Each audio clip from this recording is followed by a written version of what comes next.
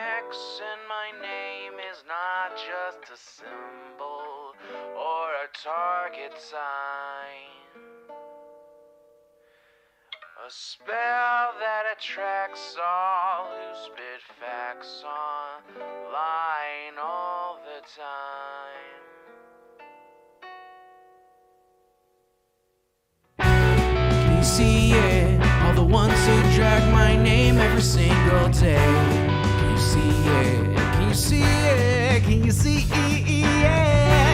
They keep saying you don't have what it takes to carve out your own name underneath the shadows of gods. And I keep waiting for the day disbelievers say I flew way too close to the sun.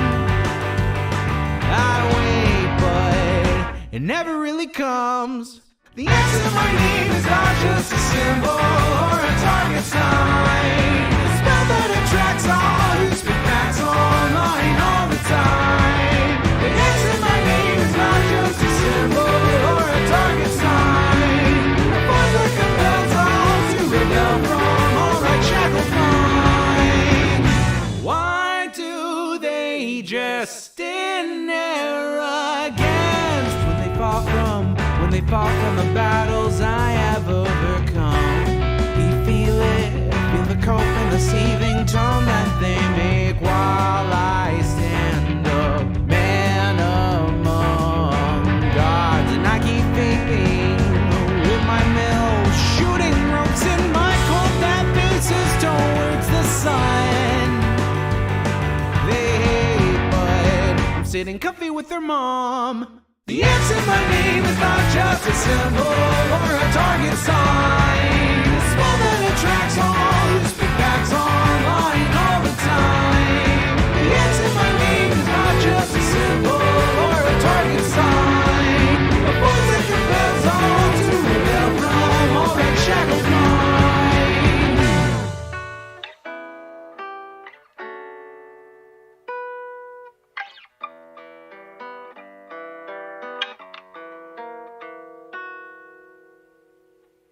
The X in my name is not just a symbol or a target sign. A spell that attracts all who speak facts online all the time. The X in my name is not just a symbol or a target sign. A force that compels all to rebel from all right shackled minds. It's you and me, your mom, it's me. I'll take another hit from my name. You see now, watch me right now, punch your face now. Let me show you how.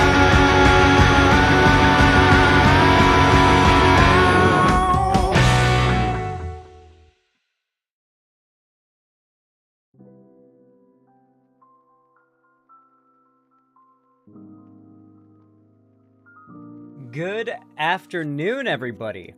What is going on? It is so good to see you all. Holy fuck. It is a good day. How are you all doing?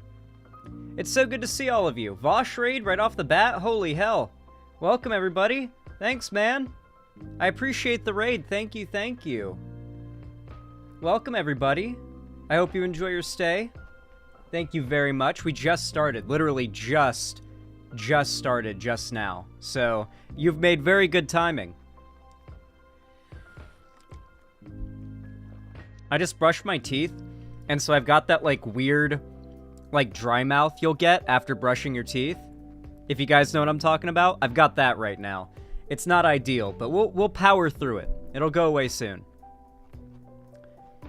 God damn, look at all these new people coming in YouTube chat. Welcome. Well, if you're new here, by any chance, consider coming to my website, xanderhall.com/live. It is the real chat. It is based, and it is Pog, and it's the chat that I actually read. It's the chat you see on screen. There's all sorts of custom emotes and stuff. It's really neat, and yeah, it was also made by White Nervosa, so, you know, if you're a VGGer, then you'll be used to it. The right is coping and seething over Trump. Oh my god, I'm so excited to watch that. I went into Vosh's chat earlier before I went live, and I saw, like, 2 minutes of what seemed to be Trump getting questioned. And he was not doing well. And I quickly, like, tabbed out because I didn't want to be spoiled. Because I want to watch that for the first time on stream and you guys see my genuine first-time raw reaction to that. Apparently it's very funny.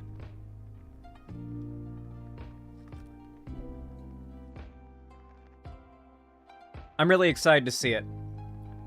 It's been hard to not see anything about it on Twitter.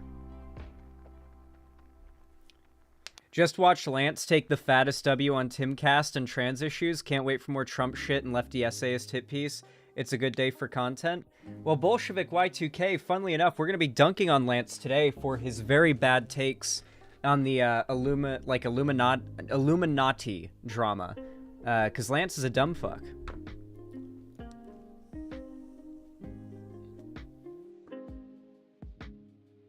No, listen, the Surfs fans are, like, really, really low IQ, and they'll watch him get his, like, ass reamed out in a debate and say, man, he did so well. Heavy Gretel, thank you for the tier 1 gifted sub to Hungamasta69. I really appreciate that. Very kind of you, very based. I really appreciate it. Thank you for the $5. Lance is a good dude. I don't really think so, considering he hates me. Good dudes don't tend to hate me. Thank you for the $5, though, Heavy Gretel, and I'm sure Hunger Master really appreciates the gifted sub. Says, here you go, Hunger Master. Now you can spam Pepe plants with the rest of us. Yeah, I saw you try to do the Pepe plant earlier, and it just didn't work because you're a white name. Welcome to the Blue Name Club.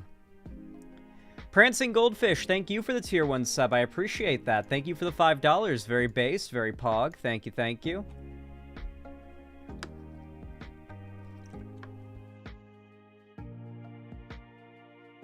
That's kind of fucked up logic. Listen, okay? Every time a lefty content creator hates me for no reason and associates with people like Thought Slime and Sophie from Mars and like that sphere of content creators, they always end up being a shitter, okay? They always end up being a shitter. If you're new here, then you may not know my track record when it comes to calling these things out. And how always correct I am on these things, but, yeah. Didn't you also call Kyle a trans- Oh, you're a Bernier Buster, I see. I used to think Illuminati was one of the good ones. She is definitely not one of the good ones. Lakey the Dolphin, thank you for the Prime sub over on Twitch. I really appreciate that. Very based, very kind. Really, really kind of you. Really helpful. Thank you for the Prime sub. And Ron's KFC, thank you for the $10 super chat in YouTube chat. Said, great coverage on the Keffels video on drugs the other day. I just lost my best friend to drugs this year while my younger brother is 8 years sober. I'm so sorry to hear that, Ron's KFC. I'm glad you enjoyed the video, and I'm really sorry to hear about that tragedy, but thank you for the support.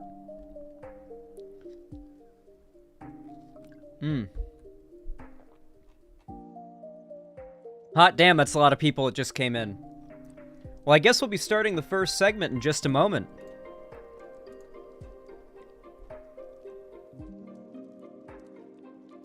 Oh, alright.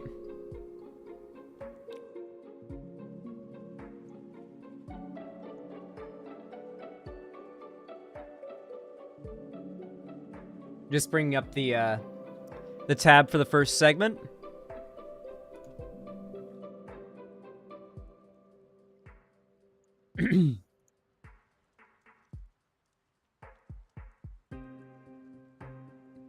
All right. Y'all know what to do when I say action, right? 3, 2, 1, action. Well, everybody, as I'm sure very few of you should be surprised to hear, the extremely radical far-right white nationalist and neo-Nazi rhetoric that has been getting far more acceptable and popular in this sort of like era of conservative cultural dominance lately has resulted in another far-right terror attack. The reason why I say this shouldn't surprise you is despite what the right tends to claim, particularly about trans people lately, the right and right-wing terrorism broadly actually outweighs, statistically, any form of left-wing terrorism by magnitudes. Like, magnitudes upon magnitudes, right-wing terror outweighs and outnumbers that of any form of left-wing terror. And when left-wing terror does occur, it tends to be against property and not people. Here's the thing, though. As you can imagine, this shooter, he ended up going to a mall in Texas, and he ended up shooting it up. The thing is, the big twist, the thing that kind of makes this a little bit different from other far-right attacks that have happened in the past, such as the Christchurch shooting, which very definitively was tied to, neo-Nazism and white nationalism, and there really was no argument anyone could make that anybody would really listen to who wasn't already a Nazi, that the Christchurch shooter, for example, wasn't a neo-Nazi shooter, right? Like, everybody agreed on that. The only people who tried to argue against it were Nazis and the conservatives implicated in the manifesto. This time, though, there's a twist. The shooter was Hispanic. Now, if you're a based lefty like me, you may be able to recognize the very fundamental, reality that race does not determine one's ideology. That just because somebody is not white doesn't mean they can't be radicalized into white nationalism. Obviously that can happen. And while it is uncommon, most white nationalists, white supremacists, and neo-Nazis do tend to be white, it is not impossible for non-white people to be neo-Nazis. Here's the thing. Despite the fact that there was already copious evidence of this person being a white nationalist right after the shooting happened, the right immediately tried to jump onto the bandwagon of claiming that this person was gang-affiliated because he's brown. That is really the only reason. He's brown, it's in Texas. They tried to say that it was a gang attack and not a white nationalist attack.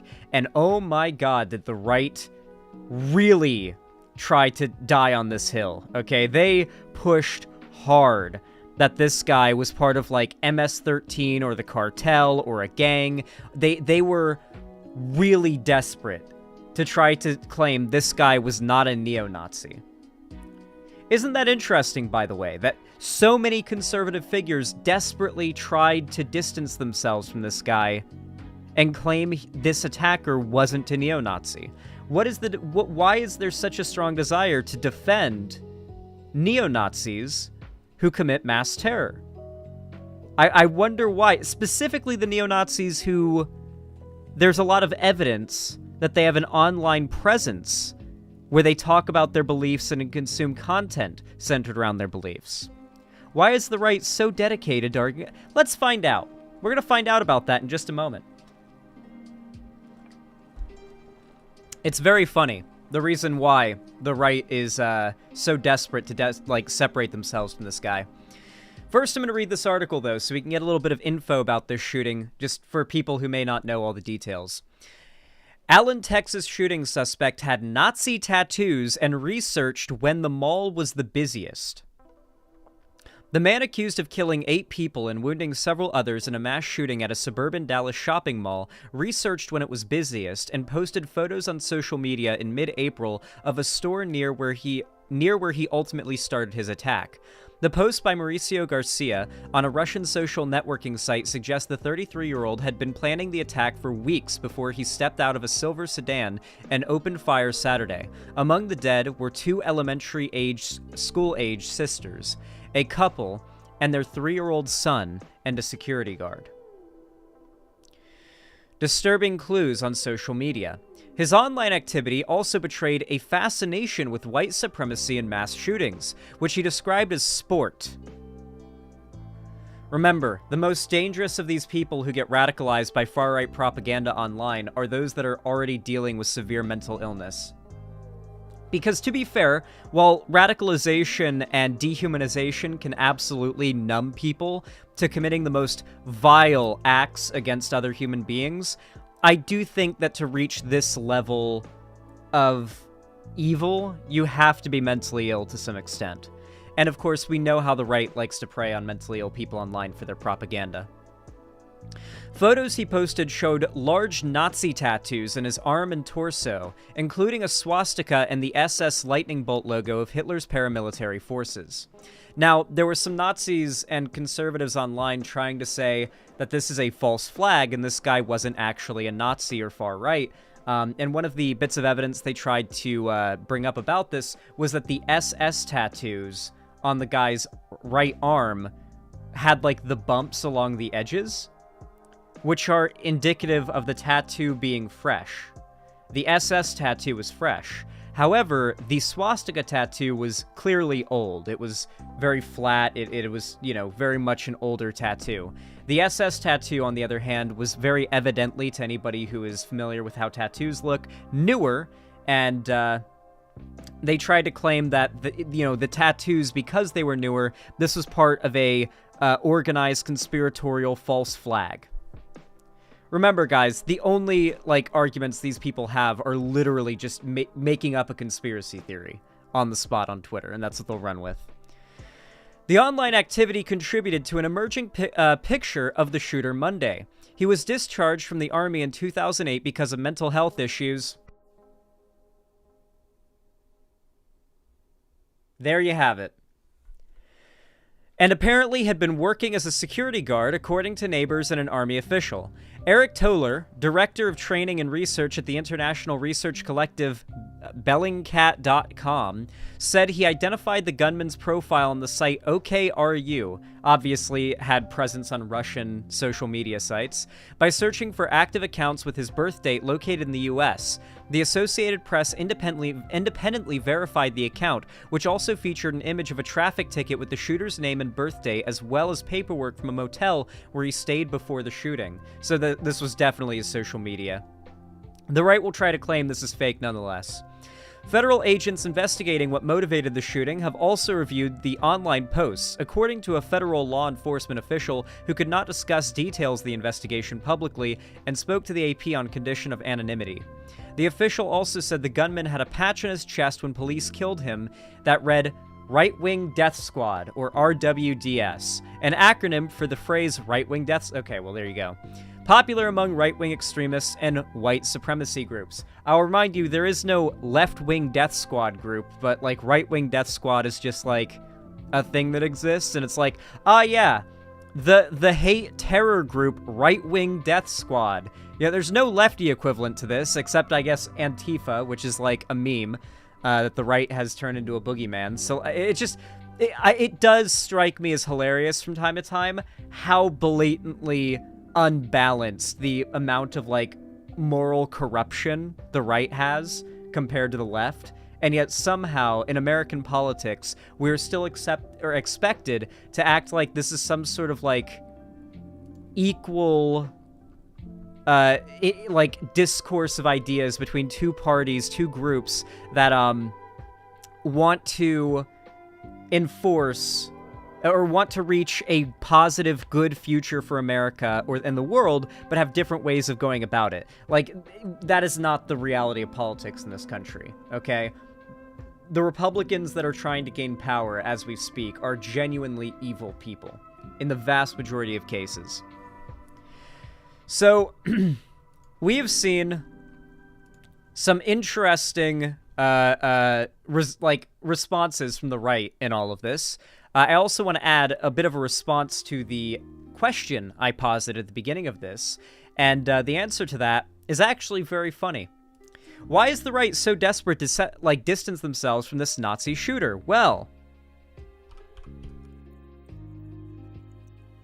as it turns out, not only was the Nazi mass shooter a regular, neo-Nazi, forum poster type, but he was also a fan of conservative media on YouTube.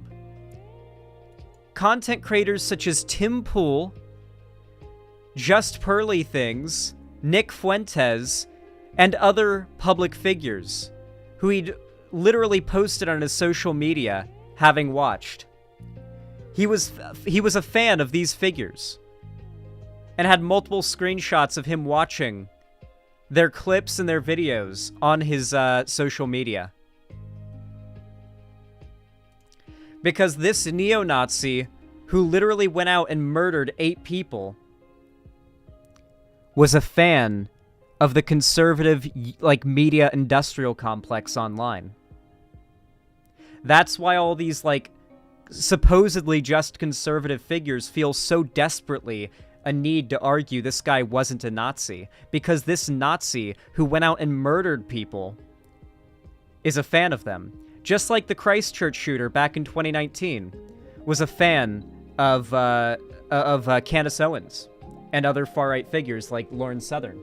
Hell, the Christchurch shooter named his manifesto The Great Replacement, which was the conspiracy theory that Lauren Southern popularized. It's really wild. Anyway, so the right's response to this has been a desperate dash to attempt to separate themselves and distance themselves and disown this guy, right? And a good example of this is this tweet interaction that the end of this tweet interaction is my tweet, and I feel like the meme that I replied with was perfect, okay? So this lady, Isabella Riley Moody, I imagine this is just another, like, one of those conservative media accounts that's probably like 50% of the followers are sex bots that just bought the blue check mark and blew up in the algorithm just by spamming right-wing propaganda, because I'd literally never heard of this person until recently. And, like, with the new Elon Twitter blue check mark shit, I'm seeing new conservative media grifters popping up on Twitter with, like, tens of thousands of likes in their tweets every day. It's actually wild. Anyway, she tweets, "Texas is fucked. The Allen, Texas shooting was 50 minutes away from me, and the shooter was a Hispanic gang member, desperate. Likely tied to the cartel. Now another Hispanic man took an SUV and killed 7 people in Brownsville, Texas. Biden's border is killing people." So they're like, a literal neo-Nazi goes and murders 8 people, including children, and is, like, a known neo-Nazi. Like, the evidence was already out this person was a neo-Nazi because his social media was found instantly.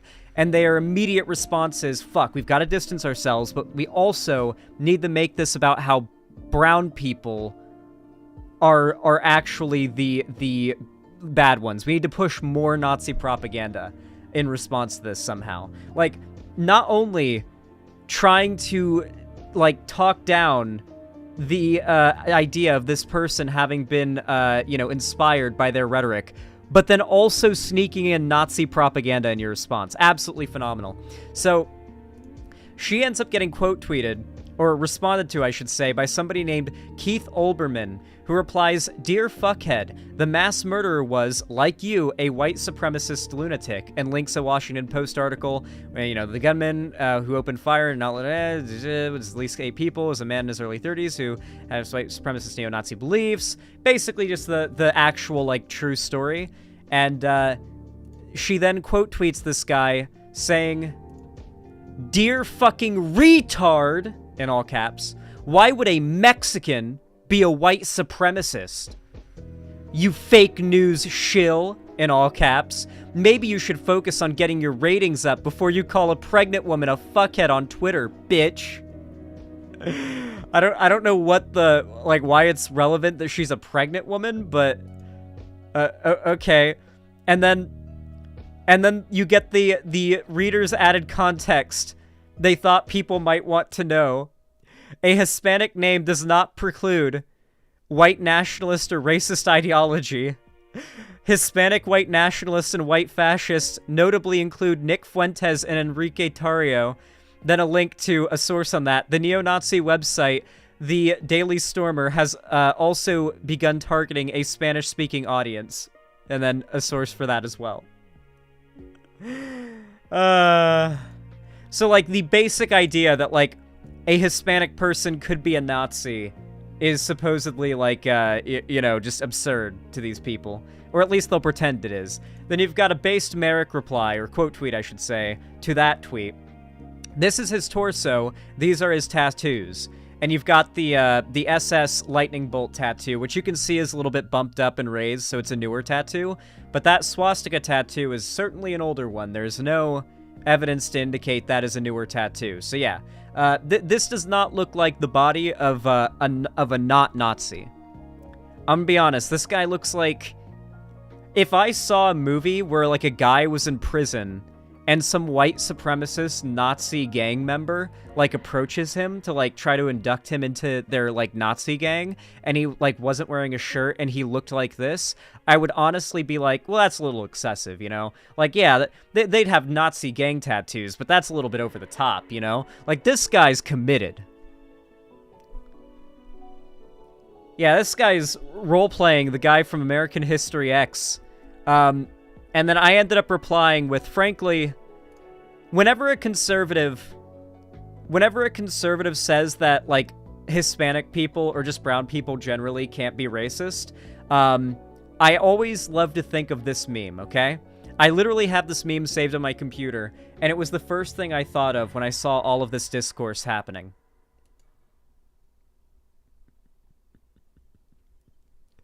Go back to your country. We don't want your kind here.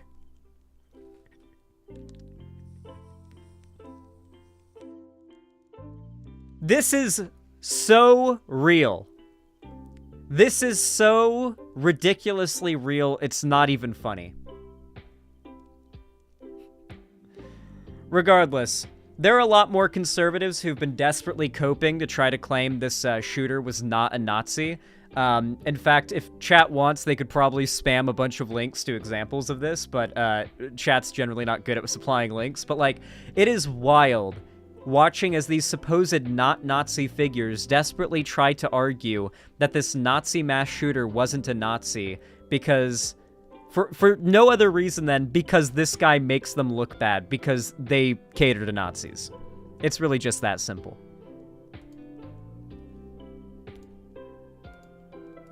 How do you guys like that segment? I feel like it came out pretty good. Unfortunate subject matter, but I feel like it came out pretty good. So many people here right now, 650 people. God damn, thank you to Vosh for the raid, and thank you to everybody who's here right now for hanging out and just being in chat.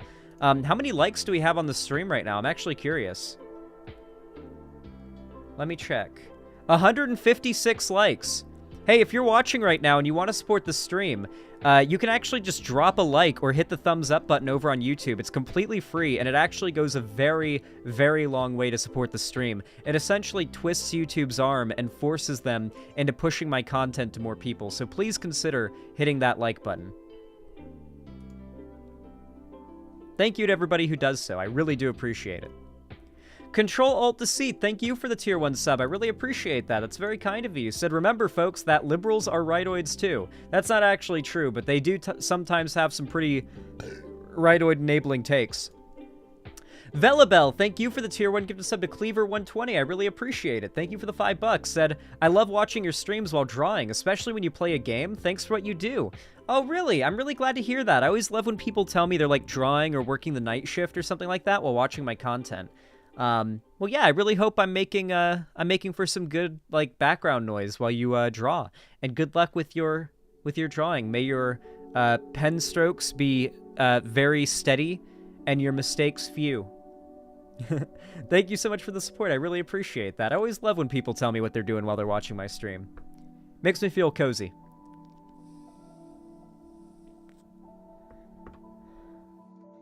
Control-Alt-C with another $5 donation. Thank you so much. Said, the rightoids will not win. Based. Thank you for the $5. Sackbutt420. Thank you for the $5. You didn't even say anything on that dono. Thank you so much. I really appreciate it. As always, no matter how you support me, whether it be in the form of those thumbs up over on YouTube, dropping those likes, which is completely free and really appreciated and does help a lot, or donating, or gifting a sub, buying merch, or any other form of support, even if you're just sitting around watching the stream and just lurking, I really appreciate it. You do really help the channel, and I love you all. Thank you, guys.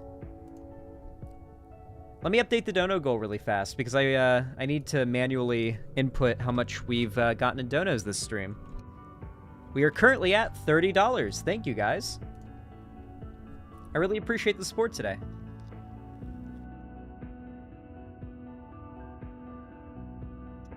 Once it hits 6 p.m., that's usually when I start getting stoned.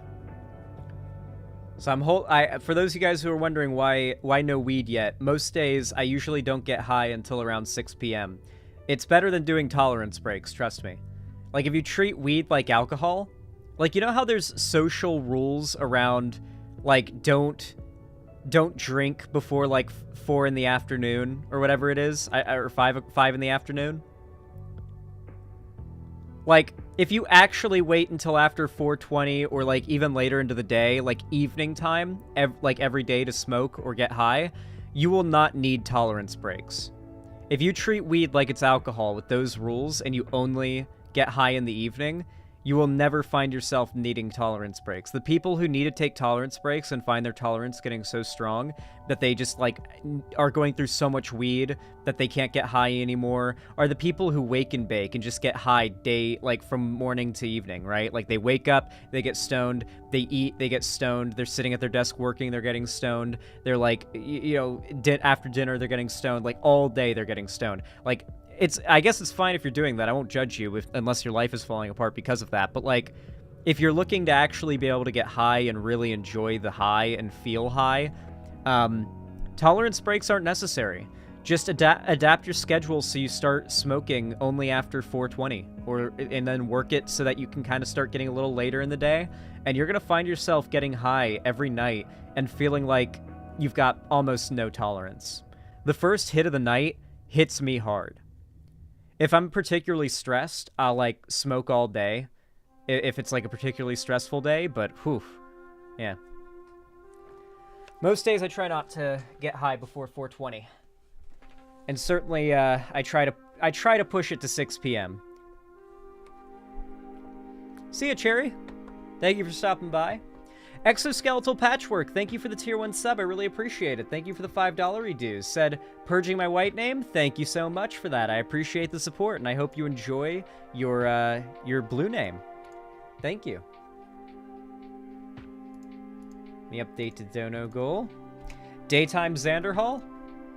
You guys are acting so surprised. I know I've been streaming mostly in the evening lately, but I've only been doing that because my schedule's been so fucked the last, like, couple weeks because I've had my mom visiting.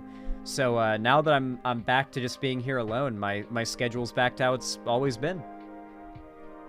At least the last couple months. Cobra Commander's brother, thank you for the $5 super chat. I really appreciate it. Says, keep up the good work, Big Zan Machine. Thank you. I really appreciate it. It's very kind of you. I appreciate the support. And Lars Barnes, thank you for the $2 super sticker on YouTube. Thank you very much. You streamed at 11 p.m. last night? Well, it was it was like 8 p.m. my time, but yeah, it was pretty late.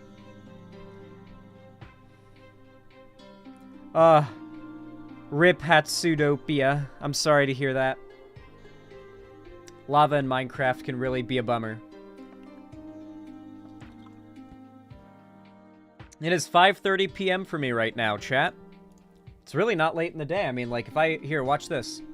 It's so, like, early in the day still that if I open up my blinds, you know, if I let natural light in from the curtains, pulling them back, it's like, woof. The camera is not quite adjusted for this level of lighting. I will admit that is much better lighting than the artificial lighting, I'd say. You look like Jesus.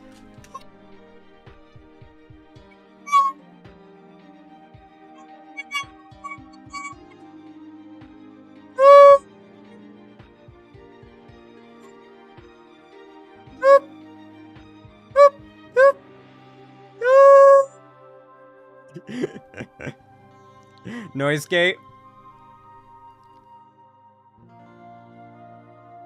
I fucking hate this noise gate. It's so useful for, like, not having background noise and stuff, but anytime you want to make an unusual sound, it gets cut off entirely, basically negating your ability to do certain bits. It sucks. One day the AI noise gate technology will get to the point where that won't be a problem. Like, right now, what I use is AI. Oh, it's 5:30. Weed time. It is, unironically, like pretty cool technology, the AI, background noise scrubbing technology. But, like, fuck. It is pretty frustrating. to have to deal with the cutting out whenever I want to yell or do a bit that involves, like, getting really loud or anything like that, you know? It's frustrating. Anyway, I'm gonna prep the next segment really fast.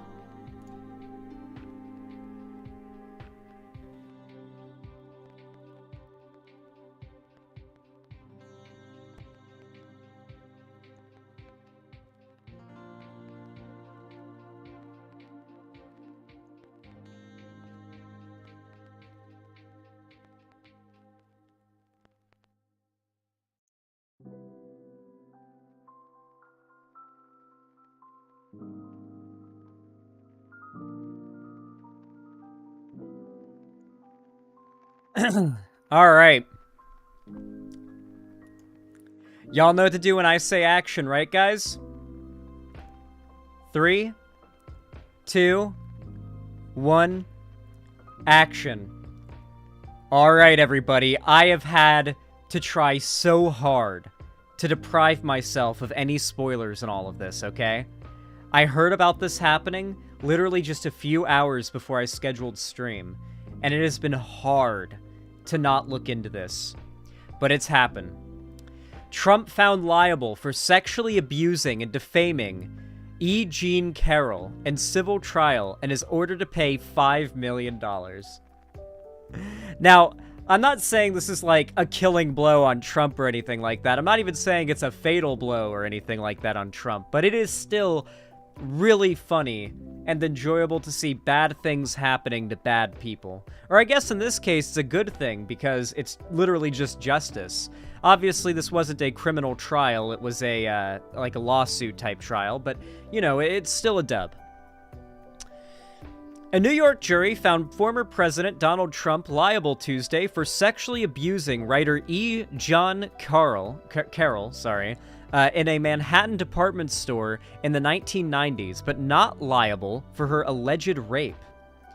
The jury awarded her $5 million in damages for her battery and defamation claims. Asked on its verdict sheet whether Carroll, 79, had proven by a preponderance of the evidence that Mr. Trump had raped Mrs. Carroll, the 9-person jury checked the box that said no. Asked whether Carroll had been proven by a preponderance of the evidence that Mr. Trump had sexually abused her, the jury checked the box that said yes.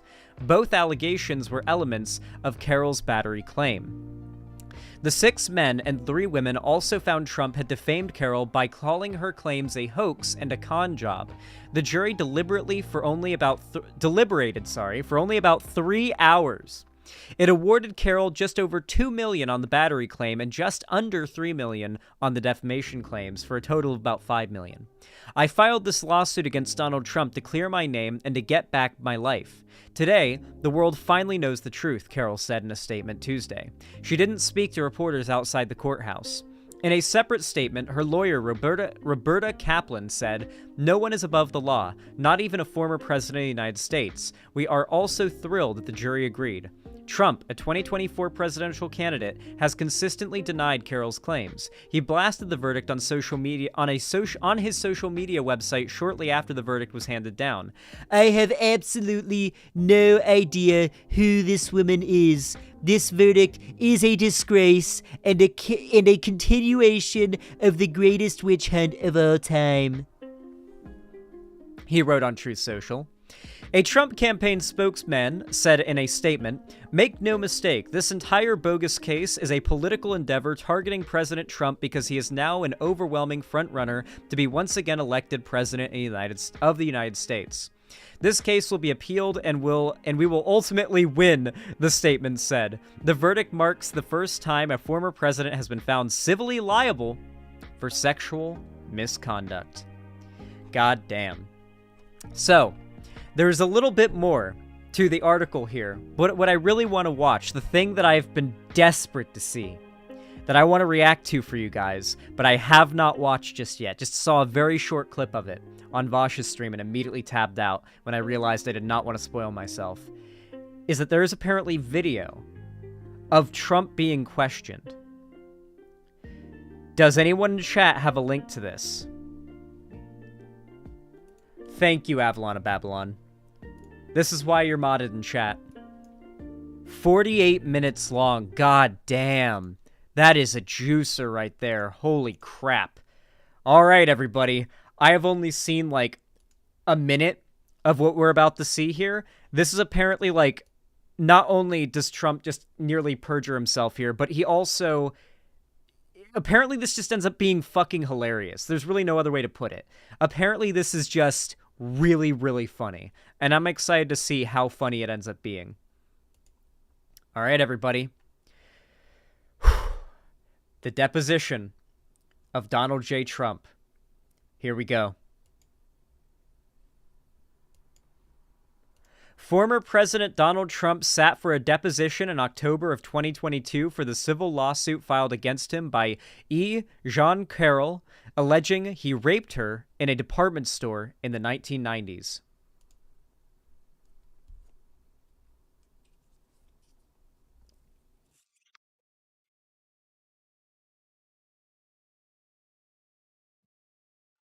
The video deposition was shown to a jury in New York. Edits and omissions in the tape were made before it was obtained by NBC News. So they were uploading the raw footage that they received, but any edits that were made were not made by them. You know, that they received the footage in this form. And by the early 1990s, would it be fair to call you or to characterize you as a real estate tycoon? Yeah. God, I cannot believe this is real. Like, I actually can't believe this is real. The fact that we have video of Donald Trump being questioned in court. This is what we've always wanted. We've literally been begging for this for over half a decade now. This is what we've wanted to see. And it's old, too. It's from 6 months ago at this point, yeah. Trump Tower on Fifth Avenue, that was completed in 1983? Around that time, yes. And when did you move into your penthouse apartment there? Maybe a year later. And that remained your primary residence until you were elected president, correct? It's not really in court. It's just by his lawyer for a deposition. That is true. That is true.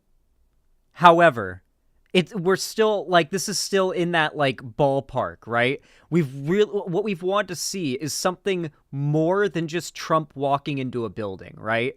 Every time, it's just been Donald Trump, like, pictures of him walking into a building, right? And then you find, like, his reaction on social media. We don't get to see him in the courtroom. We don't get to see him nervous or having to explain himself or anything like that. This is the closest that we have gotten. This is the juiciest that it has gotten. I am so happy right now. That's right. And where's Trump Tower located? I obviously don't know. 57th and 5th. And at some point, you became the owner of the Plaza Hotel in New York, correct? Yes. And where's the Plaza Hotel located? 59th off 5th Avenue. And for how long were you the owner with Ron? During what years were you the owner of the Plaza Hotel? I don't know the years. About 5 years. And do you know when it began, when you bought it? In the early 90s. Okay. Now, in the 80s and 90s, is it fair to say you had a busy social life? I don't know. I mean, I don't know what you'd have to define social life. I wouldn't say that busy. I was working very hard, so I didn't have time to be too much onto the social calendar, but this bit is a bit slow, but later you're in for a treat, Zan. I'm very happy to hear it like ramps up over time. Like we gotta sort of sink into it. I understand. Yeah. Well, let me try to phrase it this way. In the evenings during that period, you went out quite a bit in New York City to benefits, galas, etc. A lot of charity events, yes, but I don't think that much. No. So a lot of charity events. In the period, okay. In the 80s and 90s, we've already discussed you would go to benefits and parties. And is it fair to say that a lot of those parties there would be or benefits, there would be kind of a photography line either at the beginning or throughout the event? Yes. And that people would take photographs like Getty Images and then put them out. And this is another Getty Images printout. And guys, I can't stop looking at the texture of his hair.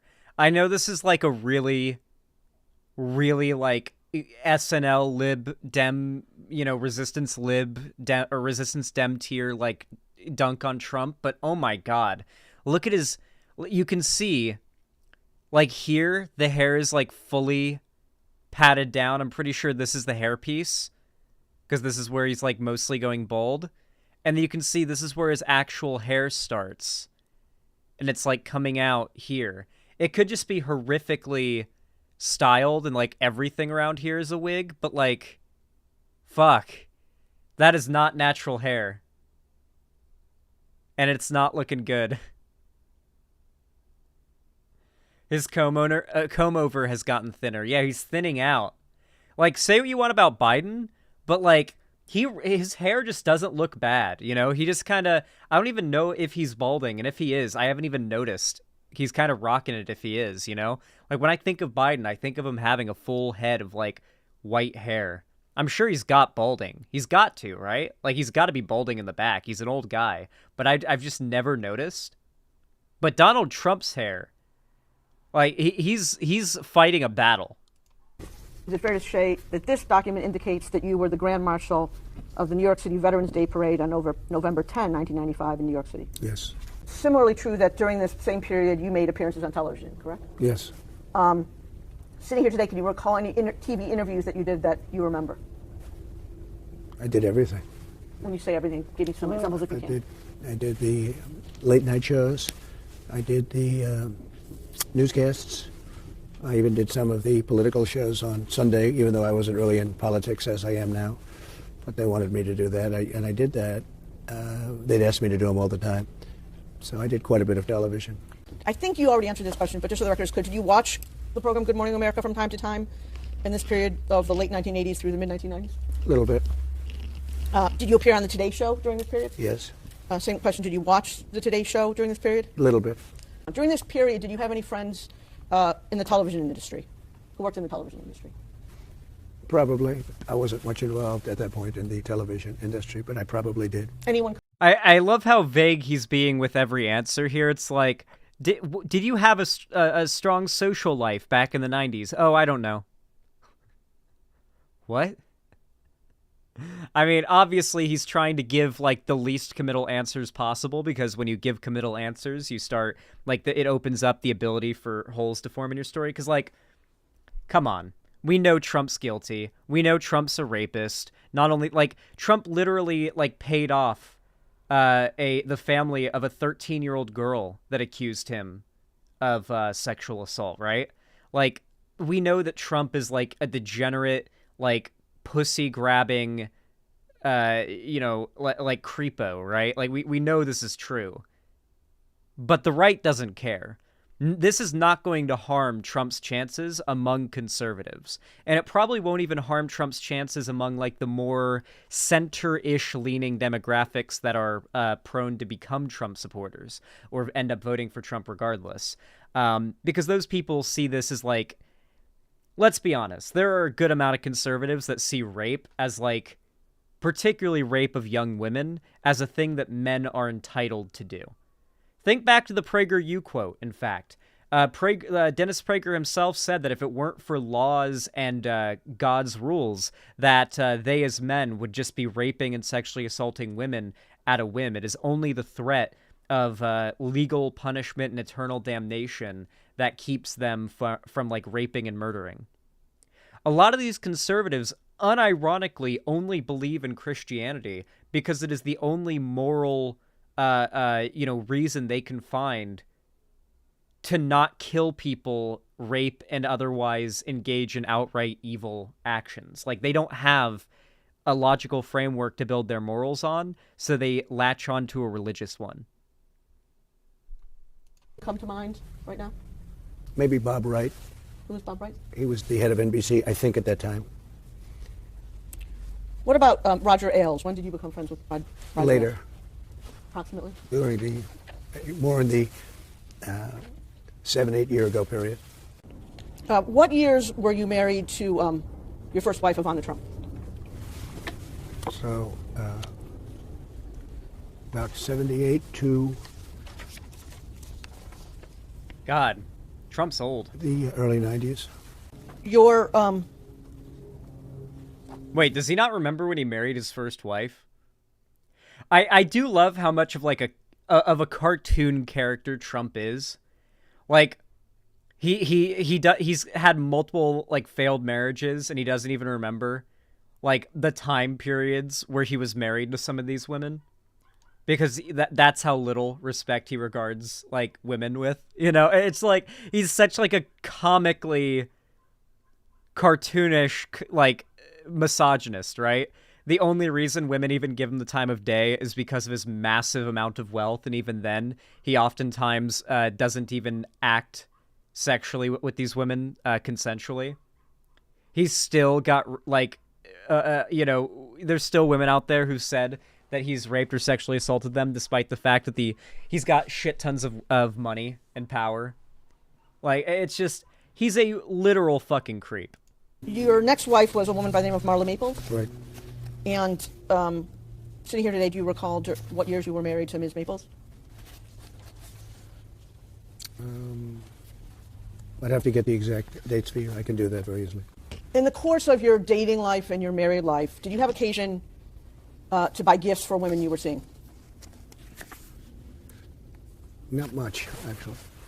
Well, I mean, if it was a birthday or something, I guess, yeah. and other than birthday presents, did you buy gifts for women? I assure you, every woman Donald Trump has ever had sex with, he bought them something nice and expensive beforehand, okay? Like, I'm sorry. Like, well, maybe when he was younger, he was actually able to pull some women, but like, at least after establishing his reputation, I have a feeling most women that Trump has slept with have probably only given him the time of day because of his money and power. I mean, it's possible, but I don't think very much, no. I take it you bought gifts for your wives for their birthdays? Yes, generally. And I take it you bought gifts for women you were dating? It's, you know, probable. At least in your first marriage, you were seeing women outside of your marriage while you were married, correct? I don't know. Well, you were very public about the fact that you were seeing Ms. Maples when you were still married to Ivana Trump, no? No, I don't think I was public about it. Well, there were Wait, hasn't he verified, like, confirmed cheated on, like, multiple wives? Like, he's confirmed cheated on multiple wives, right? many, many articles about it at the time, correct? Like, I admitted don't it? think I was public about it, but if... I don't think I was public about it. Oh, no. Oh, that was a gaffe. Holy shit. He didn't mean to say that. Oh, that wording. We're seeing Ms. Maples when you were still married to Ivana Trump, no? Yeah, I the don't think I Stormy was Daniels. public about it. Well, there were many, many articles about it at the time, correct? I don't think I was public about it, but if... no, I don't think I was public about it at all. Yeah, isn't it true that you were seeing Ms. Maples before you were divorced from Ivana Trump? I don't know. It was toward the end of the marriage, so I don't know, really. It could be... Wait, I don't know. It was towards the end of the marriage, so I really don't know. Okay, that means yes. Be a lap over, but I don't really know. Did you ever have occasion to go to the department store Bergdorf Goodman? Very rarely. You say very rarely. Can you give me more detail? How rarely? I guess this is the department store. Almost, for me, almost never. I would very rarely go there. When you went there, what do you recall shopping for? I don't know. It's possible I was there, but I don't know that I ever shopped there for myself. So when you shopped there for yourself, to the extent you went there, you were shopping for others? I don't think I ever shopped for others. It's possible that... Notice how he's not saying, no, I've never shopped that store? Like, when people ask me, have you ever shopped at this store? I can say yes or no, like, definitively after, like, 2 seconds of thinking. You know, like, I know what restaurants or stores I've been to. Like, if someone asked me, have you been to this restaurant? I'd be able to answer yes or no. And with 100% accuracy, I feel like, you know? So the fact that he's answering, I don't know, I don't remember, means the answer is yes, and he doesn't want to be caught explicitly lying. One or both of my wives shopped there a little bit, but I don't remember ever buying something for myself at Bergdorf Goodman. I went there very seldom, almost if ever. Then let's limit it to Bergdorf's. Bergdorf's was pretty close to Trump Tower and very close to the Plaza Hotel, correct? That's right. I'm handing you a document that's been marked as DJT 18. It bears the Bates range Carol 24378 through 24385. You have that in front of you? Yeah. Sitting here today, do you recognize this document? No. I will represent to you that this is the excerpt from Ms. Carroll's book that was published in New York Magazine online, originally online, on June 21, 2019. Okay. At any point in time, did you read this article? Excuse me? Did you ever read this article? This document? No, I don't believe I did. I'm sending you a book. It's marked as DJT 19. It's a book by E. Jean Carroll. It says, "What do we need men for?" And if you look at the publication date, it says first edition, July 2019. Do you have that? You have the book in front of you. Sitting here today, sir, have you ever read either this book in its entirety or any portion of this book? No, never have. I've never seen the book, actually. Okay. You responded publicly to Ms. Carroll's allegations on the same day that the excerpt was published in New York Magazine, which was June 21, 2019, correct? I think so.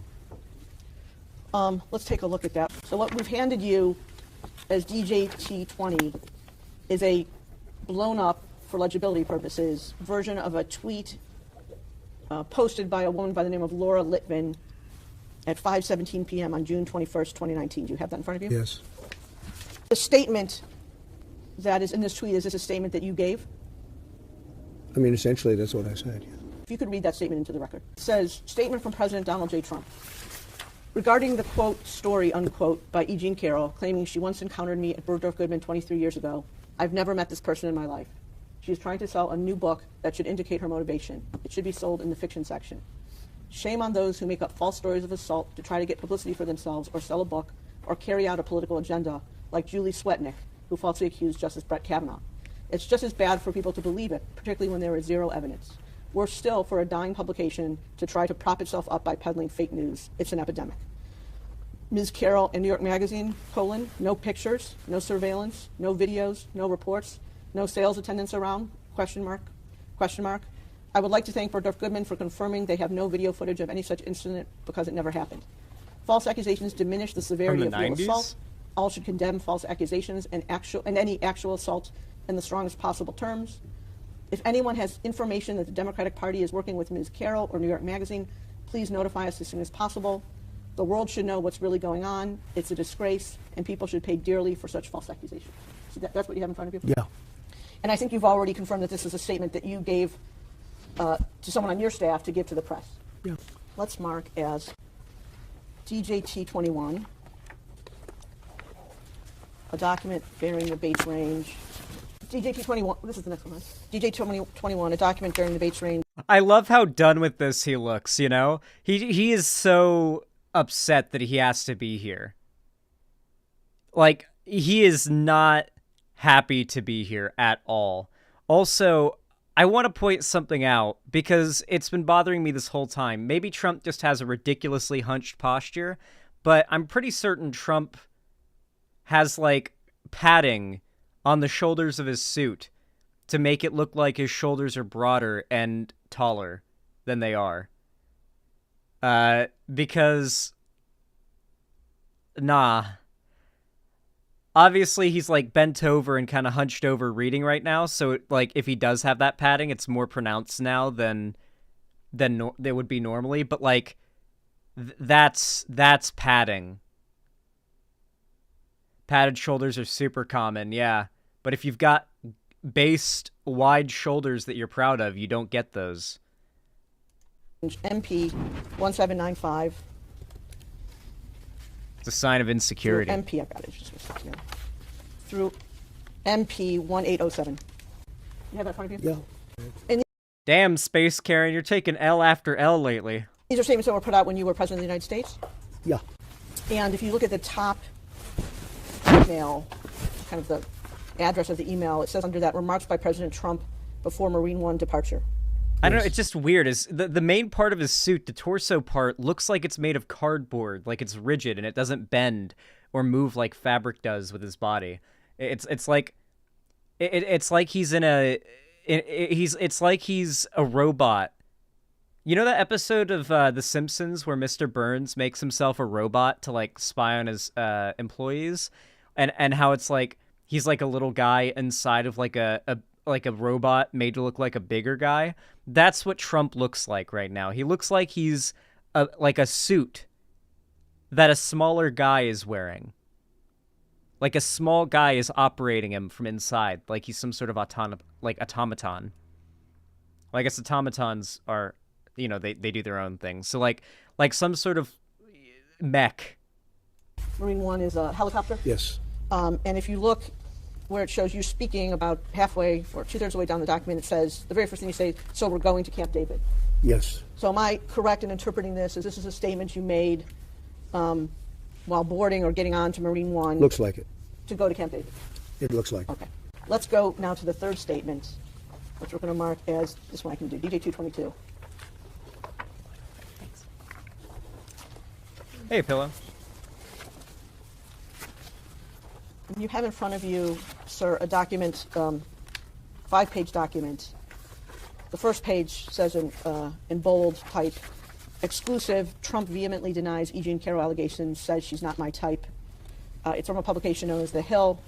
It's dated June 24th. Trump's like go-to response to like allegations of rape or sexual assault by women, and it's been like dozens of women at this point, is like, oh, she's too ugly. I wouldn't even rape her, pretty much.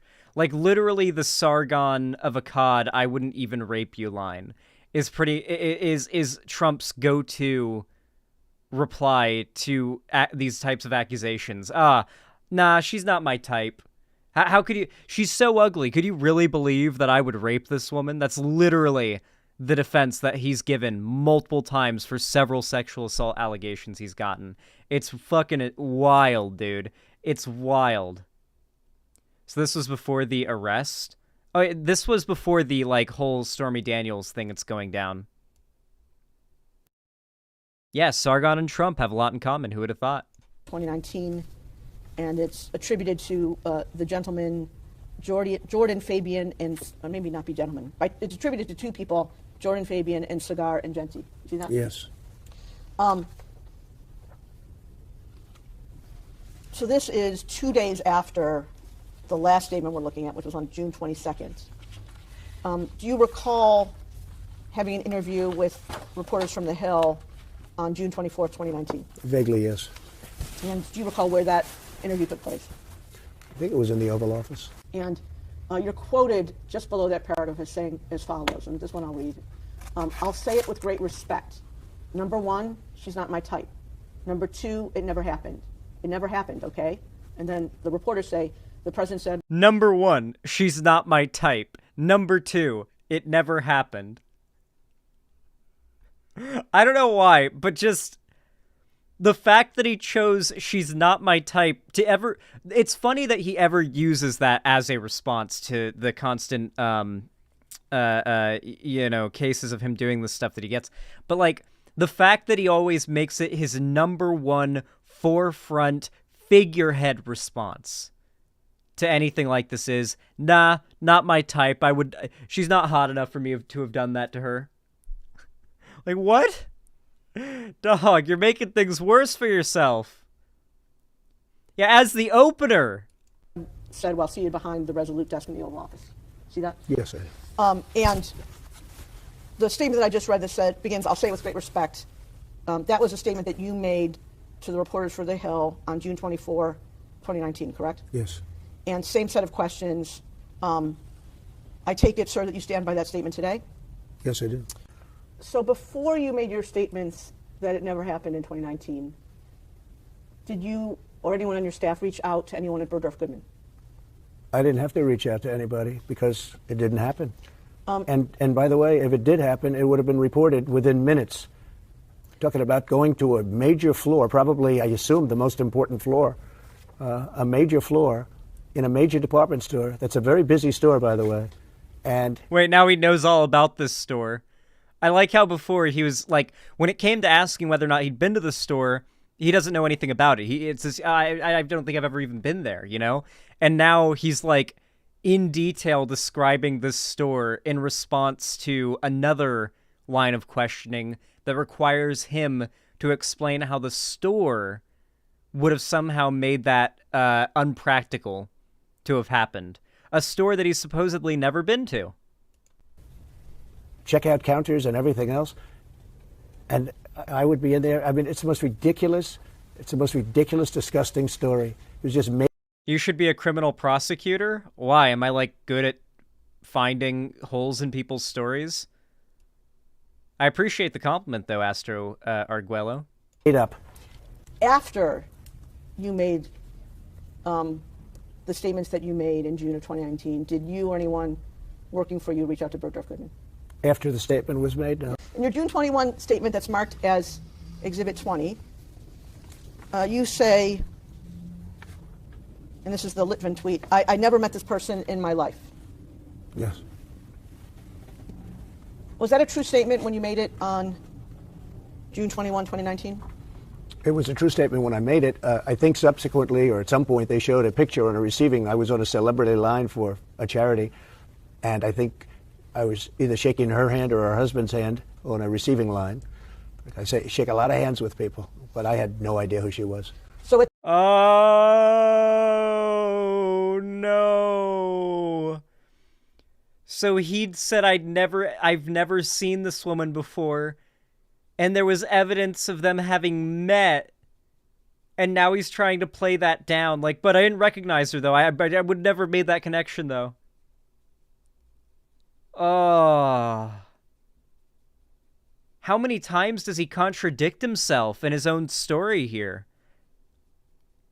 Did he not even, like, I don't know, like, rehearse his story, like, write it down or something like that so he'd have it straight? Like, Jesus Christ. He is dropping the ball here. If I can understand your testimony, sir, you're saying that at the time you made the statement that's in DJT 20, you were not aware of ever having met Ms. Carroll. You have since seen a photograph that shows you with Ms. Carroll on a receiving line. Correct? Along with a lot of other people. This was a very public, I think it was a charity or a celebrity event or something, and I think that's her big claim to fame, you know, that she shook my hand at some celebrity event. So the answer to my question is yes, that after you made the statement, you became aware that there's a photo of you with Ms. Carroll in a receiving line, correct? At some point, okay. I saw there was a photo on a receiving line, yes. Okay, let's at some mark point. the photo. What number are we up to? What? Oh no. Did he say he'd never seen her before in his life after having seen the photo of them meeting at that celebrity, like, meetup line thing, whatever it was? Oh no. Is he gonna get caught in a lie? You have in front of you a black and white photograph that we've marked as DJT 23. And I'm going to ask you, is this the photo that you were just referring to? I think so, yes. Okay. And do you recall when you first saw this photo? At some point during the process, I saw it. That's, I guess, her husband, John Johnson, who was an anchor for ABC. Nice guy, I thought. I mean, I don't know him, but I thought he was pretty good at what he did. I don't even know who the woman. Let's see. I don't know who. It's Marla. He's still... You say Marla's in this photo? That's Marla, yeah. That's my wife. Which one are you pointing to? No. Here. Oh, the person you just pointed to was Jean Carroll. Who is that? Who is this?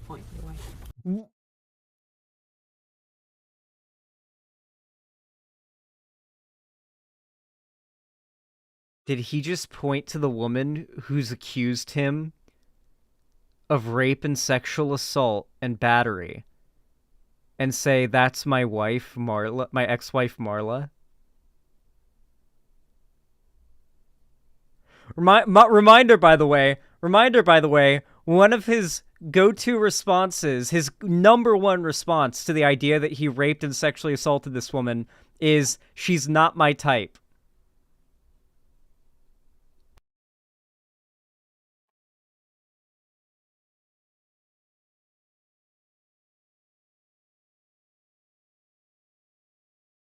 We know what's up. We know what's up now. And the woman on the right is your then wife? I don't know. This was the picture. I assume that's John Johnson. Is that Carol? Because it's very blurry. Now, in your June 21 statement, which is King of Republicans. in your June 21 statement, which There really is no better title for him. He is unironically the King of Republicans. is DJT. And no Republican will argue with you on that. For the most part, there are very few Republicans that would argue with you claiming that Trump is the king of Republicans. Like, they would be like, yeah, we think you should be the king of America. 20. You said that Ms. Carroll was trying to sell a new book, and that you said shame on those who make up false stories of assault to try to get publicity for themselves or sell a book. No. That's right.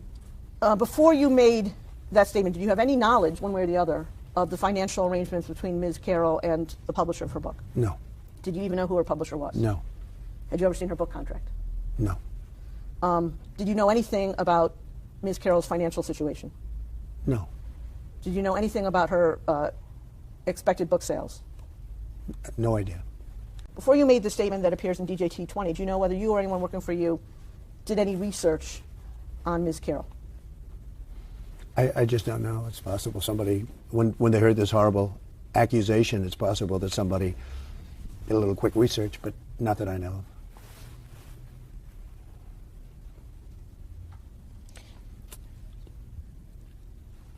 He's so uncharacteristically silent, too. Like, he is usually loud and bombastic. He sounds so fucking defeated here. Do you want to know why that is? It's because he knows he's, like, caught, you know? He knows he just has to, like, take this for the next probably few hours, you know? It's very much like, who remembers getting called to the principal's office as a kid? Because you did something, and they just found out, or, like, your teachers just went down the line of like of teachers and made it to the principal, and like you get called up there for the principal to talk to you, and it's like you were already nervous for it to happen. You hear the speaker come on.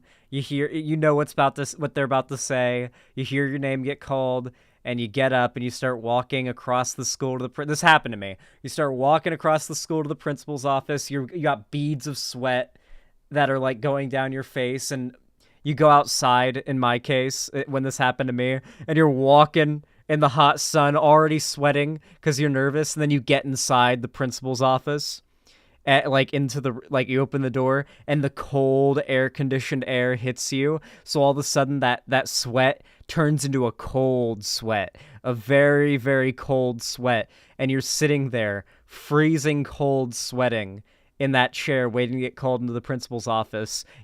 Oh god, that is it's boring but scary at the same time. That is the feeling Trump has right now. That same feeling that you as a kid would get in a situation like that, Trump is feeling right now. Maybe not as extreme because, worst case scenario, he has to pay this woman $5 million, which he did. But like, it's still pretty like scary to have to like sit there for hours and take this,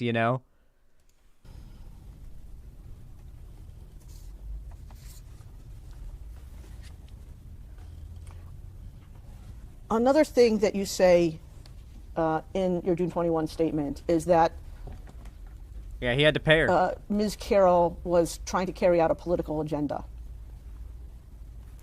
Yeah. Before issuing your statement on June 21, did you learn what political party Ms. Carroll belonged to? I didn't know that. Before you issued your June 21 statement, did you have any documents indicating that she was pursuing a political agenda? No.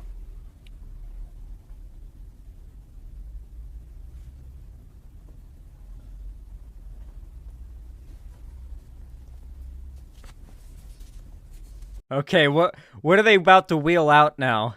Because, like, this line of questioning is basically to establish what Trump is claiming is his side of the story, and then they're bringing out the evidence to see whether or not it lines up with his story. So they're looking for holes right now. All right, let's hear Trump's side of things. Let's ask him these questions, these very basic questions, yes or no. Hopefully you get a yes or no answer, and let's see if things don't line up, because if his story isn't straight, then we know he's lying. At the end of your statement, your June 21 statement, you say, if anyone has information that the Democratic Party is working with Ms. Carroll or New York Magazine, please notify us as soon as possible. Did anyone ever notify you I about don't that? know. Sitting here today, you can't recall anyone who notified you? I don't know, yeah. One of the other things that you said about Ms. Carroll at the time appears in your June 24 statement, which is DJT 22.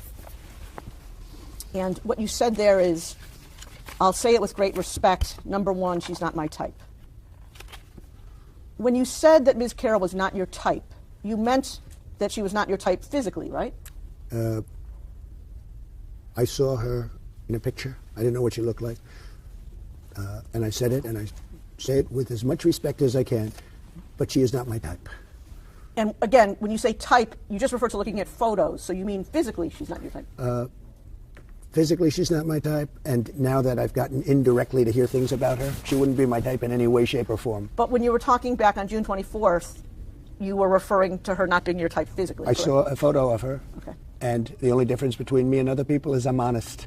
She's not my type. I take it the 3 women you've married are all your type. Yes.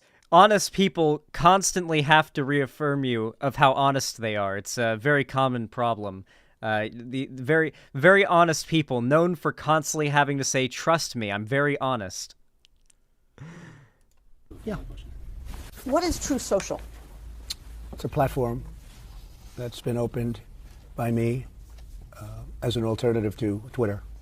And your handle on True Social is at Real Donald Trump? I believe so, yes. Okay. Now, on October 12, just a few days ago, you issued a statement on True Social about Ms. Carroll in this case, correct? I believe so, yes. And the statement that you posted, who wrote that statement? I did. You yourself? Yeah. Did you post the statement yourself? Yes. And in addition to posting the statement on True Social, you also sent it to the press. Yes. It's called Truth and Post. We post much like... Also, I feel like this is a pretty, fundamentally known thing, but I should probably say it. Rapists and sexual assaulters do not just target their victims based on their victims being attractive to them. There are actually, an astonishing amount of cases where men rape women and the men never even ejaculate. Because that's, they're not actually sexually into it. There was some study about this that was very bizarre. It's literally all about power dynamics, and abusing someone is the thing that turns them on. It's not about oh, she dressed a certain way, oh, she was making herself a bait or whatever, right? That is not how it works. It's about them being attracted to victimizing someone. That is what turns them on. So the idea that she's not my type would be a valid response to an accusation of, I think you raped or would rape this person, is very demonstrable of the fact that Donald Trump himself doesn't even fundamentally understand why someone, or at least in his argument, is trying to is indicating implicitly he doesn't understand why people do rape, I guess. I don't even know. He's playing dumb, it feels like. You missed it, Xander Hall. They asked if his wives were his type because, as you pointed out earlier, he mistook her for his wife in this thing. Wait, was that a second ago? And in addition to posting the statement on True Social, you also sent it to the press. Yes. It's called... So? Yes. How far back And was in it? addition to posting the statement on True Social, you also sent it to the press. Yes.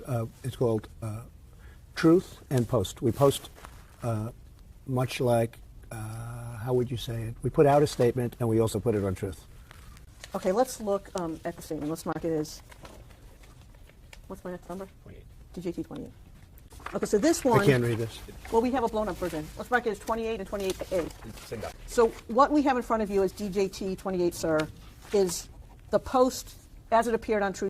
I do love that Donald Trump has a very much an old man scowl. You know, his jowls from getting older have kind of come down, so his like resting face is very much like a old man scowl. I do think it's kind of funny.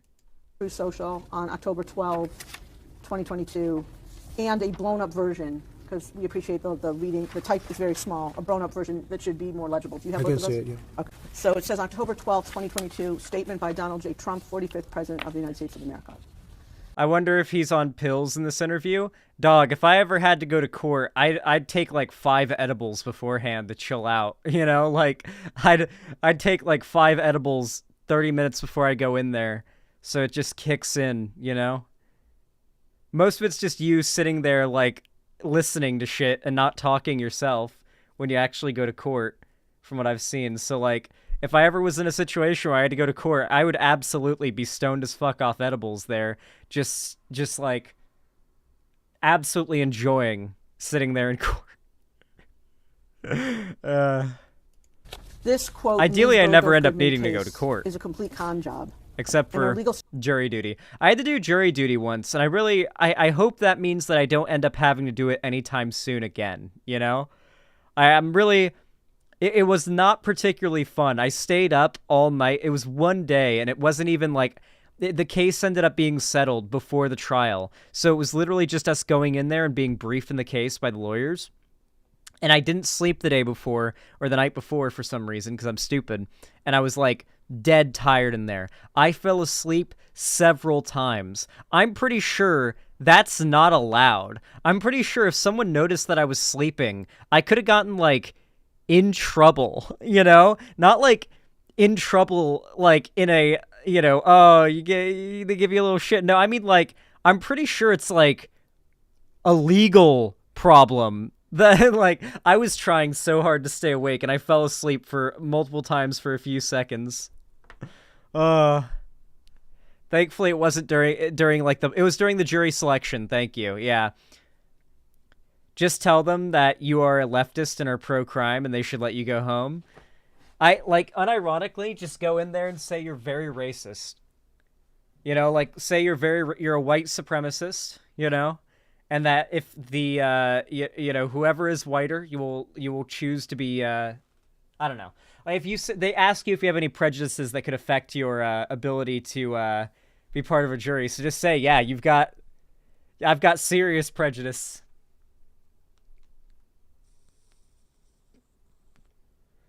Homer, the trick is to say you're prejudiced against all races. True.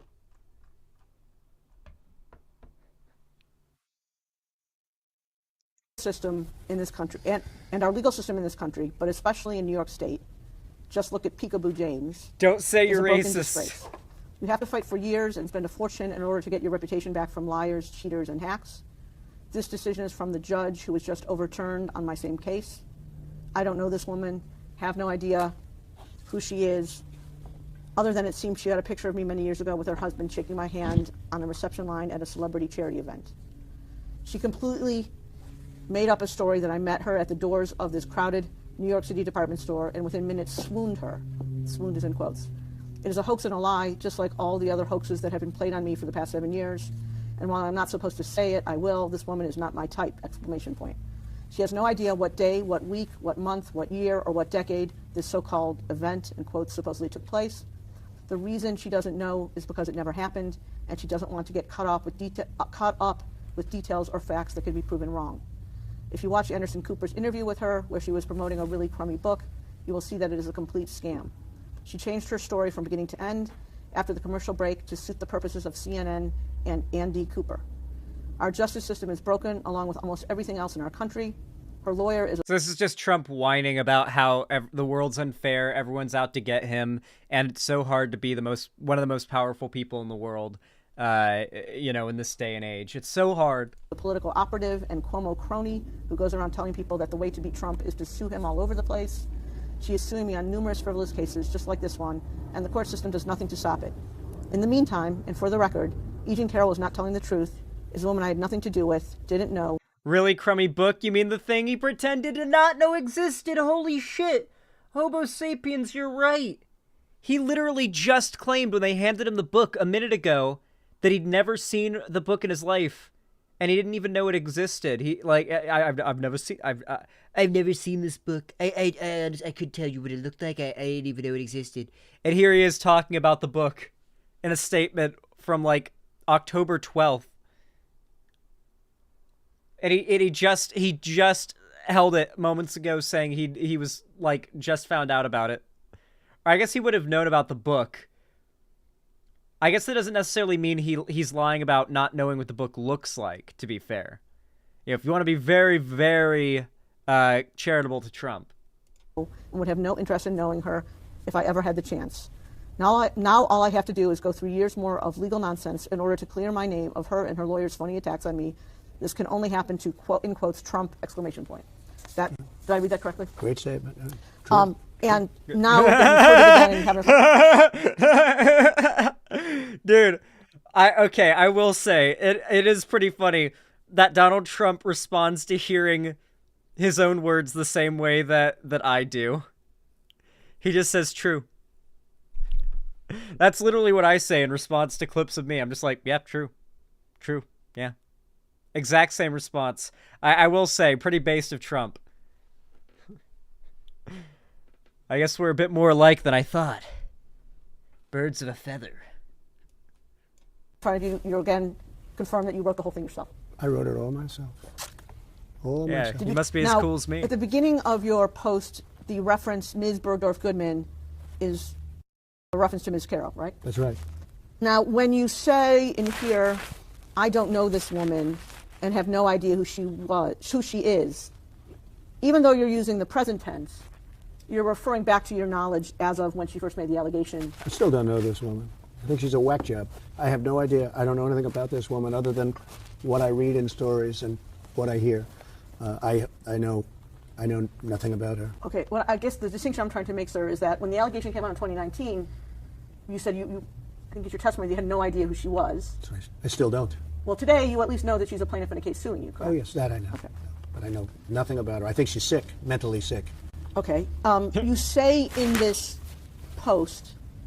He can't stop insulting the person that is suing him for defamation and battery and rape. Jesus Christ. Use a strange word, which I want to ask you about. You say she completely made up a story that I met her at the doors of this crowded New York City department store and within minutes swooned her. Do you see that? Yeah. What does swoon her mean? That would be a word, maybe accurate or not, having to do with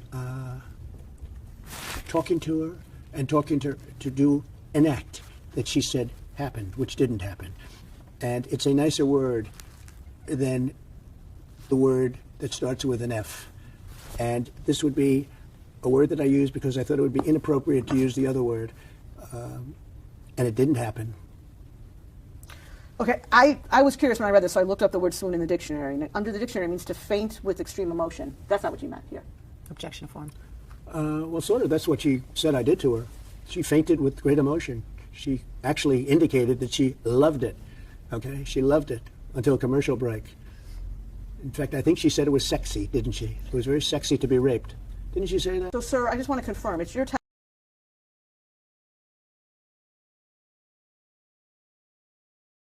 So he's now claiming the woman who accused him of this has said that she finds it sexy to be raped?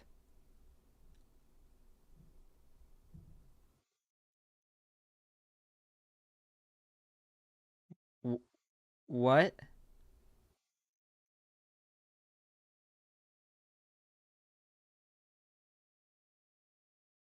By the way, Zan, he's totally clip chimping what she said.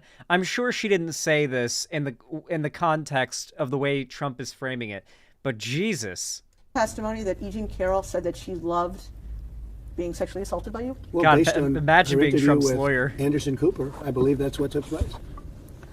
We can define that. You'll have to show that. I'm sure you're going to show that. But she was interviewed by Anderson Cooper, and I think she said that rape was sexy, which it's not, by the way.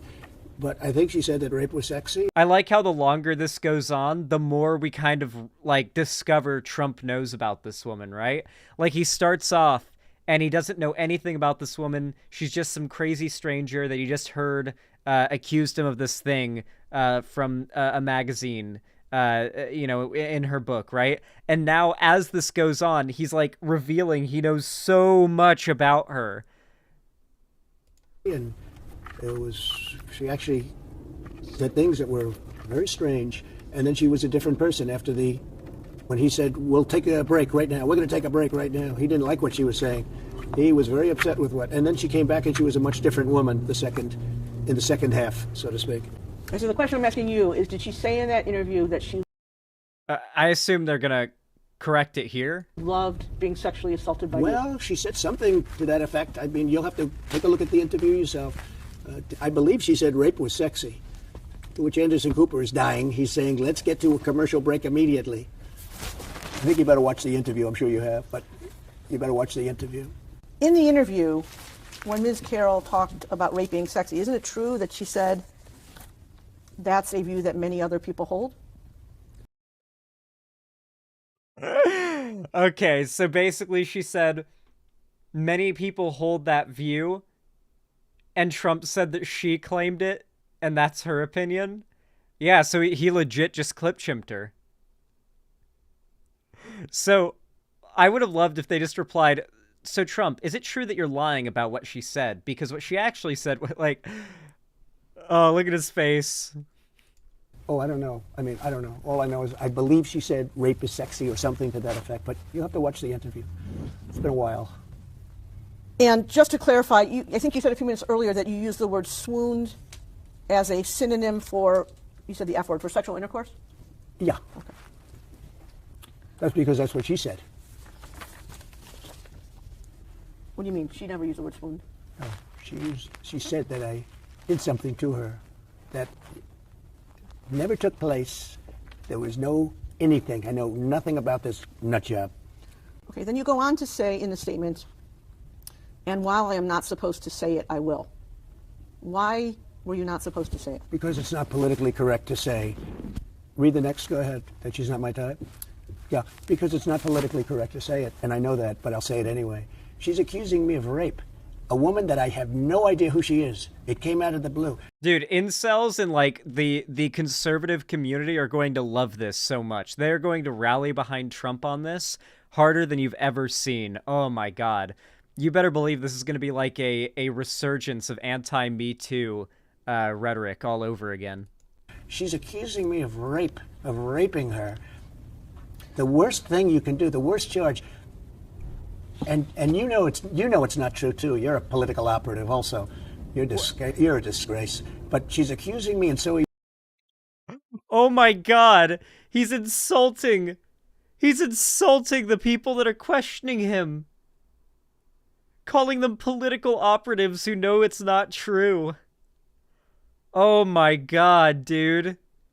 Yeah, you're doing really well for yourself, Trump. I'm sure your lawyer is very, very just cheering for you behind the bleachers right now. you of rape, and it never took place. And I will tell you, I made that statement, and I said, well, it's politically incorrect. She's not my type. And that's 100% true. She's not my type. Now, in your True Social statement on October 12, you use the word hoax. Specifically, you say, it is a hoax and a lie, just like all the other hoaxes that have been played on me for the past 7 years. You see that? Yeah. I recall making that statement.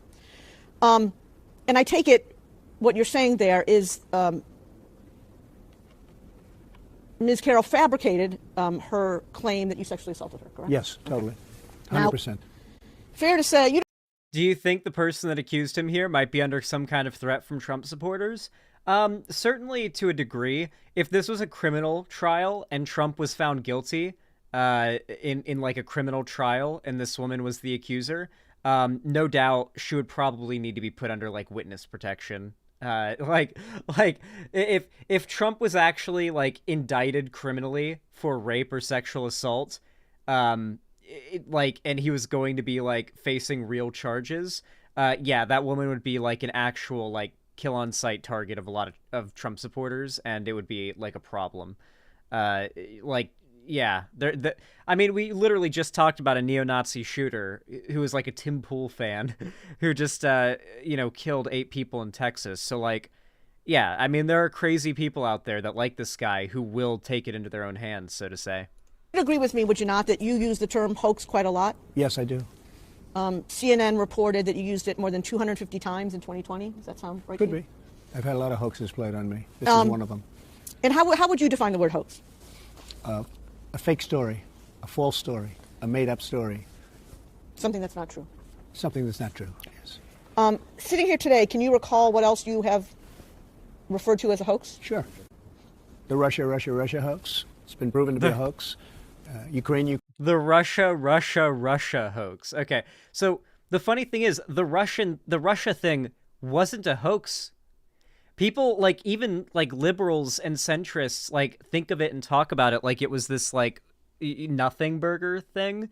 But, like, several people in Trump's team were arrested and put in prison for it. Like, Trump had fall guys that took the fall for him. They were found guilty. That, like, not only was Russia found to be actively colluding or working to fuck over Hillary Clinton because they viewed Trump as the better candidate to win for their personal desires and their own personal political desires and whatnot. But also, there was evidence of people in Trump's staff working with Russian government, with the Russian government and Russian like party members to like try to expose the Democratic Party for scandals and whatnot, like the Hillary email thing and the Benghazi stuff. Like there were like a bunch of Trump's people were arrested and put in prison for this, you know? It wasn't a hoax. It wasn't like a nothing burger. It's just that Trump had people who took the fall for him. But it was real. Ukraine hoax. The Mueller situation for 2.5 years hoax. Ended in no collusion. It was a whole big hoax. The lying to the Pfizer court hoax. The lying to Congress many times hoax by all these people, this scum that we have in our country, lying to Congress. I do like that Trump is now getting to like full-on Nazi rhetoric. He's always been doing like fashy talking points, but now it's like Nazi tier shit, like referring to Democrats as scum, like anybody who is a political dissonant of him as scum that needs to be like, you know, flushed out, right? Like he's actively like engaging in the war rhetoric now. Like this is a violent insurrection that needs to happen. Congress hoax. The spying on my campaign hoax. They spied on my campaign and now they admit it.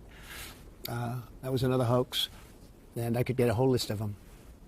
And this is a hoax too. This, when you say this and that, This ridiculous situation that we're doing. Persecution right. complex bigger She's than a shit. liar, and she's a sick person, in my opinion. Really sick. Something wrong with her. okay. In addition to the Russia hoax, the Ukraine hoax, the Mueller The Ukraine hoax? Okay. Mueller hoax, the lying to Pfizer hoax, the lying to Congress hoax, and the spying on your campaign hoax. Isn't it true that you also referred to the use of mail-in ballots as a hoax? Yeah, I do. Sure. I do. I And think they're very dishonest. Mail-in ballots, very dishonest. Mail-in ballots are a hoax. You guys want to see, actually, I have something pretty cool. I found this in my wallet. I'd totally forgotten about this for a while. Years at this point. And I just stumbled upon it in my wallet the other day while I was rooting around in there looking to see if I had any cash on hand. And I found something I did not expect to find in one of my little pockets in my wallet. Let me get it out. I don't want to rip it. From all the way back in 2020, when I did my mail-in voting ballot for the presidential election, my I voted early sticker from my mail-in ballot. I know it's like, it's flipped because of the way I do my camera, but it's all like wrinkled up and fucked up and it's a little like, like grayed out and old, but yeah, I still got my I voted sticker from the 2020 election in my wallet. But yeah, I did a mail-in ballot. Yeah, the reason why Republicans, and particularly Trump with this election, are so anti-mail-in ballot is particularly because of COVID, the vast majority of Democrats were voting with mail-in ballots, which is why the Republicans wanted to be like, okay, if we can nullify all mail-in ballots, we can essentially take away for one whole election the right to vote from a shit ton of almost exclusively Democrats. And that will guarantee the election goes to Trump, right? So they essentially, despite there being no evidence whatsoever that mail-in ballots are like, insecure or corrupt or, dishonest, as Trump calls them, despite them literally just being a way for people to be able to vote without leaving the house, Trump, like, they want to ban it because Democrats tend to vote early and by mail. And isn't it true that you yourself have voted by mail? I do. Sometimes I do, but I don't know what happens to it once you give it. I have no idea.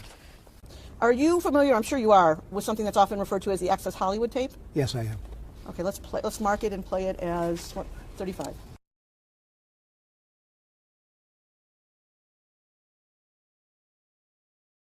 Here we go. This is a classic. She's still very I moved on her, actually. She was down in Palm Beach. I moved on her, and I failed. I'll admit it. Whoa. I did try and fuck her. She was married. Huge news there. No, Nancy. No, this was marriages. And I moved on her very heavily. In fact, I took her out furniture shopping. She wanted to get some furniture. I said, I'll show you where they have some nice furniture. I took her out furniture. I moved a bitch. But I couldn't get there. And she was married. And all of a sudden, I see her. She's now got the big phony tits and everything. She's totally changed her look. She's your girl's hot as in the purple. Whoa! Yes. Whoa! Yes, the Donald is good. Whoa! Oh, my man. Wait, you gotta look at me when you get out of this up. I love Trump. I'm going to get rid of my camera here so you can see Trump's face during this. He does not look happy. Oh. Yeah, like, to be clear, this is what, like, conservative guys, how they talk and think about women when they don't think anybody, particularly women, are like, watching. Like, they genuinely, unironically view women as, like, sexual objects to be, like, acted upon. Like, it's very clear they don't, like, view women with an ounce of respect as far as, like, human, like, autonomy goes. You give me the thumbs up. You are a You gotta put the thumbs up. You gotta get the thumbs up. Can't be too happy. First? Yeah, let me. It's very fun. You gotta give the thumbs up. You and I will walk down. Oh my god. Maybe it's a different one. Better not be the host. No, it's her. Yeah, that's it, with the gold. I better use some Tic Tacs just in case I start kissing her. I'm automatically attracted to beautiful. I just start kissing them. It's like a magnet. I don't even wait. And when you're a star, they let you do it. You can do anything. Whatever you want. Grab them by the I can do anything. He's talking about a woman he is about to meet in, like, 30 seconds, by the way. Look at those legs. All I can see is the legs. No, it looks good. Come on, shorty. Ooh, nice legs, huh? Oof, get out of the way, huh? That's good legs. They're talking about, they're looking out, like, the window, through, like, the tinted window at the woman that Trump's about to talk to for, like, this media engagement. And they're, like, him and Billy Bush are, like, talking about this woman that Trump's never met. Talking about, like, oh, I might grab her by the pussy. I might start kissing her out of nowhere. I should take some Tic Tacs. Good. It's always good if you don't fall out of the bus. Like Ford, Gerald Ford, remember? So now he's going to meet the woman he was just talking about. Pull the ham. Hello, how are you? Hi. Trump, how Nice are seeing you? you. Pleasure to Terrific. meet you. Terrific. You know Billy Bush? Hello, are nice you? to see you. How you doing, Ariane? Doing very well, thank you. Are you ready to be a soap star? We're ready. Let's go. Make me a soap star. How about a little hug for the Donnelly? Just got off the Would you like bus. a little Okay, hug, darling? absolutely. Billy Bush then says, how about a little hug for the... This is the woman they were talking about on the bus. He then says, how about a little hug for the Donald? And then Trump kisses her. He did exactly what he said he was going to do. You guys see why, like the pedocon theory, this isn't even pedocon theory, this is just rapist con theory. It's more so rapist con law. Pedocon theory is a theory, but rapist con law is a law. It's a law of nature. Like, yeah, it's just conservatives can't outright say it, but, like, raping women is, like, a core tenet of conservatism. Like the fact, taking away women's bodily autonomy and men doing what they like to the women that they own, quote unquote, which is what marriage is supposed to be. The union of marriage is basically supposed to be the man, owning the woman. Like, the father is of that woman is basically like giving ownership of his daughter to a man that he has deemed as worthy of now owning his daughter. That's basically how conservatives view that thing. Like, marriage is a transactional thing, right?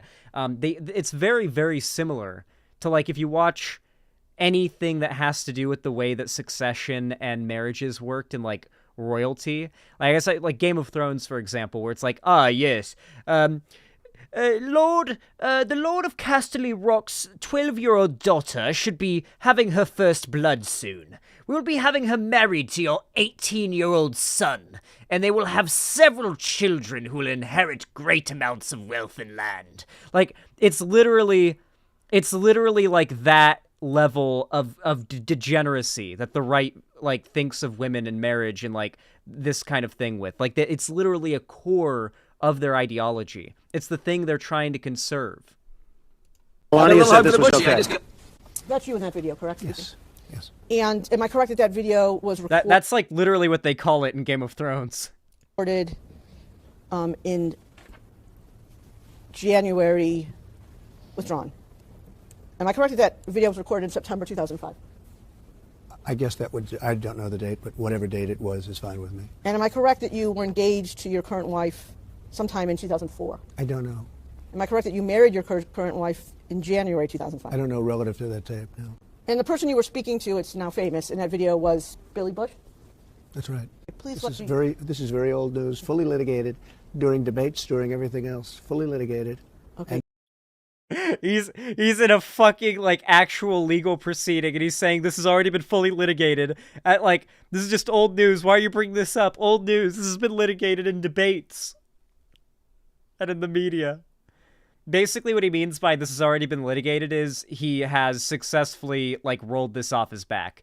Like, this literal evidence of Trump being, like, a weirdo sexual predator was something that Trump's fan base responded to with overwhelming positivity. I mean, even if you look at the like, responses back when this video came out and it was, like, getting really big, you can even look back to how, like, liberals responded to it. I distinctly remember Chris Reagan calling this clip locker room talk, even, as Trump refers to it often as well. Like, people just kind of didn't care about this. Like, this just didn't hurt Trump at all, despite it being, like, very evidently bad. Just people didn't respond with the very warranted disgust they should have to this clip, and it just didn't hurt him. So that's what he means by this has been litigated. It's like, oh, nobody cares about this. I already won on this thing. Like, nobody cares. You couldn't get me on that video, you know? And you know what I said then, and I say it now? Locker room talk. That was locker room talk. Yeah, there you go. That's what goes on. There you go. You did say in the he calls video it that locker you, room quote, talk. moved on her heavily, correct? Excuse me?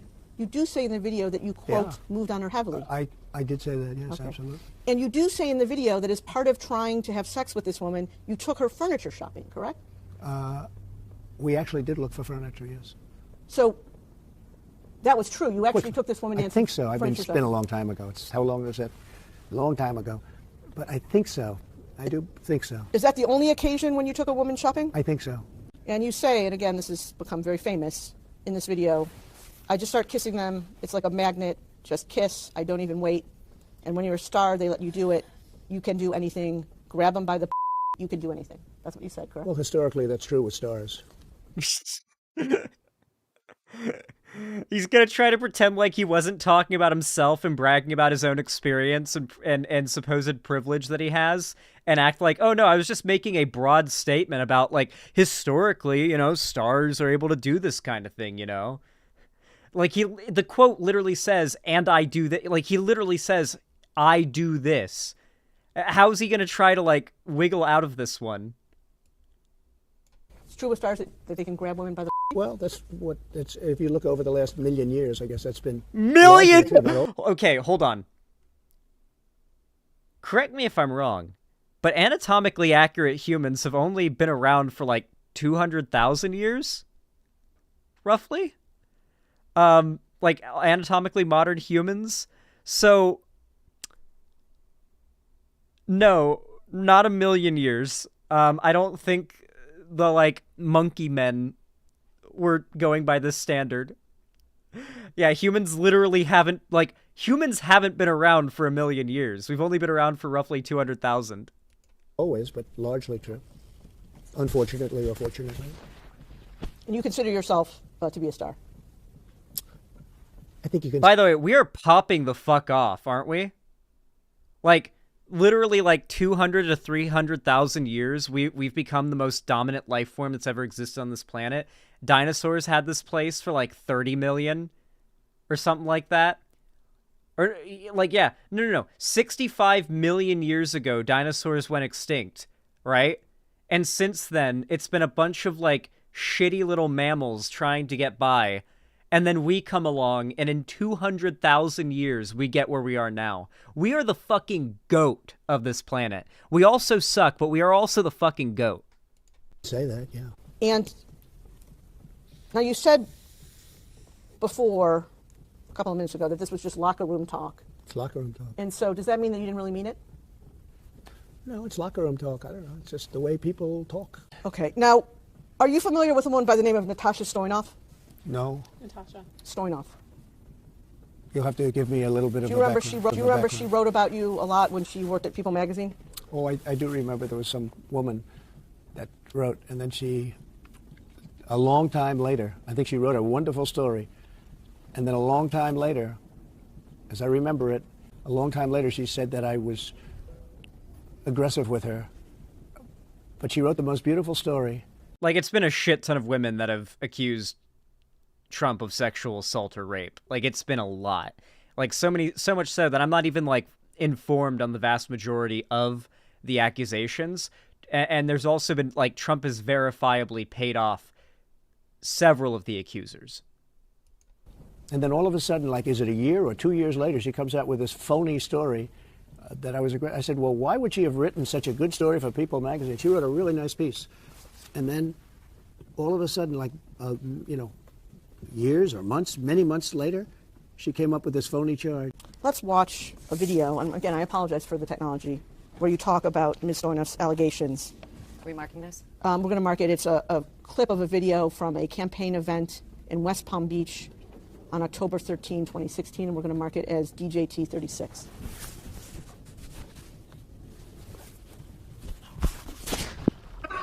Then there was a writer from People magazine who wrote a story on Melania and myself on our first anniversary. The story was beautiful. It was beautiful. It was lovely. But last night we hear that after 12 years, this took place 12 years ago, this story, a new claim that I made inappropriate advances during the interview to this writer.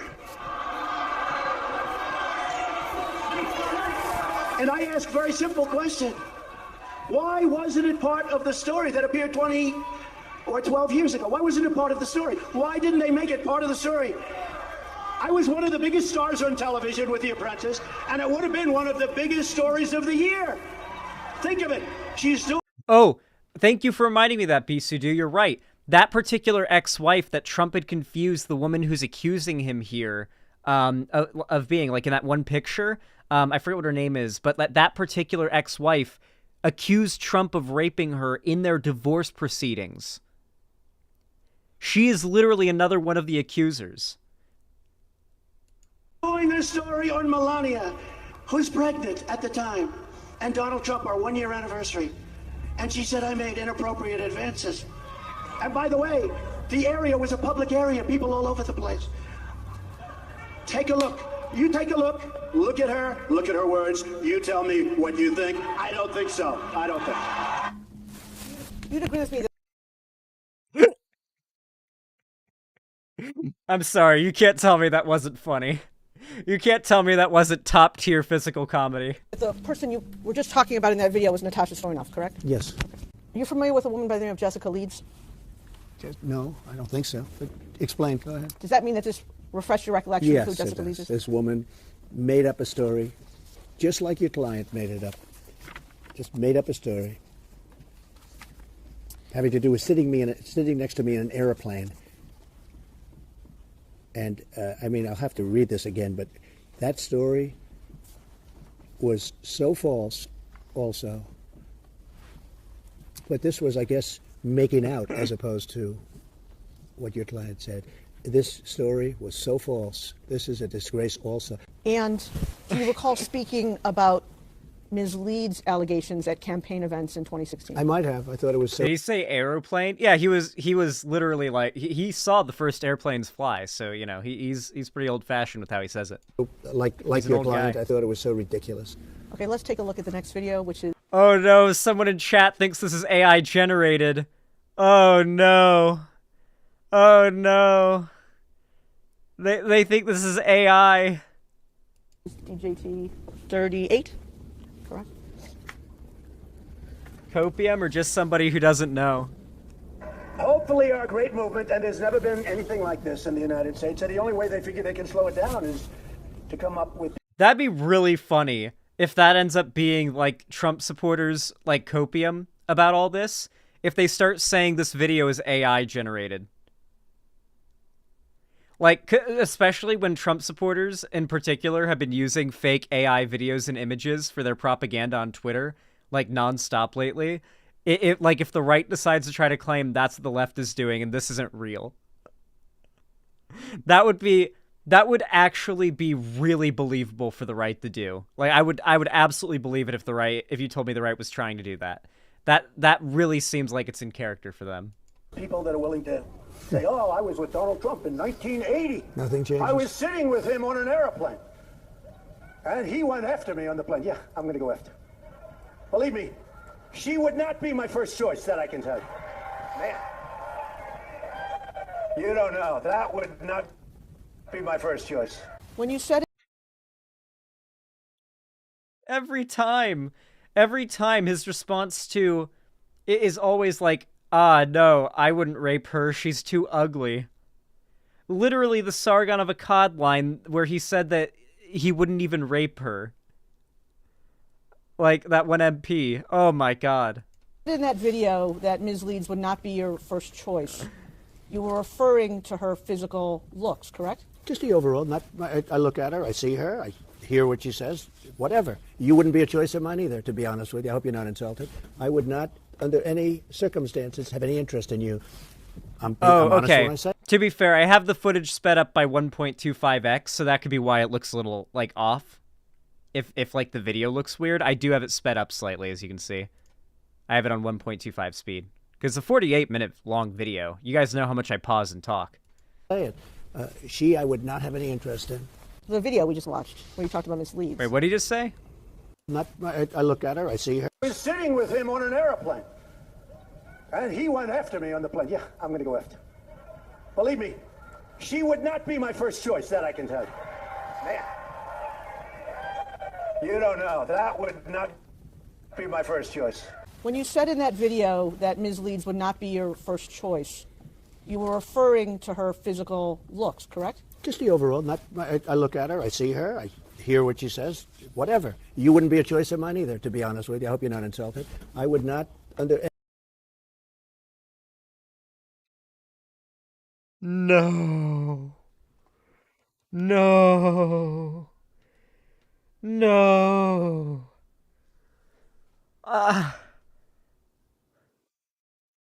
He's talking to the lawyer of the woman who's accused him of rape, by the way.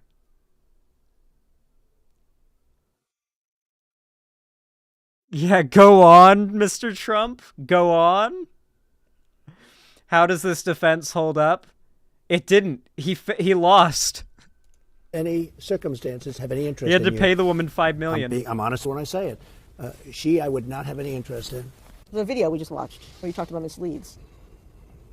What else did you know about Ms. Leeds that would indicate to you that she would not have been your first choice, other than how she looked? I don't know. I think I probably The jury deliberated for 3 hours. Only 3 hours the jury deliberated for before deciding he was liable. saw her on television or something. But I don't want to be insulting. But when people accuse me of something, I think I have a right to be insulting because they're insulting me. They're doing the ultimate insult. They make up stories, and then I'm not allowed to speak my mind. No, I disagree with that. No, she would not have been anywhere on a list. I just wouldn't have been for me. No. It's disgusting. It's what she said was disgusting. Can you imagine doing that on an airplane? What she said? I'm doing that on an airplane. That's almost as ridiculous as doing it in Bergdorf Goodman in a dressing room. Isn't it true that just What is he doing? Your Honor, can I please have a noose to hang myself? My client is fucking retarded. A few minutes ago, you couldn't remember the date of your engagement to your current wife, Melania? No. We're talking about a different thing. We're talking about a woman where something happened that was inappropriate, right? Inappropriate. It was highly inappropriate. She would remember that date. I would imagine she would have complained to the airline. She would know the flight. She would know everything about it.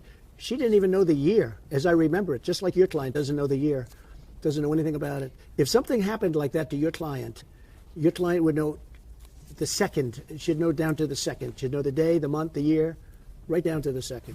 In the last paragraph of the statement that you made on June 21 that appears in the Laura Litvin's brief, DJ 220, you said as follows. Last paragraph where? DJ Yeah, if Meatball Ron DeSantis doesn't go out and, like, rape a 14-year-old girl, there is no way he's going to stand a chance against Trump in 2023's primary. Or was it going to be in 2024, the Republican primary? Like, Ron DeSantis does not have enough raped women under his belt for the Republicans to rally behind him in the way they do behind Trump, I feel. So I think this is really going to solidify Trump's victory in the primary, the Republican primary, because this really is just a shining, like, beacon of Republican virtue. 220. Go ahead, what is it? You say as follows. The world should know what's really going on. It is a disgrace, and people should pay dearly for such false accusations. See that? Yeah. And the person you meant who should pay dearly for such false accusations was E. Jean Carroll, correct? Yeah, and I think their attorneys, too. I think the attorneys like you are a big part of it. Because you know it's a phony case. Again, dude. Jesus. Oh, that was juicy. That was fucking juicy. I want to see if there's any Trump supporter replies in the comments. Most of the comments are dunking on Trump. Pretty happy to see that. We got one that says, y'all are brainwashed, a bunch of bots. Verdict, not guilty. I'm no Trump fan, but I don't see what the lawyer achieved there. There's no proof at all. A very weak case, in my opinion. How much you want to bet this person's entire sub feed? If you look at their channels, nothing but like conservative propaganda channels.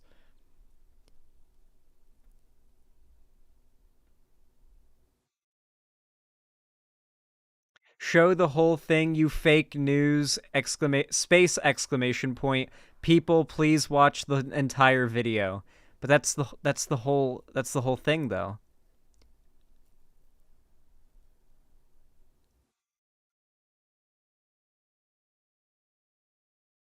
Random sex bots. The irony of the left demonizing Trump here is laughable, considering Biden gropes little girls on Nation TV. I mean, really? Isn't the supposed clip of him groping a little girl on national TV, like, wasn't it like literally him, like, touching his, like, niece's shoulder or something? I forget what it was, but it was a complete nothing burger. They're very like, the only thing that seemed to be, like, a very, like, credible allegation against Biden was that one, I forget what her name was, that one woman that was, like, really big during, like, a lot of Bernie or Busters brought it up as an argument, but it all kind of fell apart because it seemed pretty clear that it didn't seem like her accusation held a lot of water. What was her name? Fuck. She was, like, constantly... Tara Reid, thank you. Yeah, Tara Reid. Didn't that all, like... Didn't it just, like, fall apart? Like, didn't Tara Reid's story just end up having, like, a bunch of contradictions and holes or something like that, and it just didn't go anywhere? Oh, yeah, and then she praised the Black Hammer organization? Oh, yeah. So she was, like, a super, like, tanky lefty type who was just trying to go after Biden. That makes sense. Her Twitter engagement seemed like it was very clear she was trying to gain... yeah, that's Black Hitler's organization, the Black Hammer group. Anyway, it was very clear based off of her Twitter interactions that she was trying to gain, like, a lot of clout off of this story. Yeah, like, she gave Tulsi Gabbard vibes, yeah. So, like, that was the closest to, like, a really solid, like, oh, Biden's, like, a creepy sex pest kind of guy evidence that I ever saw, and that just ended up not really being anything either. So it's just, it is all whataboutism. It is literally all whataboutism. When we're having a discussion about Trump, they have to bring up Hillary or Biden or whatever Democrat is supposed to go up against Trump as a way of trying to exonerate him. Like, well, they did that. Well, Trump has literally 50 times more accusations against him than Biden does. So, like, why are you doing whataboutism with Biden here? Like, I don't even know. Anyway, that's pretty much all I have to say. That was good. How do you guys like that segment? I feel like it came out pretty good. I'm gonna go pee and grab a water in a moment. And then we're gonna do probably another 3 segments. Not a crazy amount. We're gonna get a few more done today. I will say I'm a little hungry too, so I think I'll grab myself a small snack as well. Queenslander! Alright, I'll be right back.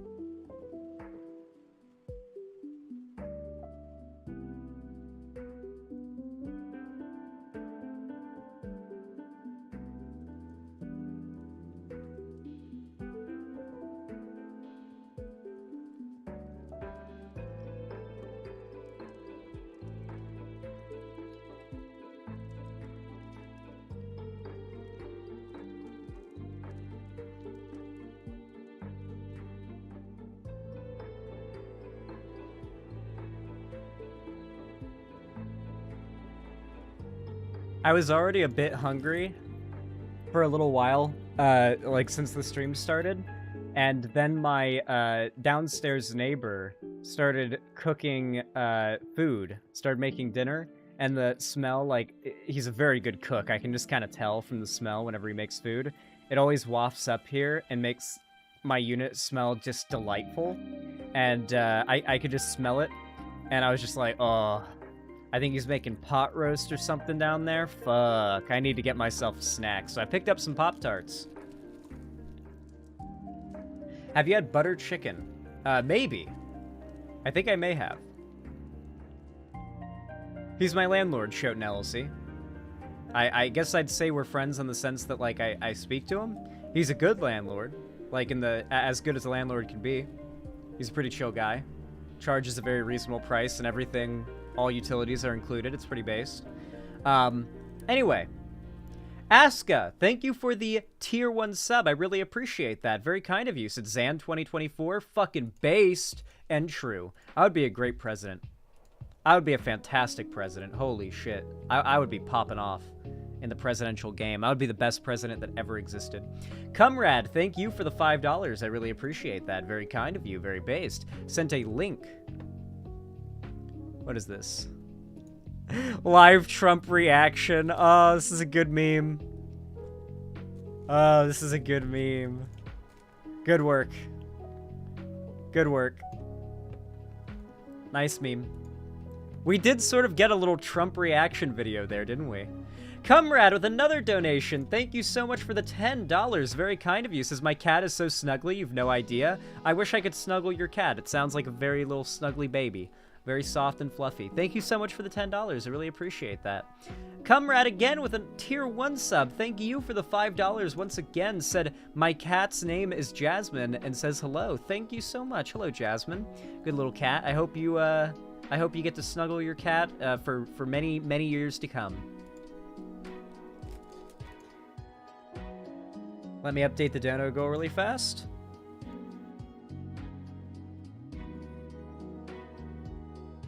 Hoagie. Remember, guys, if you're watching right now and you enjoy my content and want to support me and help to, you know, basically keep me able to create content for you guys so I can keep the lights on, pay for food, and, you know, afford place to live and, upgrades for the stream to make things better, consider dropping a like. Literally, just hitting that thumbs up button over on YouTube and dropping a like does a lot more for the channel than I think many of you guys even know. It basically twists YouTube's arm and forces them into pushing my content out to more people, and it results in a direct rise in my viewer count, and I notice it, and I really do appreciate it. So, really, every single one of you who just hits that thumbs up button, you really are helping me, and I really do appreciate it. So thank you to every one of you who goes out of your way to do that. You can also donate, subscribe, or gift a sub on my website as well. But no matter how you support me, I really do appreciate it. This site is super cool, actually. Yeah, the site's awesome. The custom emotes and, like, the fact that it's on screen and has, like, a custom kind of font and look to it, I think it makes it really nice. I like it a lot.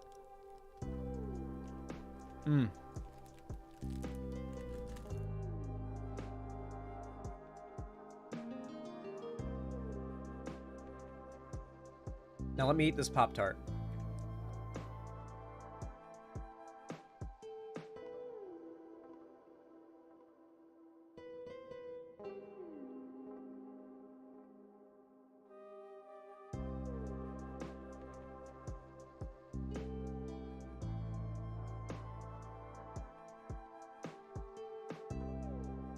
Who would I want as my vice president? I'd have to go fully for the meme and make Vosh my vice president. I'd have to go full on for the meme. The internet would lose its shit.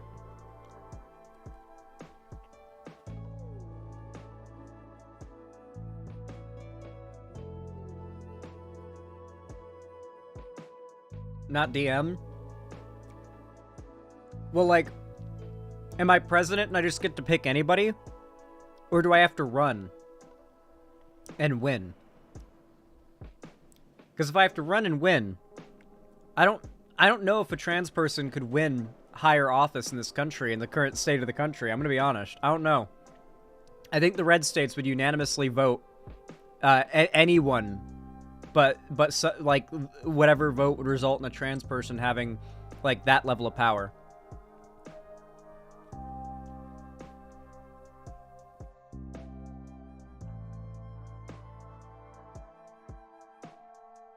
Or even a cis woman.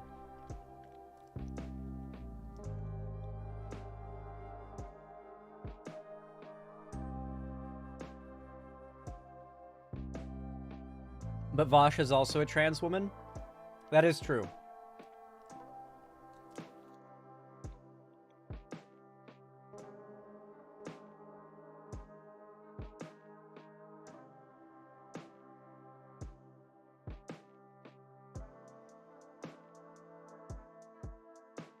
That was a good Pop-Tart.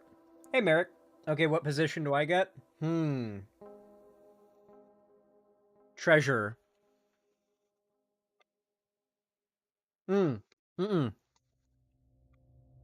Secretary of Defense.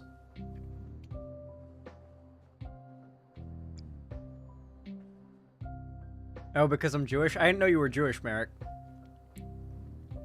I was actually gonna say, because you do, like, OnlyFans and sex work, and so you would probably know how to, like, work with money in the same way that I do, as, like, an independent content creator who has to do, like, complicated-ass taxes and shit. But now I say Secretary of Defense because the most famous photo of you is you holding a gun. So I feel like it'd be way more fitting if your whole thing was like leading the military and nation defense. That would be more fitting for like the meme that you kind of like embody on the internet.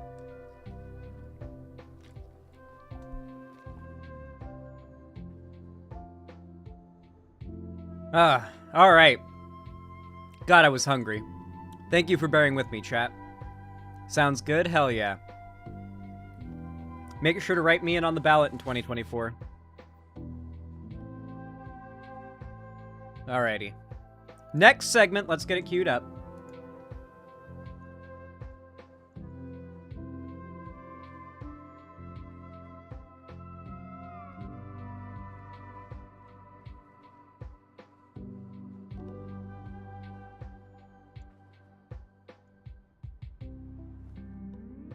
Alright, I gotta get all the links open.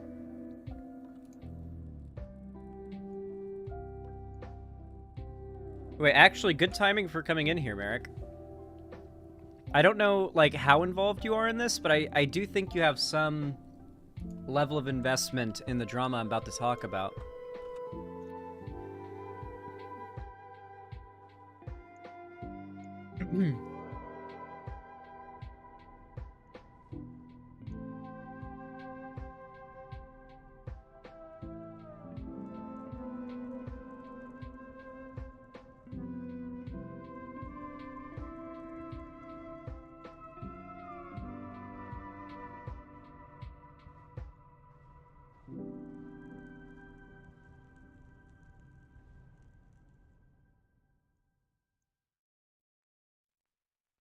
Alright. Control-Alt-Deceit, thank you for the $5 donation on my website. I really appreciate that. Said, as a former union organizer and court observer for the Navajo Nation, I want to express how much I appreciate your content. Oh, thank you. That's really cool, actually. The youth are our future, and you speak to them in a way that works. I really appreciate that, Control-Alt-Deceit. Sounds like a pretty cool-ass job. It sounds complicated and like official and dope and based. So yeah, I mean, thank you. I really appreciate that. It means a lot. I always, like when people tell me, "Oh yeah, I really enjoy your content, Zan. I like watching your videos while out on deployment," and I'm like, "Did you deployment?" Yeah, I'm like in the military. It's like like you're actually in like hostile territory, like you're not like somewhere in Europe or something like that, right? Like you're like in war right now somewhere. Like there's a couple Ukrainian fans that have messaged me that, or it's like, oh yeah, no, I'm literally like fighting in Ukraine. I watch your content like whenever I get a chance. I'm like, why? What? You're fighting to defend your country. I don't know what I could say that would, like, supply you with, like, entertainment. I don't know. It makes me feel like a massive amount of imposter syndrome to find out that people who are, like, getting invaded by Russia and defending their nation, like, as we speak, are like, fans of my content. It just makes me feel, I don't know. It's a little bit like imposter syndrome.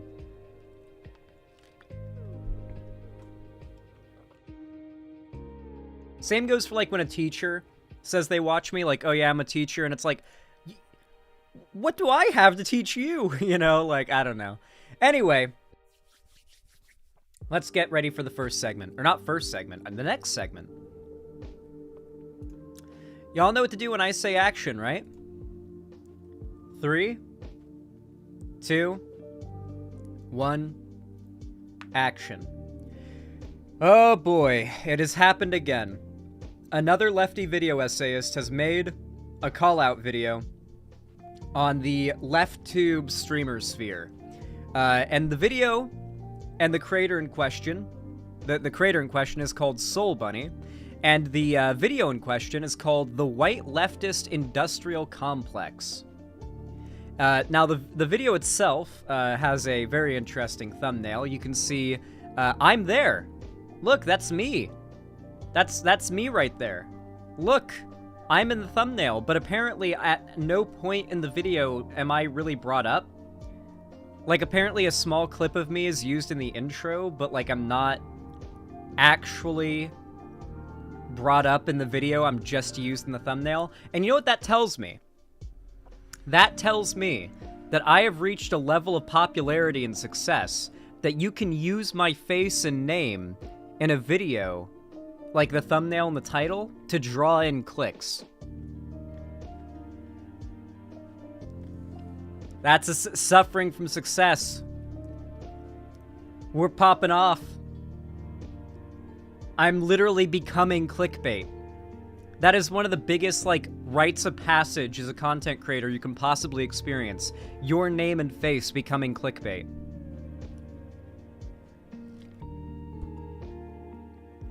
God damn. And as you can see, the video didn't exactly do very well. Like, these content creators don't tend to reach like a very wide audience, but yeah. Oh, I just noticed that Shark is there, like, on the corner of Vosh there. I do love how these people, like, actively talk down and belittle Shark.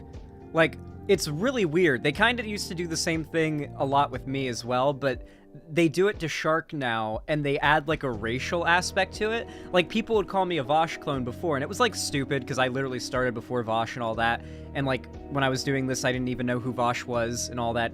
Like, obviously, like, it's stupid for that reason, but, like, then when they go after Shark, they do that same type of criticism, but they racialize it. They end up saying that he's, like, they end up adding, like, weird psychoanalysis and insults based on him being black. Because their narrative that, like, every Lefty streamer is racist, I guess, is destroyed by there being a prominent black Lefty streamer, I guess? I don't even know what the logic is for why they hate Shark so much and feel the need to, like, diminish his existence, but at the end of the day, dude's just a, you know, entertaining streamer who does a good job of making content, who's out there making videos and doing streams and doing well at it. It really is just that simple. But these like leftoids will try to that's what we'll call them, leftoids. They will try to, like, psychoanalyze some weird shit out of Shark. And the reason why I say that is we ended up having this clip from said video end up going semi-viral on Twitter. And it's captioned the following. This was posted by Any, by the way, who might actually be in chat right now. I'm sorry, but when you've got people making video essays saying this kind of stuff about Shark, I don't think they get to call us the racist ones. Earlier in the video, she calls him the leftist Candace Owens. This shit is gross. So, I'm gonna go ahead and play the clip for you guys. Hey, Ico Rules, how you doing? Let me go ahead and play the clip. The clout and access he gained after strategically going after Professor Flowers was the first time I sensed Coon vibes from him. Oh yeah, hey chat, I'm just gonna say this right now. I grew up in the South, okay? And maybe this is different outside of Florida, but, like, I didn't know that word as a slur was, like, meant or commonly used in the context of a black person calling another black person that word. Because I mostly heard that word coming out of the mouths of racist white people in Florida. And it's just to refer to black people, period, is how it would be used. So, like, I don't know how I feel when I see a lefty, white or black, using that word to refer to someone. Like, it even outside of that context, it is a racialized insult, which makes it a slur. The moment he lacks any contrition for the hate he pushed. I don't have time to deal with Uncle Ruckus Jr. when my black and brown trans siblings are left. What the fuck? Like, I'm sorry. There's literally nothing here. Like, I like, these jokes would be maybe, like, just really edgy jokes if made about someone like Candace Owens or Jesse Lee Peterson. But, like, you're talking about Shark, who, from my understanding, his only sin of racism is being friends with Vosh. Or being on friendly terms with Vosh. I don't even know. Like, he's cool with me, Vosh, and Demon Mama and stuff, and so that makes him, like, racist, I guess. Literally every take I've ever seen him have in regards to race has been a progressive take. Like, I don't... There's nothing to go off of here. Yeah, he had actually a very... Yeah, even, is this, like, in response to the, discussion that he had with FD Signifier? Is that what she's responding to in this? Because even in that discussion, they had a very cordial talk. Like, even though FD Signifier literally said he'd only talk to Shark because Shark is black, and like, you know, like, Shark knew that FD Signifier was kind of a shitter going in, Shark was still very cordial and very polite and nice and, like, good faith.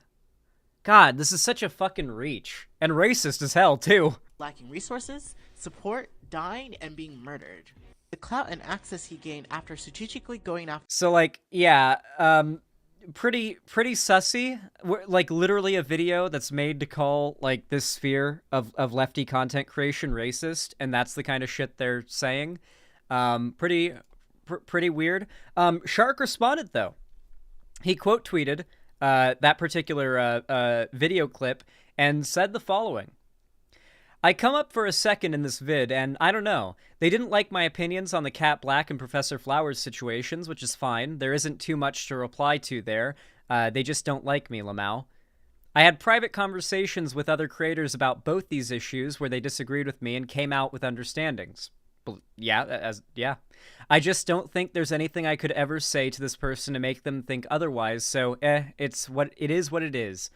That really, that's really all you can do. Like, that is the best mindset. There are people out there that once you gain a certain level of prominence are just going to hate you for no reason, for some reason that is so embarrassing for them to admit. They will never be open about it. So they will find a myriad of excuses to justify their hatred of you and to make an argument for why others should hate you too. And at the end of the day, when you can detect the fact that their hatred is not for the reasons they're outwardly saying they hate you for, there's just nothing you can do. You shouldn't, like, all you should do is just point, laugh, move on. Don't give them any more attention than that. I really like how Shark's responded so far. He finishes it off with saying, me sitting on Vosh's shoulder telling him not to say the N-word again! Finishing it off with a banger. Finishing it off with a fucking banger. Now, I've talked a little bit lately about how, like, ridiculous I find this, like, lefty video essayist industrial complex, which I find, you know, we're taking the terminology from that video, because they're all, like, really cringe. They're all just really stupid and cringe. There's really just no other way to put it. Matter of fact, we got a nice little... Good news, everybody. Jesse Gender made an announcement. My next video will be about Vosh.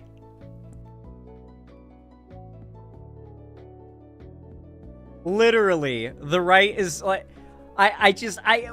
Why does Jesse Gender's next video need to be about Vosh? Why can't it be about, like, any of the, like, hundreds of anti-LGBT bills getting passed all across red states in this country? Why can't it be about, like, Republicans unanimously trying to shut down trans youth's access to healthcare? Like, why do you need to make a drama video? And I just know she's gonna say she doesn't like drama and she hates making videos like that. Please clip me right now so that when this video comes out, we can get the clip of her saying, you could line it up with me saying she's going to say this, and then she's going to say it. Her saying, I hate drama, I hate to do this video, I really didn't want to do this video. Something along the lines of her indicating she hates drama and didn't want to do this video. Guarantee it. Every time with these people.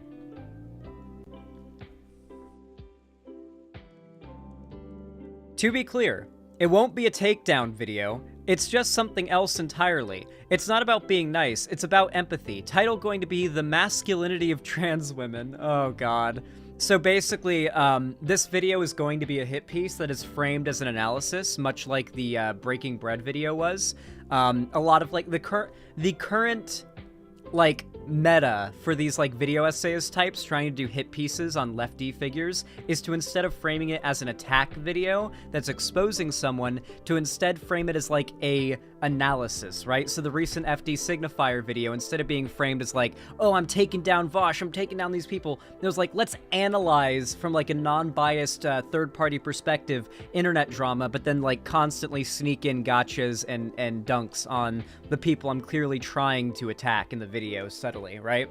It's like subtweeting somebody in a video almost, right? Yeah.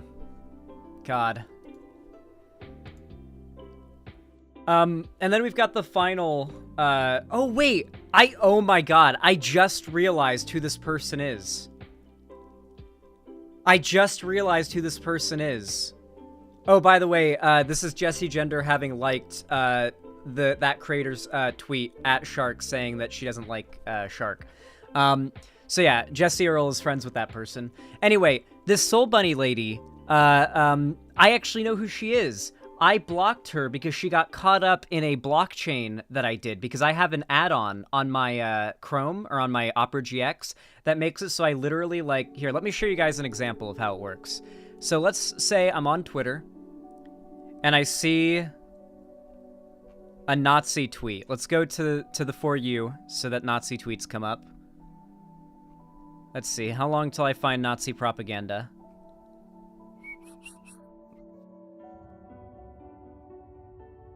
There we go, Marjorie Taylor Greene, we found one.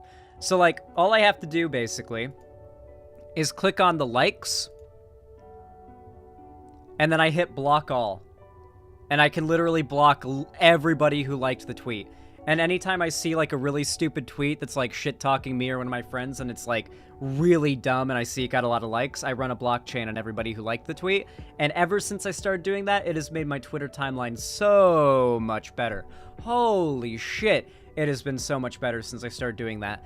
And this Soul Bunny lady got caught up in it, and when she found out that I'd blocked her before she could tweet, I guess, some rude shit at me, she had a, like, meltdown tweet claiming that I blocked her because she's black. Unironically, she had a meltdown tweet claiming that I blocked her because she's black. And claimed that I, like, block black people on Twitter because I'm racist. I literally just, like, connected those dots and realized, like, that's who this is. Oh my god. Yeah, and Jessie Earl is literally liking this person's tweets. Like, I'm telling you, there is, like, a literal industrial complex, a goddamn lunch table of these fucking slimy, spineless, backstabbing cunts that all use progressivism and their clout in the lefty community as a way to just basically mean girls their way to the top, okay? Like, it is brutal out here. You can't sit with us! So this is the tweet in response to Shark from Soul Bunny. At Shark300, I'm going to keep it at 100 with you. I don't simply just not like you. I don't like the way you move. Using some of the same tactics as Candace Owens to uphold the white status quo, reducing, pushing lies and misinformation on a cat black isn't just drama. Okay, might have wanted to, you know, grammar check that particular tweet.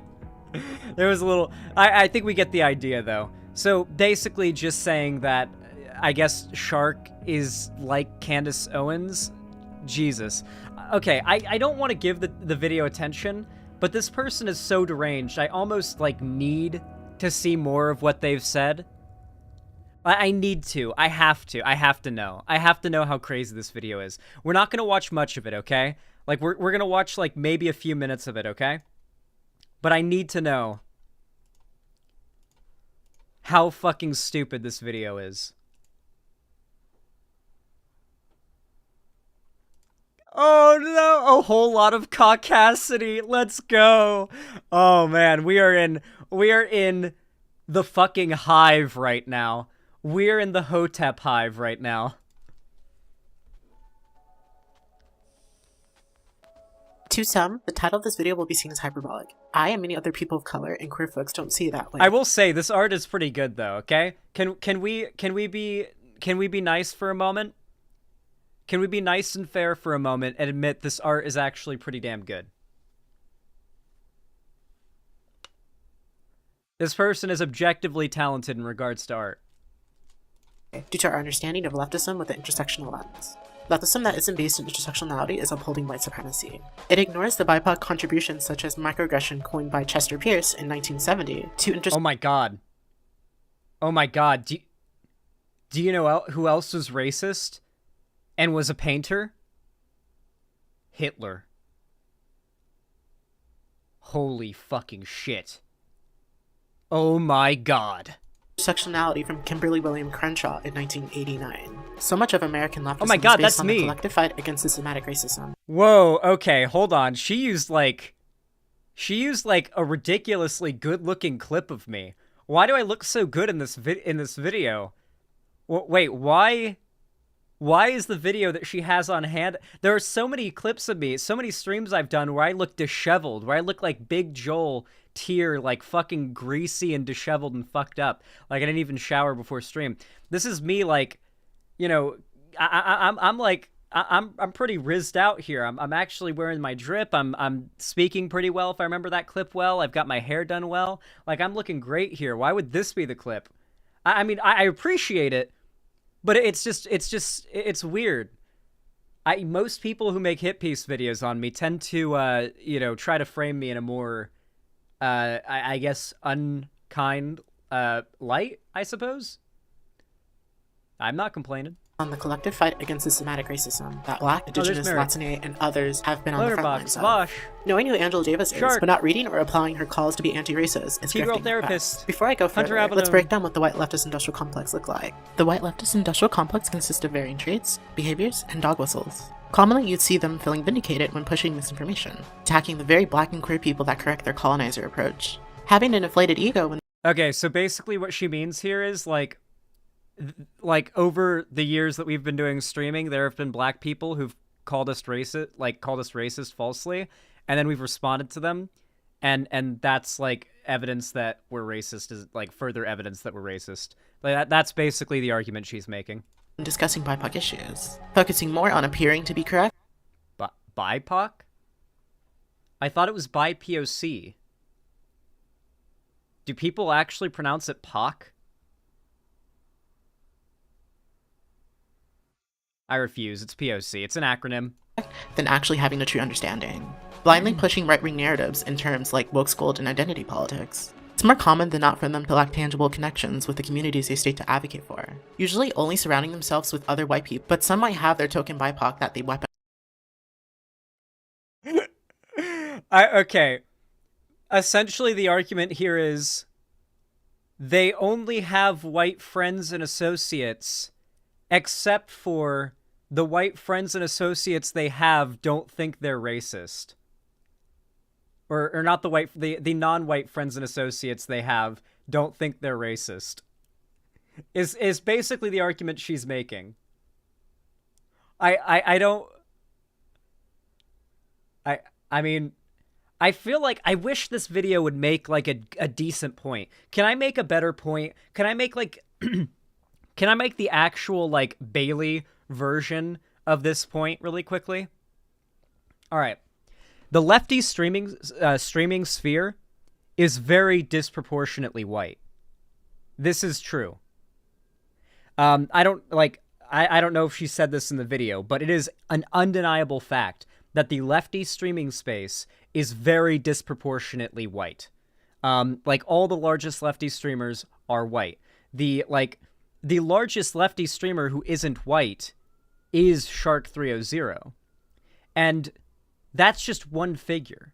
So in the sense that there is a there is a very clear racial disparity in regards to what streamers are in my sphere and in this sphere of LeftTube that are not white that you can associate with, obviously there is a very clear disparity there, and that is a problem.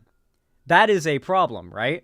But like the idea that you need to turn that issue instead into some kind of attack against specific content creators who have no power over whether or not like creators of color do well on the platform. Like I can't make a like non-white Lefty streamer who's just getting started have like a career in streaming. Like, I can't just make that happen. Like, Vosh can't just make that happen. You can shout people out, you can like help other like small content creators and like send people their way, but you can't guarantee that they'll take off, right? Like, no one, you can't control what other people do. Like, you can't control what your audience and what your potential audience does. So it's just, this is an issue of there being a bias and a racial disparity in the content creation sphere broadly as well. Not like a interpersonal racism issue between creators. Weaponize against people of color. If I were to limit my description to a handful of words and phrases, I'd say arrogant, cognitive dissonance, insufficient contrition, argumentative, ruthless, and self-serving. This can make doing work with them very difficult with their consistent struggles with allyship, lacking proper etiquette in BIPOC-led spaces, wanting to be the It's all okay. Have you ever noticed that it's always the woke scolds making videos attacking like this sphere that call, at least in my case, people who make videos attacking me specifically always refer to me as a quote-unquote fake ally. And I always resent that because I never call myself an ally. Have you guys ever seen me call myself an ally or refer to myself as an ally without bringing up how much I hate that phrase? Because in my view, it's not allyship, it's just being on the correct side of history. It's just trans ally, maybe. No, it's not. No, like, I hate that phrase, and I don't even think it's applicable, because an ally implies that you are like part of an ideology or a group or a club that is pushing for a goal that is like an opinion-based, non-objective, it's not a fight between ideologies. It's a fight between the people who are objectively incorrect, evil, and actively trying to take away the rights of those they see as like lesser than them, and a group of people who are correct, actually care about the truth, and are in favor of fighting for like reality being the standard by which we base our rules and laws. So it's less so allyship and more so just not being retarded. I hate the term ally. And it also implies that there's some sort of like label with a set of like principles you're trying to apply to yourself. If you see my values and think that makes me an ally by your definition, then fair enough. But I don't like that label. You know, it feels like it's like you're being given like it also feels like it feels like you're getting given a cookie for meeting the bare minimum. Like, oh, you think that like trans people deserve rights, or like racism is bad. Oh, you're an ally. You're an ally. You're an ally. I don't like it. Okay, it's cringe. All right, I prefer being called not retarded for future reference. loudest in the room. Surely in 2023, we should be able to expect so much more from our cis and white queer leftists. I and others are done entertaining their strawmans and moving forward. Whenever you want to be homophobic, you just put white before your homophobia and you can get away with it on the left. I just skimmed through the transcript to see if I need to pull up relevant receipts, and she also cites watching FD's cancel video. Well, of course. I mean, like, this sphere of the internet, all these creators are, like, friends with each other and, like, chill with each other. Like, it's all one big, like, blob of content creators that are all, like, playing lunch table politics. Forward spending our time on genuine leftist causes like combating Cop City, anti-trans bills, and the demonization of woke. I can keep this going all day, but let's get into this caucasity. Before I dive in, I need to define some terms and give some context for the foolishness you'll hear. Woke school, genderqueer, and identity politics, shortened to ITPOL, are dog whistles that they enjoy weaponizing against marginalized people. Woke scold is a dog whistle. Oh no. Oh no. Okay, so is she gonna try to argue that woke scold is a dog whistle for, like, marginalized people? Is that what the argument's gonna be? Caucasity is a funny word, not gonna lie. It is objectively funny. But, like, to be clear, she's not saying it ironically. That's the thing. Like, ironically, like if I was like, oh yeah, let's get into this Caucasian, like if it's like an ironic joke, it's funny. But when somebody like actually talks that way and like thinks of race that way, it's really cringe. But also, but like funny in a cringe way. You know what I mean? People. Woke school being an offshoot of woke used disingenuously by right-wingers. Like Erykah Badu said, it's just another way to say black or thug, let alone woke being a. It's another way to say, okay, so basically the argument is that woke scold is a dog whistle for black. What about the fact that the majority of woke scolds, or people that I've called woke scolds, are like white trans girls on Twitter with anime profile pictures? I mean, if you were trying to make the argument that it was transphobic, that would have a lot more, that would hold a lot more water than the idea that it's racist, because I don't think I've called very many POC people woke scolds simply for the fact that due to the very inequality and disproportional underrepresentation that I talked about before in the lefty content creation sphere, there aren't that many POC prominent figures out there that would have called me out and I would have noticed and I would have called them a woke scold because of that racial disparity. Most of the people I've noticed calling me out that have enough of a platform for me to notice calling me out are white trans girls that are calling me transphobic. I don't know, just yeah. The chief woke scold is literally a white person. True. AVE. Tenderqueer is a word that has different meanings person to person, but the way I see it used is equivalent to a queer version of woke scold. Lastly, idpol, or better known as identity politics, is the most mask-off racist term used by these flock. The civil rights movement is identity politics. Wait, oh no. Oh no, she's trying to argue that idpol is a racist dog whistle. Oh no. So essentially, for those that don't know what identity politics is, or what she means by identity politics, is very oftentimes, the woke scold community online has gotten to the point where their positions and their arguments are so weak. Essentially, all they have to back up their points is this person is black, this person is trans, this person's a woman, this person is from insert group, and because of that, you need to shut up, sit down, and listen to what they have to say. They are automatically more correct than you because of their identity. And obviously, me, Vosh, I'm pretty sure Shark300, Demon Mama, like pretty much all of us lefty streamers very much disagree with that mindset for a variety of very good reasons. And the fact that that like line of argument is something we don't agree with, they now need to try to argue is racist. That if you think that like just because someone is trans, that doesn't make them an expert on trans issues who should be listened to at all times over any cis person is actually problematic. This is essentially them trying to, honestly, if I'm being completely honest, this actually plays as a defense for Candace Owens. Because the defense for Candace Owens having more of a say on racial issues than, say, like a white leftist is that she is black and thus has the like lived experience. And so, like, a white person could never have more say or more of a valid opinion on race issues than she would, despite how awful her takes are.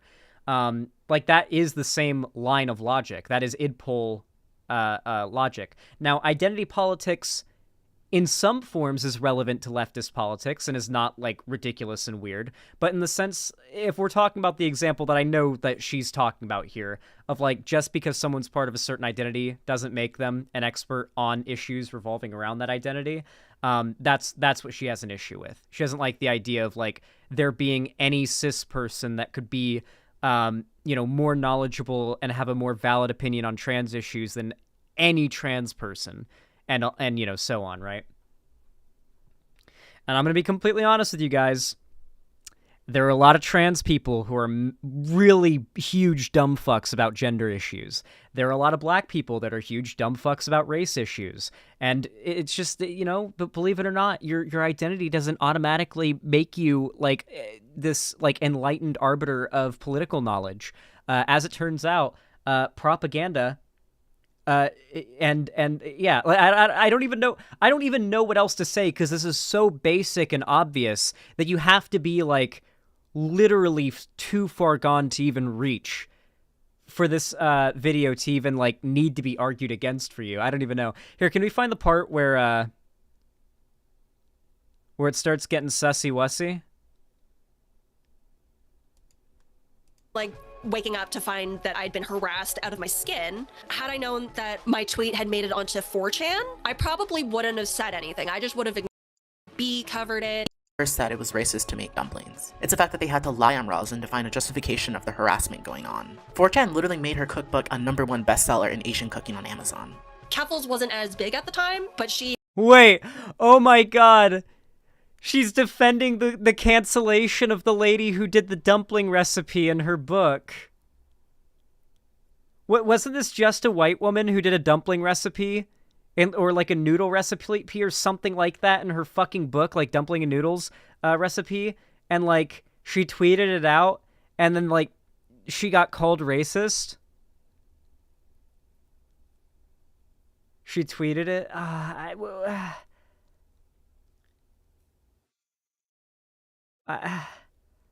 What? All noodles are the same? Imagine it was a recipe for, like, Italian, like, spaghetti noodles. How funny would that have been? Like, that would actually be, like, in, like, a character for, like, the woke scold community online. Would be, like, for a white lady to do it, like, a noodle recipe book and to get called racist for it. But then if you actually look at the recipe book, it's for different ways of making, like, Italian pasta noodles.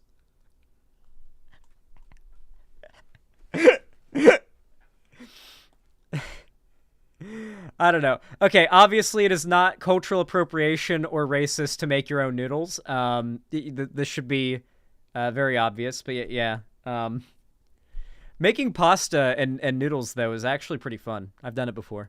He had also piled on. So Kaffles was like quote tweeted it at the end of everything, and I didn't know who she was. But about a year later, when I saw that Kaffles had piled on to the original discourse, I was like, oh shit, like now I knew who she was by that point. And it was the first time I saw her tweet where she was just like, because noodles are tasty. I was just like, that's the whitest thing I've ever seen. Like, I can't believe.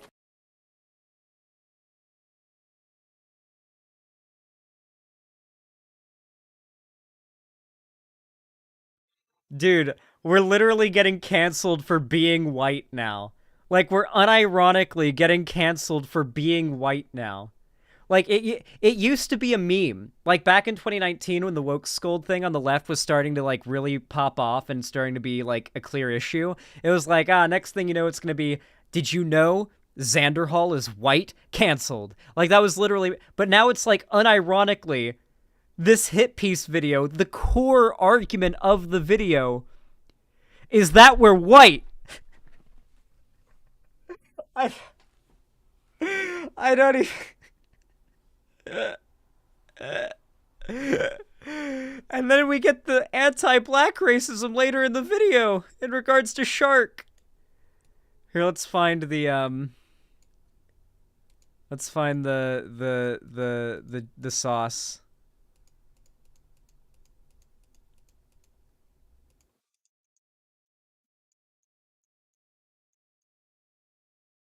Where's the shark portion? What's the timestamp for the shark portion? I want to hear it in full. We can watch the... Actually, well, oh yeah, there's shark.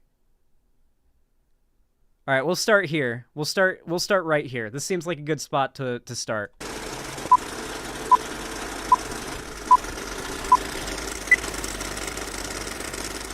Yeah, Vosh, pretty much exactly what Cat State Season 2. All right, are you guys ready for the mildest hot take in the universe? Okay. Super idpol, like... Oh, I know what he's about to say, and it's fucking true.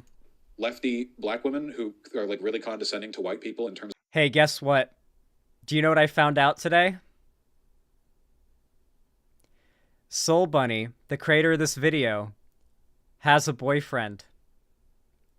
Do you want to guess what race her boyfriend is?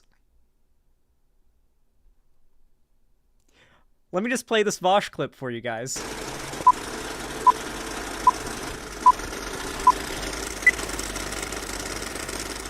Yeah, Vosh, pretty much exactly what Cat Stay Season 2. All right, are you guys ready for the mildest hot take in the universe? Okay. Super idpol, like, lefty black women who are like really condescending to white people in terms of their ability to engage in political discourse. Love fucking white dudes. It's the exact same reason that racist white guys all watch interracial porn to jerk off to. It's the exact same thing. It's identical. There's no difference. It's literally the exact same goddamn thing. It's true. On both sides, there must be balance. It's like yin and yang. I'm sorry, guys. People who have like racist thoughts tend to like weirdly fetishize like interracial race shit for like probably reasons they should be more critical of. Like, is this not exactly like all of the woke scolds who would reply to ContraPoints and say stuff like, are you done invalidating the voices of trans women who have been hurt by your content? It's such a shitty, presumptuous woke scold kind of behavior.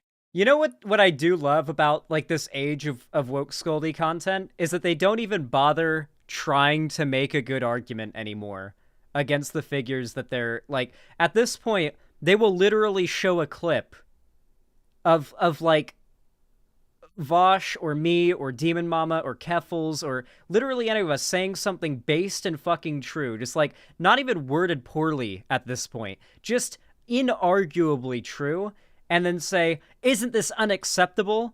And then it's like nobody, like the DJ Mule video, for example, right? Like how many clips in that DJ Mule video, or like how many clips of me were shown in that DJ Mule video that were like, was that supposed to be like skate? He was based. Everything he said there was true. Like there were several clips that he did there that was like, did he think he did something there? Like I'd repeat that now. Like yeah, like that. What do you mean? Like they'll show a clip of me making a good argument and then say, look how insane this is. And it's like, at least clip chimp me saying something poorly or saying something wrong. You're just basically platforming good arguments for maybe a few reasonable people who happen to be in your audience to see. Like, the best thing that these content creators can do is shy away as much as possible from showing clips of our content, because you do not want your audience being exposed to what is actually being said by these figures. Because if you were like some random lefty who's just heard that like Vosh is racist or whatever, and watched like a single Vosh video on any issue involving race, you would be really confused. If you had just heard a bunch of friends on Twitter say this guy's racist, you have one of his videos on race pop up in your recommended, you decide to watch it, you would be really confused why your friends said this guy was racist. You would be really confused. Because there's nothing there. Like, these are clearly, I don't know. This is just coming out of nowhere. Behavior, because you're presupposing, the more of you are in the replies being like, that's not what's happening right or here. Transphobic, like, yeah. This is necessary, okay? Publicly shame her into changing her mind on this. I just think it's funny how he's talking shit, so here we are, lol. She really is mentally a teenage girl. Don't they say trans people go through a second puberty when they transition? Oh my god, I didn't even see this. Wait, she's genuinely retarded. I'm so sorry. Do you guys remember the DMs that we shared? As you saw, he did everything Yeah, based, okay. Yeah. to escalate the situation. He starts by using anti-white, which at this point is more than a dog whistle.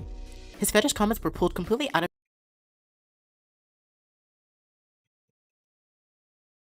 I'm sorry, but literally everybody involved with this drama, including you on this side of things, has been using the fact that he is white as an argument against him and as an insult against him.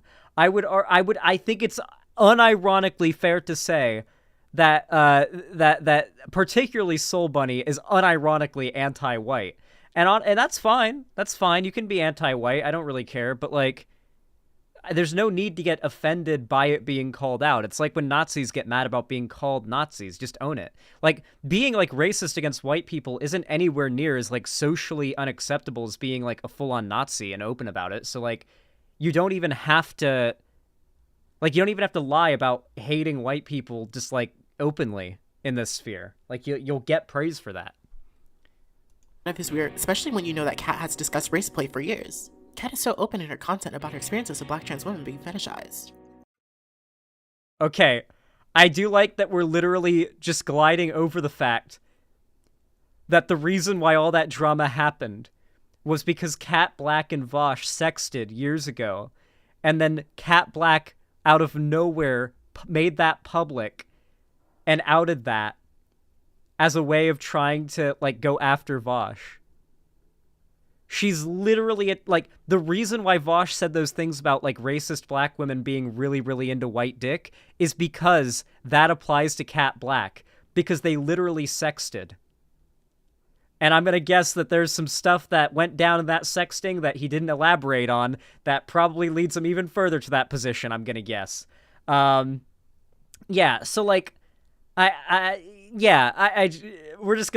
gonna glide right over that little detail, that little tidbit. I haven't even spoken on him going after ContraPoints for simply calling out his ego. Trans people's lived experiences will always... So, I mean, this is kind of old drama at this point, but it did get rehashed recently by ContraPoints, so I guess I'll just, like, synopsisize what happened. Basically, what happened before with Cat Black, with, like, the outing the sexting years ago for, like, literally no reason other than, like, to try and say, oh, look, I know him, and I'm gonna, like, get him, or whatever. Like, there was no reason to bring it up. It was just a way of trying to, like, out a personal thing as a way of, like, fucking with him for spite. Like, that was what started this. Vosh responded to that, calling it out, because that is sexual harassment, I would say. If a prominent male streamer did that to a prominent female streamer, what Cat Black did to Vosh, it would unanimously be called sexual harassment. No one would be disagreeing with that. Their career would be over. Unironic Squad W moment. So, like, ContraPoints jumps in, literally admits she doesn't know what's going on, and starts defending Cat Black. Vosh is like, Contra, please, you're defending, like, someone who is doing sexual harassment to me.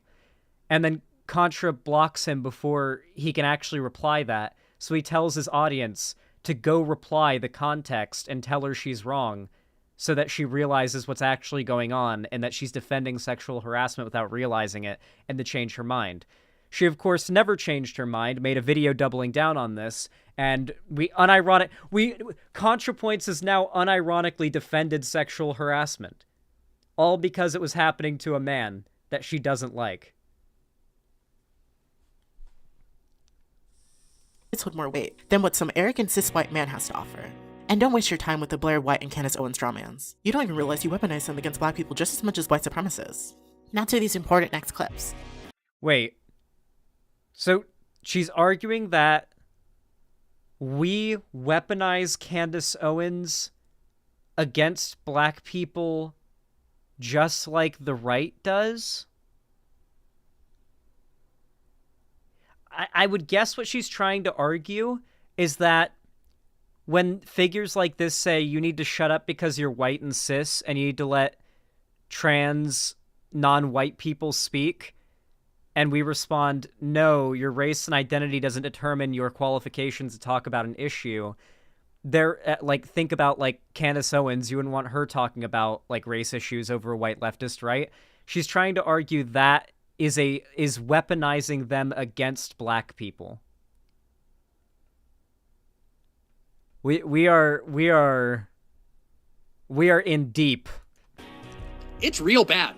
You guys saying that she leaked the sects, which, by the way, I saw large content creators repeating the fact that she leaked the sects. True. Wait, okay, so we're actually going over it. We even got the shark tweet here, too. No matter what you think of Vosh, what Kat did the other day was 100% sexual harassment, and it's just plain gross.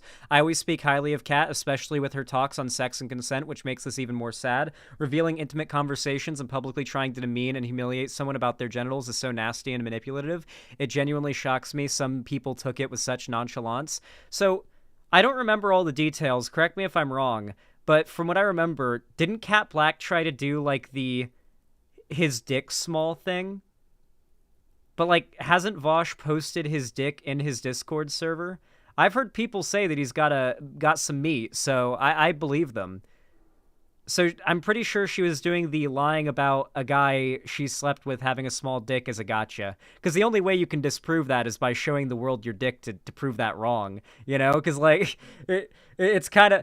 that is literally, like, the best, you know, gotcha you can do if you've, like, actually had sex with or sexted somebody, you know? Because then you put them into a position where the only way they can prove that wrong is to just show the world their cock. To be fair, Vosh has shown the world his cock. So yeah, there you go, right? So but regardless, this is still like blatantly sexual harassment, right? Like she was literally like talking about his genitals in her tweets. Like you can't. Could you imagine if Vosh made a tweet in any context referring to Cat Black's genitals? It would be fucking over. It would be over. It would be all ogre. It would be Jover. Could you fucking imagine if in any context Vosh brought that up in oh my god. And yet Cat Black did and got away with it. It would be so Jover.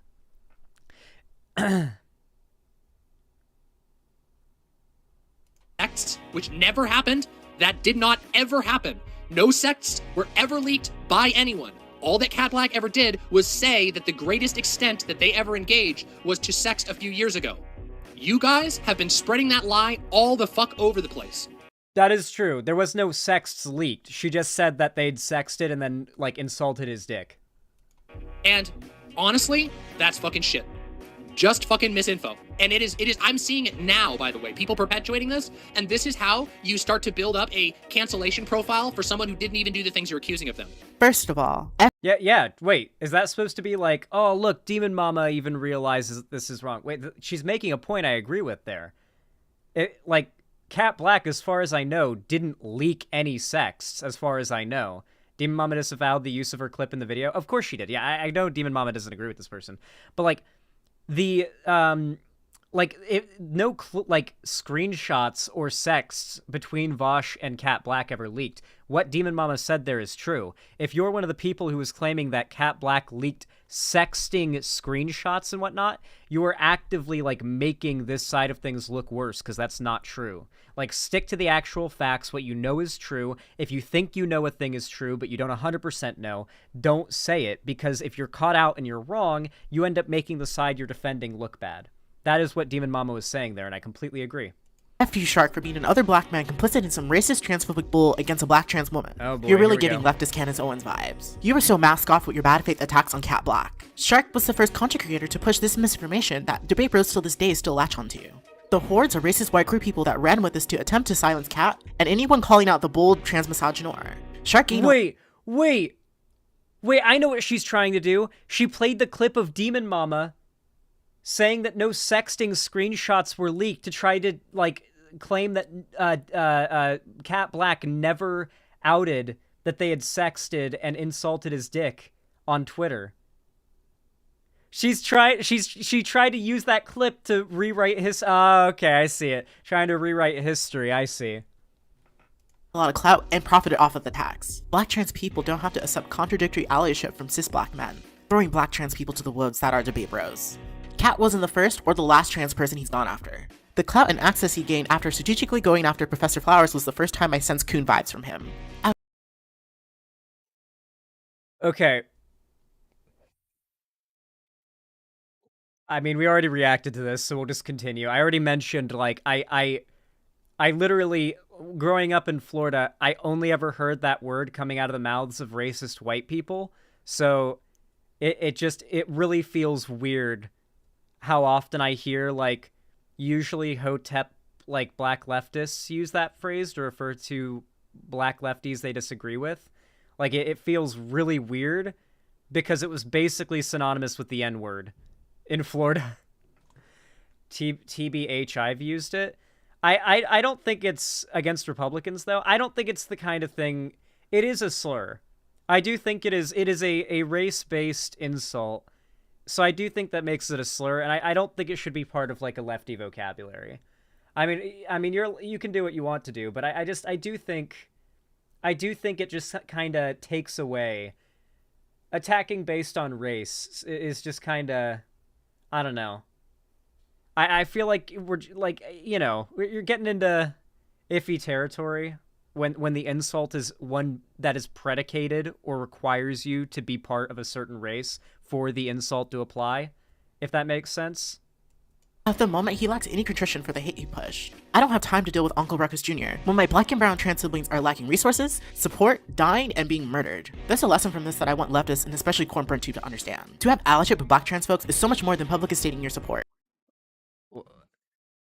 This meme is very bizarre. To be intersectional with us, you need to include us in your dialogue. You'll need to share your platform to help push nuanced discussions. Learn what transmisogynoir is, which I discussed in my video Transphobia and Transmisogynoir. Now back to this caucasity. I will not move from my positions because I am right and confident in that rightness. And I have not, nor will I ever cede ground to bad arguments because they're being offered by people with different lived experiences than me. We will be mass banning. That is, there you go. Yeah. I will not change my opinion to align with bad arguments because those bad arguments are held by people of a different identity than me that you claim because of that lived experience, because that identity makes them more correct. Yeah. That's literally the point they see as problematic. The idea that being part of a certain identity doesn't automatically make you more correct than someone who isn't part of that identity. They literally think believing that is a problematic thing. This is wild to me. People from my subreddit who take any position other than the correct one, which is mine. Also from my chat and from my Discord. There were a lot of people here in my community and chat who were defending Contra. Why is his audio so bad? This is deliberate on the part of Soul Bunny who made the video. In editing, they turned up they changed the audio balancing to make it so that there would be sort of a tinny, almost echoey kind of vibe to the audio there. This is intentional, it's an intentional muddying of the audio. Throughout all this, but Contra never actually posed an argument to me in public. What am I supposed to take from that? Don't you think the whole I'm right, you're wrong mentality encourages this kind of behavior? No, never cede into the abusers. They want you to think that being confident is what they have a problem with. Oh shit, look, I think I was in chat. Someone in Vosh's chat said Zan, so I think I had been in chat when this happened. Want you to believe, oh, things would be so much better if only you were weaker and more susceptible to peer pressure. I will never cede anything for the sake of optics with these fucking people, okay? Fucking based. Well said, Vosh.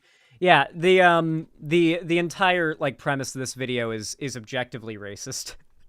I'm sorry, there's unironically no other interpretation. The entire core premise of that video is objectively racist.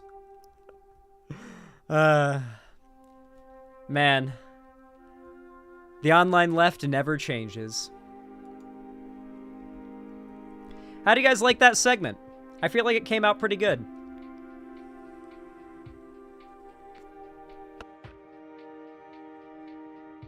The video's summarized in one meme. True. I do need to get, I need to print that out on, a piece of printer paper and, position it so the Squidward is pointing down at me when I'm streaming. Right up there, so it'd be, the Squidward pointing down saying white, just taped to the wall. I feel like that would be a really good little background, decoration. Just in the background, constantly, there's Squidward pointing down at me. Saying white. Big ass cardboard cutout. Yeah, that'd be pretty good.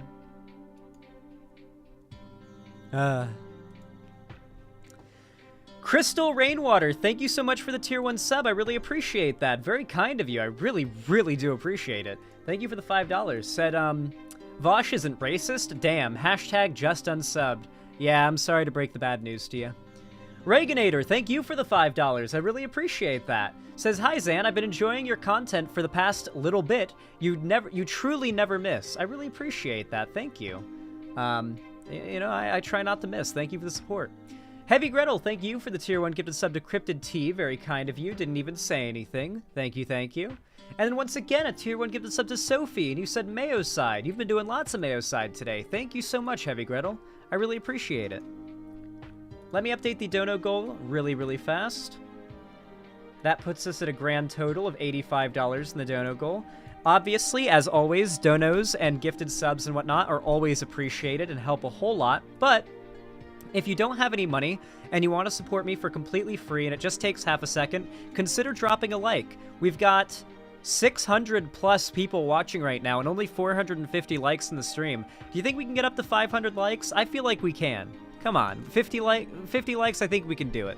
So yeah, if you're watching right now and you want to support the stream, consider hitting that thumbs up, drop a like on the stream. It really does help out a lot, and I really do appreciate every single one of you who goes out of your way to drop that extra support on the stream. It really, really does help, and it really does go a long way. Thank you. You guys are awesome. Oh, 468. Let's see how high it goes. I'm curious to see how high you can get it. 472? Let's see how high you guys can get it before our next segment.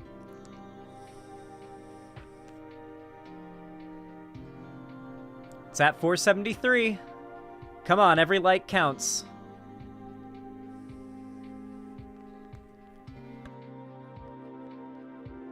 $480. 20 more likes. Come on, chat. I believe in you. 485. 495. I think we're about to hit 500. 507. Oh shit, how high are we gonna go? Can we get much higher?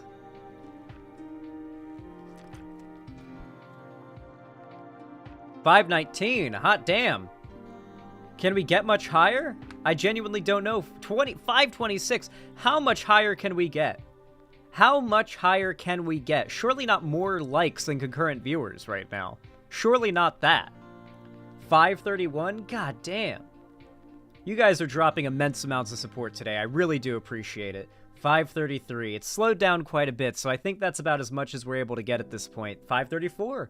But I really do appreciate that. You guys really dropped a like bomb just there. I really appreciate it. I do plan to get a little pop-up that'll signal you guys to drop a like on the stream, automatically. But for now, I'll have to stick with doing these, like voiced calls to action. Pufflecakes, thank you for the 3 tier 1 gifted subs. I really appreciate that. Gifted to Agent Mad Hat, Dan Eater, and Glitchy X6. Welcome to the Blue Name Club, guys. Thank you so much for the $15, Pufflecakes. Didn't even say anything. Thank you, thank you. And Zafir, thank you for the $5 donation. Very kind and based of you. Said, hi, Zan. I need to unplug from politics for a bit as it's affecting my mental health. The state of the U.S. makes me scared for us all. Before I go, do you have any encouraging words? Thanks for what you do. I completely understand if you got to disconnect from politics for a while. Really, all I can say is the most important thing is to survive, and things will get better. Always remember that. Things will get better, and the most important thing you can do is survive. Simply surviving spites those that want you dead. Pufflecakes, thank you for the tier 1 gifted sub to With Outro. I really appreciate that. Thank you for the $5. Very kind of you. I really appreciate it. Thank you for the 110, well, now we're at a total of 110 on the dono goal. Thank you, guys. And then Wachikawa in YouTube chat donated $5 super chat, said, likes getting higher than giraffe fussy. Oh, that's horrific. I just realized what that means. Giraffe fussy, God. Ugh. I have the weirdest fucking chatters, but I still love them. Let me update the dono goal really fast.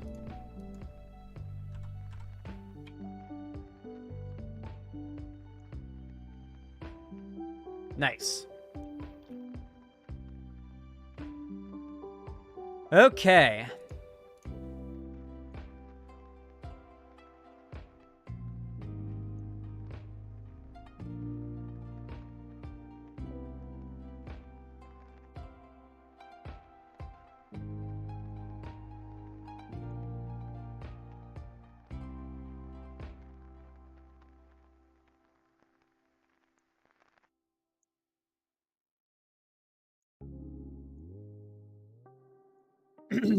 Y'all know what to do when I say action, right? 3, 2, 1, action. Well, everybody, if you've been paying attention to politics for the last month or so, you might remember that a really big event occurred recently. One of the largest, if not the largest, far-right pundit in the entire country, Tucker Carlson, was fired from Fox News. That he no longer does his show on Fox News. And conservatives all around the country have been crying the saltiest of tears ever since this occurred. But as I'm pretty sure I predicted in my video about all this when it originally happened, Tucker Carlson was not going to be going anywhere. He is too popular and too effective at pushing far-right propaganda to just disappear. Someone other than Fox News is going to pick him up. And I threw out a few different predictions, but none of my predictions were accurate. Because Tucker Carlson has just been hired by a new media company And you're not going to believe what media company it is. Elon Musk has hired Tucker Carlson to now work at Twitter. Remember, Tucker Carlson's a centrist. Or not Tucker Carlson, Elon Musk is a centrist. He just cares about freedom of speech and equality. He's a centrist. God, it is so fucking blatant at this point how desperate Elon Musk is to turn this site into like a far-right meme site at this point. On this platform, unlike the one-way street of broadcast, people who are able to interact, critique, and refute whatever is said. And of course, anything misleading will get at community notes. I also want to be clear that we have not signed a deal of any kind whatsoever. Tucker is subject to the same rules and rewards of all content creators. Rewards mean subscriptions and advertising revenue share, coming soon, which is a function of how many people subscribe and the advertising views associated with the content. I hope that many others, particularly from the left, also choose to be content creators in this platform. So, yep. Tucker Carlson is now a Twitter content creator, and he put out an announcement to go with it. So let's go ahead and have a good old watch and hear what Tucker Carlson has to say, because we're now going to be inundated with his rhetoric on Twitter now. Elon's really like turned Twitter into like the biggest far-right platform in the world, like very quickly, hasn't he? Hey, it's Tucker Carlson. You often hear people say the news is full of lies, but most of the time that's not exactly right. Much of what you see on television or read the New York Times is in fact true in the literal sense. It could pass one of the media's own fact checks. Lawyers would be willing to sign off on it. In fact, so what he's referring to right now is the fact that he got sued for spreading misinformation, and his legal defense for like what he was doing was that nobody could take anything he says seriously on his show because the character that he supposedly plays is so crazy that like you literally can't take anything he says seriously. That was literally what Fox and his lawyers had to argue in order to defend him in court.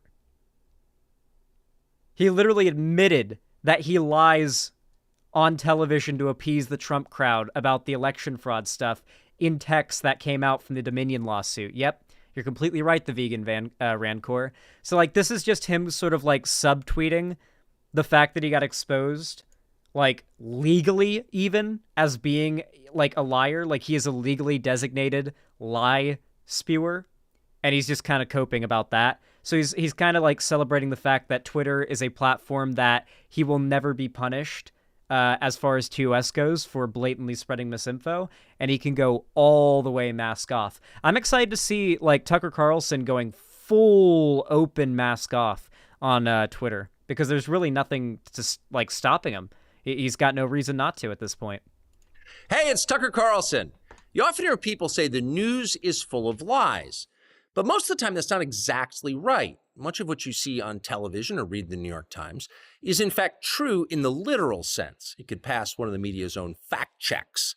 Lawyers would be willing to sign off on it. In fact, they may have. But that doesn't make it true. It's not true. At the most basic level, the news you consume is a lie of the stealthiest and most insidious kind. Facts have been withheld on purpose, along with proportion and perspective. You are being manipulated. How does that work? Hey guys, do you know what the number one step in brainwashing people is? Like every single academic analysis of the concept of indoctrination and brainwashing, the first step, the most effective first step, is always telling that person they've already been brainwashed or indoctrinated, and that you're offering them the way out. That is what Tucker is doing here. He's telling the potentially new viewers watching, you've been indoctrinated, you have been brainwashed, and I'm the only one who has the power and the, the moral fabric to tell you the truth. Which is hilarious considering Tucker Carlson has legally been proven a liar and had to, like, literally defend. His defense in court was, you can't take anything he says seriously. Let's see. If I tell you that a man has been unjustly arrested for armed robbery, that is not, strictly speaking, a lie. He may have been framed. At this point, there's been no trial, so no one can really say. But if I don't mention the fact that the same man has been arrested for the same crime 6 times before, am I really informing you? No, I'm not. I'm misleading you. And that's what the news media are doing in every story that matters, every day of the week, every week of the year. What he's referring to right now is the he's no angel argument. So essentially, whenever essentially any time a case of, for example, police brutality occurs where the victim is black and, like, it ends up resulting in, like, a black person dying who's, like, unarmed, wasn't resisting, wasn't fighting back, literally was no threat. The right has to scramble to find a way to justify this killing because, of course, they are in favor of, killing minorities. They need to find a way to defend that person. Shu is so happy right now. True. They need to find a reason to justify the killing of, like, black people by the police, right? So what do? They decide to dig into that person's history and literally find any excuse to justify that killing. Like, oh, well, you see, he stole a candy bar 6 years ago when he was 12 years old. So, like, he was no angel. Like, let's not pretend this was some choir boy who got murdered in cold blood. That's basically the perspective they try to take. What's it like to work in a system like that? After more than 30 years in the middle of it, we could tell you stories. The best you can hope for in the news business at this point is the freedom to tell the fullest truth that you can. But there are always limits. And you know that if you bump up against those limits often enough, you will be fired for it. That's not a guess, it's guaranteed. What did Tucker get fired for again? Didn't he literally just get fired for shit-talking the higher-ups at Fox? Did Tucker just unironically admit Fox News is fake news? Well, I mean, yeah, he's shit-talked Fox quite a bit since he got fired. But, like, it was always fake news. But he's claiming that now, like, all of Fox but him was fake news. Every person who works in English... Yeah, the Dominion lawsuit played a big part, too, yeah. I love those texts. Here, by the way, as we listen to Tucker Carlson talk about how only he is able to tell the truth, Tucker Carlson Dominion texts. Let's look at those texts real fast.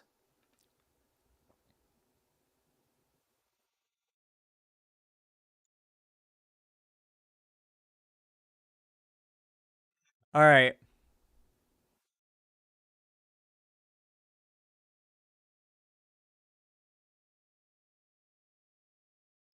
On Fox News' fatal Arizona call, the Daily Beast reports that in a text exchange with Fox News CEO Suzanne Scott on November 4th, Carlson expressed concern that the network was getting hammered, quote-unquote, after calling Arizona for President Biden before anyone else. Scott responded that Fox needed to let the data folk defend their decision, and Carlson wrote back that, if I can help in any way, I hope you'll let me know. In more urgent text to Brett Baer, Carlson wrote, I continue to think the company isn't taking this citation. Wait, what is it citing? Or isn't taking this seriously enough. We need to do something to reassure our core audience. They're our whole business model. Carlson floated various ideas, including interviewing Fox News Decision Desk director Arnon Mishkin on his show to help calm our viewers down. This is on election night. On Trump. Quote-unquote, what he's good at is destroying things, Carlson texted producer Alex Pfeiffer on November 5th. He's the undisputed world champion of that. He could easily destroy us if we play it wrong. Quote-unquote, I hate him passionately, Carlson texted Pfeiffer on January 4th, days prior to the riot at the U.S. Capitol. He added, of Trump's presidency, we're all pretending we've got a lot to show for it because admitting what a disaster it's been is too tough to digest. But come on, there really isn't an upside to Trump. On election denialism. On November 5th, in response to his producer, Alex Pfeiffer, who had written that, I really think many on our side are being reckless demagogues right now, Carlson wrote, of course they are. We're not going to follow them. The sun will rise tomorrow and we want to wake up intact. I always think that. On Sidney Powell, In a message from November 4th, Carlson texted a colleague that there was no doubt there was fraud in the election, but at this point, Trump and Lynn and Powell have so discredited their own case, and the rest of us, to some extent, quote unquote, that it's infuriating, absolutely enrages me. Tucker was referring to Lynn Wood, another Trump lawyer. In a text on November 9th, Carlson referenced Powell's Dominion claims, commenting, "The software shit is absurd." Carlson then said on television that night, "We don't know anything about the software that many say was rigged. We don't know. We ought to find out." So, like, you can see he's, like, talking about how the voting software being rigged claim is bullshit and it's absurd in text, and then that night on TV saying, like playing into it. On November 16th, Carlson texted a producer that Sidney Powell's a lying fucking bitch. He also called Powell an unguided missile, dangerous as hell, and a crazy person. Sidney Powell is lying, by the way. I caught her. It's insane. Carlson texted Ingram on November 18th. The Daily Beast reports that on November 20th, during an exchange with Fox News anchor Brett Baer, Carlson referred to Powell as a cunt, adding, "I mean it." The comment came from Baer, and Carlson discussed an appearance Powell made on Maria Bartiromo's show, in which Powell dismissed Carlson as rude for demanding that she back up her fantastical election fraud claims with evidence. On Trump skipping Biden's inauguration, "Hard to believe, so destructive," he texted Pfeiffer on November 10th. "It's disgusting, I'm trying to look away." On the prospect of ditching Trump coverage on Fox, 2 days before the Capitol riot, Carlson wrote to a colleague that "We are very, very close to being able to ignore Trump most nights. I truly can't wait." The day after Trump supporters stormed the Capitol, he texted his producer that Trump has 2 weeks left. Once he's out, he becomes incalculably less powerful, even in the minds of his supporters. He's a demonic force, a destroyer, but he's not going to destroy us. I've been thinking about this every day for 4 years. So Tucker Carlson is literally, like, hates Donald Trump and hates all this shit. He thinks Trump is a buffoon. He's just been spilling, like, Trumpist propaganda to Trump's fan base, despite hating him, for no other reason than for the grift. It's all for the money and the grift. It's all a business to these people. It's a business of making sure their ideology of lies stays relevant for as long as possible. And eventually humanity's going to throw it to the wayside. Conservatism will die one day, and humanity will be all the better for it. But their job is to make as much money off of making sure that doesn't happen for as long as possible. Language media understands that. The rule of what you can't say defines everything. It's filthy, really, and it's utterly corrupting. You can't have a free society if people aren't allowed to say what they think is true. Speech is the fundamental prerequisite for democracy. That's why it's enshrined in the first of our constitutional amendments.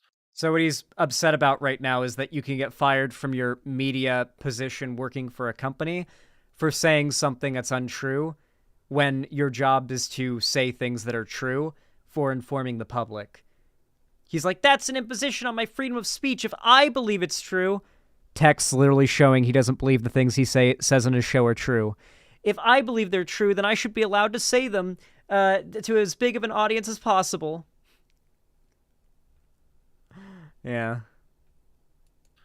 Amazingly, as of tonight, there aren't many platforms left that allow free speech.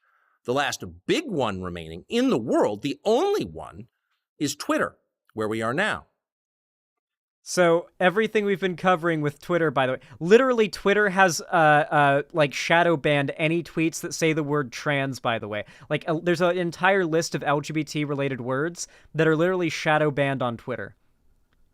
Like Elon has literally also removed protections for LGBT people from the TOS as well. So like all the different like insane changes that Elon Musk has been doing to destroy Twitter, that is what these people mean when they say free speech.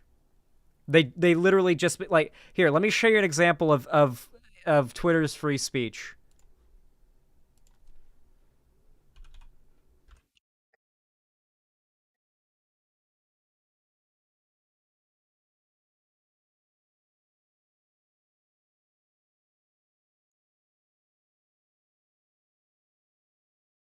Here's Twitter's free speech for you. There you go. Here's your Elon Musk's Twitter free speech. This account has been going since the beginning of the year, has been reported constantly, and is yet to be taken down. Here's to 50K followers. Elon Musk knows about that account. He probably personally knows about that account and has made sure it does not get banned. Twitter has long served as the place where our national conversation incubates and develops. Twitter is not a partisan site. Everybody's allowed here, and we think that's a good thing. And yet, for the most part, the news that you see analyzed on Twitter comes from media organizations that are themselves thinly disguised propaganda outlets. Wait, is Tucker unironically trying to argue that Twitter is dominated by left-wing news media? Is that unironically what he's trying to claim right now, when I can click on my For You tab and find a Nazi tweet in less than a minute? This was not the case before Elon Musk bought Twitter. You see it on cable news, you talk about it on Twitter. The result may feel like a debate, but actually the gatekeepers are still in charge. We think that's a bad system. We know exactly how it works, and we're sick of it. Starting soon, we'll be bringing a new version of the show we've been doing for the last 6.5 years to Twitter. We'll be bringing some other things too, which we'll tell you about. But for now, we're just grateful to be here. Free speech is the main right that you have. Without it, you have no others. See you soon. Jesus. Well, I'd actually argue your Second Amendment rights are the most important one, because without that, you can't defend any of the others. But okay, if you say so, Tucker. Yeah, so essentially, like, this is just going to be Twitter, platforming Tucker Carlson's new show. He will not get banned no matter how insane, mask off, or downright wrong what he says or claims on his show ends up being. I expect to see a very mask-off Tucker Carlson because of this, so I guess we're going to see what comes of all this. Ugh. How do you guys like that segment? I feel like it came out pretty good.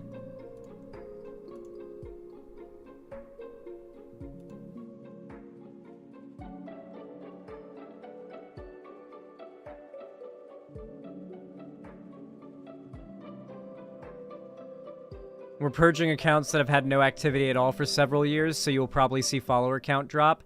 Everybody say goodbye to your dead friends' tweets. Their accounts are being recycled to give to some racist guy that sells custom lighters on Facebook. Fucking true. Yeah, even Andrew Tate replied.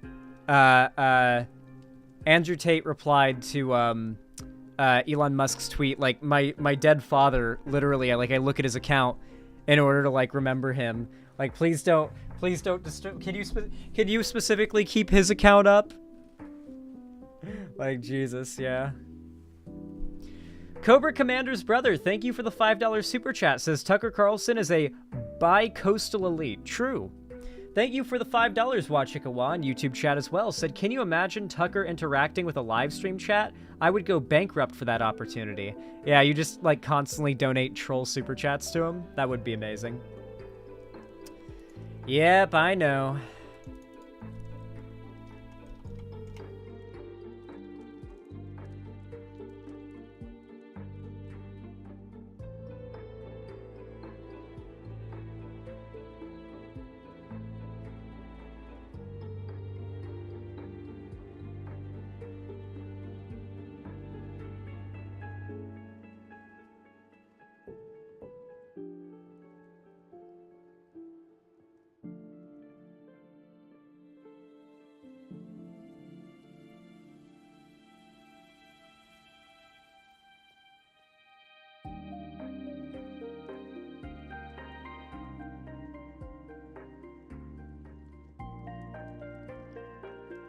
All right.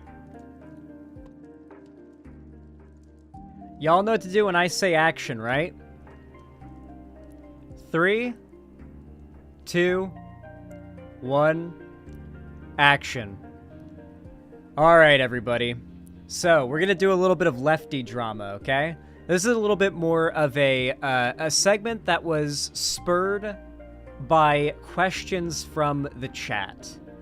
But I've been able to basically accumulate some screenshots and some sources to what I have to say about this to help back up my reasoning here and give you guys a little bit of explanation to this, I suppose. So, for the last few days, I've noticed a lot of you guys in chat have been mentioning Lance from the Serfs. Some of you guys mention Lance positively, most of you guys mention Lance negatively if you're in my community, and when my fans were speak very negatively about Lance from the Serfs, people who like him in my chat typically get really defensive and confused. They don't know why we don't like him here, and are confused as to why I dislike him. So I'm going to give you guys a little bit of backstory to this and why I dislike Lance from the Serfs, okay? A little bit of a drama segment. I don't know how long this is going to be, but, it is also going to tie into some recent events that occurred as well. Anyway, so for those of you guys that don't know, for starters, I guess I should give you guys a little bit of background. If you aren't familiar with Thought Slime and Sophie from Mars, then I'm going to give you a little bit of lore. They're two prominent-ish progressive lefty figures who have both in the past, together, falsely accused me of having a sex cult where I supposedly groomed my fans into a harem of sex cult members, essentially. That was essentially the accusation, right? And Sophie from Mars and Thought Slime both claimed this, and they have to this day both doubled, tripled, and even quadrupled down on this, mass blocking anybody who asked them to take it back or apologize. So yeah, it really is just kind of disgusting behavior on their part. Lance is, of course, friends with both of these people. Pretty good friends, in fact. And not only that, another name that I'm sure plenty of you who've been watching me recently may be familiar with is Illuminati. I Illuminati, the particular I Illuminati the content creator who's currently gotten into a bunch of drama. Lance is good friends with her, and she recently did a not too dissimilar thing to what Thought Slime and Sophie from Mars did to me to another content creator called The Click. We actually covered this entire expansive drama involving Illuminati. She is objectively at every point of this drama in the wrong. She is just very evidently, going after people maliciously lying, and it's very transparent. Oh, here we go, lol. Oh, no. Aiden Blade. We've got either a Lance or an Illuminati or both simp in the chat. Oof. Rough. It'll be fun to see you coping in the chat, though. Anyway, Illuminati's basically gotten blown the fuck out because the Click ended up responding to her video where she tried to deflect the drama she was going through for attacking Legal Eagle falsely onto the Click and accused the Click of a bunch of really bad shit. The Click responded, disproving all of this, and then actually proved that Illuminati is literally Creepshow Art 2.0. She has an alt account that she was using to third person post about herself, talking about the drama. She had she was doing stalking and paying people to stalk his social media and stuff. It was really weird. She is a massive fucking weirdo. And the Serfs, Lance, made a video to defend her. And I believe the exact name of the video was Illuminati makes her response, and her receipts are wild, or some shit like that. They do a podcast together, so Lance is basically blindly defending her on everything here, and has also continued his friendship with Sophie from Mars and Thought Slime. So I think it's I think it's understandable why I take issue on a more personal level in that way. On top of that, from what I can tell, my understanding of why he said he doesn't like me, because way back in the day, people brought me up in his chat or something like that, and he said, I don't like Xanderhall. And I was, and that's how I learned that, like, Lance doesn't like me, because I assumed that he was chill with me up until then. But apparently the reason he gave for why he didn't like me is he claimed that I dead-named Blair White. And that just didn't happen. I don't even know what that's coming from. Like, I don't even know Blair White's dead name. I don't even know... yeah, this never happened. So, like, I guess a made-up thing that he heard on Twitter about me that he believed, I suppose. But yeah, and apparently, when he really started speaking out against me was when I had my debate with Lauren Southern, which I admit I could have done better on, especially in the end half of the debate. Here's the thing, though. Lance shit-talked me really hardcore for my debate with Lauren Southern, but then months later, he ended up debating Lauren Southern, and the unambiguous unanimous consensus is that the Surfs did so much worse than I did. Like, Lance got fucking steamrolled in that debate, and it was a point of shame for him for a while.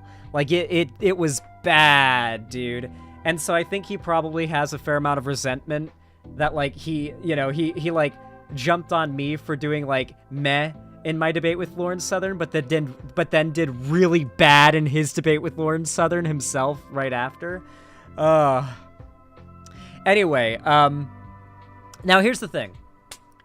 On top of that, I honestly don't even think Lance is that good of an advocate for the ideas that he advocates for, right? Like, I think he's just kind of bad at debating, and he's bad at speaking about these issues. He's had some bangers, I'll admit. His Twitter posts from time to time can be bangers, but, like, oh, he can miss hard. Apparently he had a debate with Tim Pool on his show recently, which is just, why, Lance, would you ever do this? Why would you ever go on Tim Pool's show? I wouldn't even go on Tim Pool's show. I don't feel confident enough to be in the situation that Tim Pool puts his guests in for those debates, where he has, like, access to all of the resources he could need for bringing up anecdotes for his points and everything, and you don't have anything. You just have to, like, argue with what you got right there off the cuff, you know?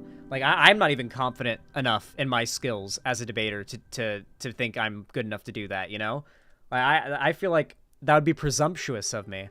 But he recently debated Tim Pool, and apparently he did okay in some segments of it. And to be fair, I am going to show a clip of him doing okay. But first, we're going to look at the clips that make up a large proportion of this debate. So Heem actually did a thread about, like, his live viewing of this debate, and I'm going to read it to you guys and show you the clips that he took out and showed. I don't know if this is relevant to your point, but Vosh said Lance did really well. Zan, personally, I didn't feel that way at all. I will say that Vosh seems to have a soft spot for Lance that's probably not going to last very long after this video probably stirs up drama, because, like, Lance is, like, very defensive and friends with people who, like, have actively gone after Vosh and I and a bunch of other of our friends in some of the most disgusting ways possible. So yeah, I have a feeling that won't last very long. Anyway, basically, Heem made this thread. I'm genuinely cheering for him tonight, but the New York subway guy is a tough topic. Good job of pivoting to gun ownership and overrepresentation of mass shootings in the US. Oh no, Tim just trapped Lance into this weird qualification between 13,000 late-term abortions versus 13,000 gun deaths. Oh hell, Lance just said women should have full ability to abort a baby fully a healthy fetus at 9 months. Why bite this bullet? Tim's talking points are so fleshed out, Lance should have known. Holy shit, Lance just accidentally said he's not okay with a pregnant woman doing meth because she's intentionally killing the child. Tim Smirk says it all. Let's watch the clip. Oh, Lance, no. Moment after the child is outside of the birth canal, that they are now endowed with human rights. Yes. However, when they are inside of the mother, literally anything you do to them is acceptable because they're inside of the mother. Oh, no, I don't think anything is acceptable, but I think the mother should still have the choice ultimate authority over what happens to her body. But there's a child inside of her body. Hold on. Not What her. about Yes. meth? Like, should she be allowed to do meth? Yeah. I think if someone is doing meth while they're pregnant, that it is completely acceptable for something like I don't know what the name of the service is in the United States. Child services? I guess Child DCFS services? would be. Oh, yeah. it's her body, though. Yeah, it's her body. If she wants to do meth, what's the big deal? The big deal is that she's intentionally trying to kill a child. Oh my fucking god, dude. Okay, if I was in his position, the point I would make here is a mother who plans to carry a pregnancy all the way to term and actually give birth to their child who is actively using meth is, as we know, basically statistically guaranteed to have a child who is going to suffer from extreme, like, congenital issues due to, like, improper development. And that is not knowingly and maliciously killing a child, because that is like they can just bring, like, if you make that argument, they can bring that back to like abortion being knowingly killing a child. It is knowingly condemning your child who will be born to live an entire life that'll be of lower quality than the average person because you are so selfish that you want to continue consuming addictive substances. It is not the same as choosing to terminate a pregnancy to get an abortion, because no further suffering can occur at that point. But in the meth analogy, where you carry a pregnancy to term, you are condemning said child to a lifetime of a lesser quality of life than like a like non-drug baby, non-meth baby. Hold on there a minute. Meth doesn't always kill children. No, it doesn't always, but there's a very high chance that meth while pregnant will result in some pretty bad development issues. Yeah, and I see where we're going. I don't understand what you're saying. But not death. It's her body. It's her if body. She wants to do meth. What's the problem? Well, first off, doing meth is illegal, period. Doesn't matter if you're doing it. You believe that the moment after. Oh my god, did he just finish it off with saying doing meth is illegal? Is that the argument he just made? That doing meth is illegal and that's why it's wrong? Oh my god. Law? What are you, a fucking liberal? That clip is pretty funny. Alright, here we go. Trans issues time. A tip to anyone doing debates and trying to pull up studies. If you've done your homework, you should have the DOI tag ready in hand so you can easily pull it up. Tim rejecting the concept of meta studies. Motherfucker said, give me one study. When discussing scientific studies, please don't bring up r/science. Crying emojis. This might be the most awkward podcast moment I've ever seen. Tim masterfully executes the trap. Oh no. Tim masterfully executes the trap? You want to know what I think? I think there is a trans genocide. Okay. And I think it's you. Okay. Because you're sterilizing a lot of these people. How so? I mean, they're literally sterilizing them. The surgery to remove the gonads, hysterectomies, and puberty and cross-sex hormones and puberty blockers have a high rate of sterilization. I mean, first of all, removal of the gonads in the uterus is an absolute sterilization, and then puberty blockers have a very high rate, and cross-sex hormones have an extremely high rate of sterilizing the individual. So these. Okay, immediately respond. Is giving a woman with cancer in her uterus a hysterectomy engaging in genocide or in a genocidal act towards her because you are sterilizing her, quote unquote? So this is stupid on several levels. For starters, being trans does not seem to be a genetic thing. Like, trans people, like if trans people don't have kids, that's not necessarily going to result in less trans people, because there's still a lot of cis people out there having kids that are going to be trans. And there's no, like, I have not seen any evidence that, like, there's a higher chance of a trans kid coming from a trans parent. Like, it doesn't seem to be like a genetic thing that's passed down by generation. But like, there have been trans twins though. That's the interesting thing. That's one of the things that makes me more inclined to believe there is a largely genetic psychological factor to gender dysphoria in some cases, is when you have twins who both have gender dysphoria. Yeah, the Matrix twins are a good example. Like twins who both have gender dysphoria, who are like especially identical twins, but it's like you developed in utero together. So like whatever it is that makes you trans happened to both of you probably. Like that's the mindset that I have, right? But enough with that Sunlock. There is no evidence as far as I have seen that there is a higher likelihood of trans people having trans kids. So the idea that them getting elective surgeries that are being done by their choice in order to treat their mental anguish, the argument that that is sterilization, and thus that quote-unquote sterilization is connected to genocide is nothing but a blatant attempt at a gotcha. That is how Lance should respond. But apparently he falls for the trap. These people can no longer reproduce. That's genocide. Is this the joke you're going to go for? Joke? You are removing these people's ability to reproduce. Mm. And this is concern trolling, by the way. What he's doing, he knows what he's doing right now. He's concern trolling. If they're at a young age and they haven't had the ability, like for instance, Jazz Jennings can never have kids. Jazz Jennings also, and this probably part of your studies, can't actually feel any sexual feel. Oh, on top of that, the argument that trans people getting bottom surgery and whatnot like actually like sterilizes them to the extent that like they can't have kids is actually not even true as well. You can freeze your eggs and your sperm before getting bottom surgery or a hysterectomy or whatever it may be, and you can still have a child that is genetically yours, and that is actually encouraged, like heavily encouraged for like trans people before they get particular surgeries and procedures. So like it's literally encouraged for them to preserve their eggs and sperm by doctors before getting those procedures so that they can still have kids in the future if they decide to. Even if they don't want to have kids, it's recommended that they do that just in case they change their mind. Feeling of any kind. Do you have any idea how weird this sounds right now?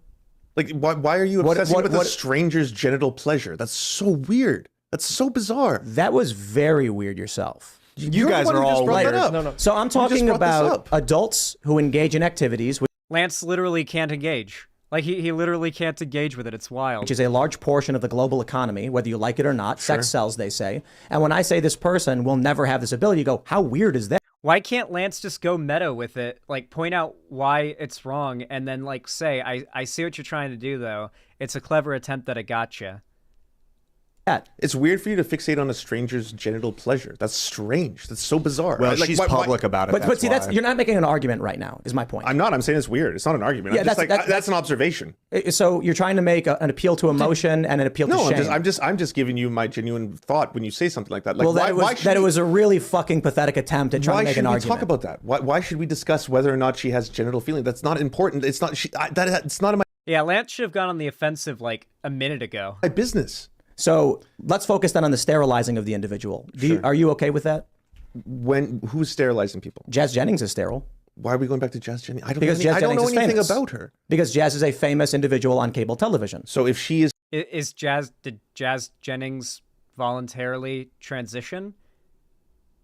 Because voluntarily getting a procedure that you say sterilizes them, forced sterilization is genocidal.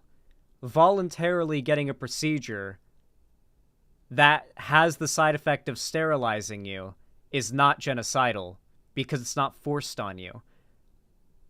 Sterile for whatever reason. What does that have to do with me? Also, cis people sterilize themselves all the time to avoid children. Vasectomies, fucking birth control, for temporary sterilization. Like, we literally the argument that like this is the most blatant attempt at a gotcha, and there are a million ways Lance could have attacked it. That it's overwhelming and so frustrating that like I can't. Like, I wish I could like, you know that episode of SpongeBob where like Patrick controls SpongeBob for his driver's test. You guys know that one? I feel like if I did that for Lance, this would have gone better. Unironically. Why does that concern me? Why should I pass legislation? The sterilization of teenagers. This is such a weird way to frame this. Like, you are removing teenagers' ability to have children. I'm not doing anything. I'm not a doctor, Tim. I don't have the ability to do this. Right? I support people having access to health care. Of course. Why would I want to prevent that just because some people have bigotry towards them? Let's try again. You seem scared of this. God, it's so easy to respond to as well. God, that is frustrating to watch. Quote unquote, what is a woman? An adult human female, he said confidently, not realizing the implication of his answer. Okay, is this a dub on... Do we actually get a dub on Lance's part here? I hope we actually get a dub on Lance's part here, because I can't... Listen, as much as I have some bad blood against Lance, mostly on part of stuff he's done, I still... I feel bad for him. I want him to pull one dub out of this. 1776's Life says, what is a woman? Would you like me to answer that? Yeah. A woman is an adult human female. Easy enough? I agree with that. So trans women are not women? Oh, also, absolutely. I would answer that. They're What is a woman? Females. A woman is hot. Trans women aren't female, they're male. No, they're female.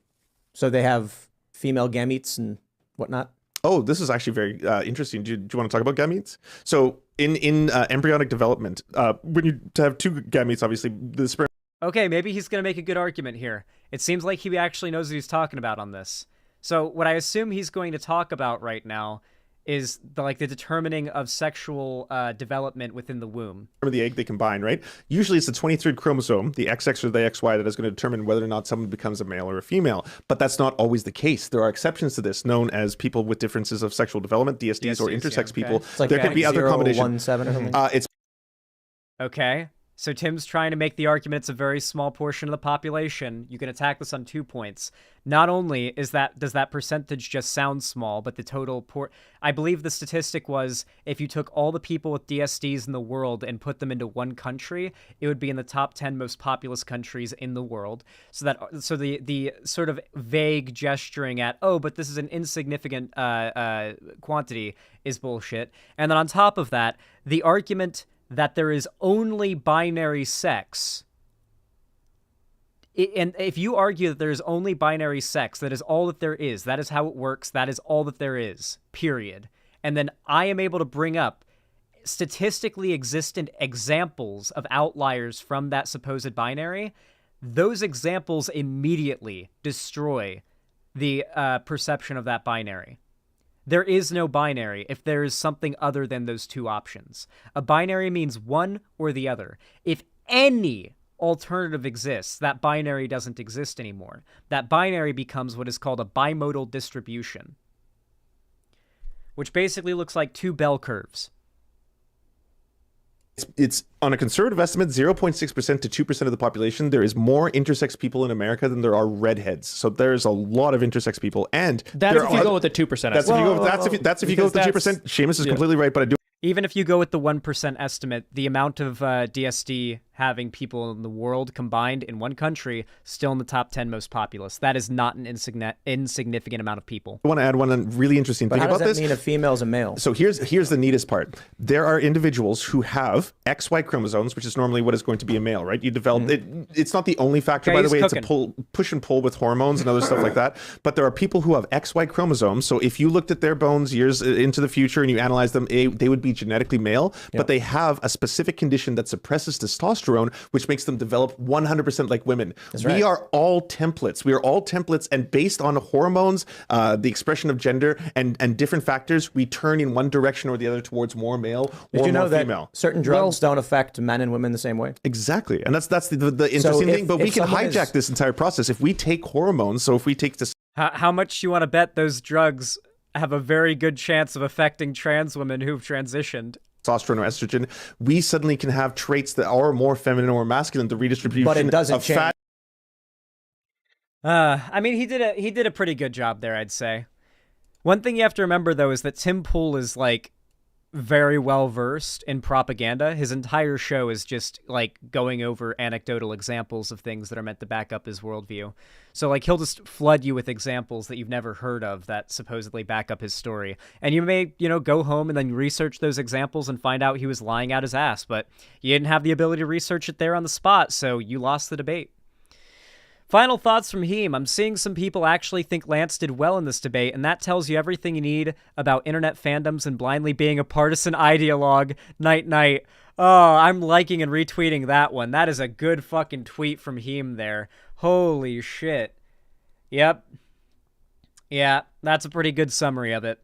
Yeah, I've seen a few people in the chat tonight who have been coping about Lance's performance in that debate and just about Lance in general, and I get that, like, I get it. I get that maybe you like him or whatever, but he's kind of a shitter, you know? He's kind of a shitter. At least he has been towards me. So, yeah, those are my reasons. What do you guys think? Did you enjoy that segment? I feel like it came out pretty good.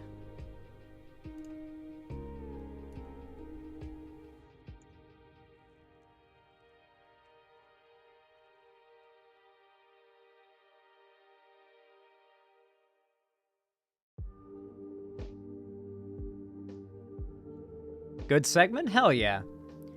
Fembro, thank you for the $5 donation. I really appreciate that. Very kind of you. Very helpful as well. Sent an image.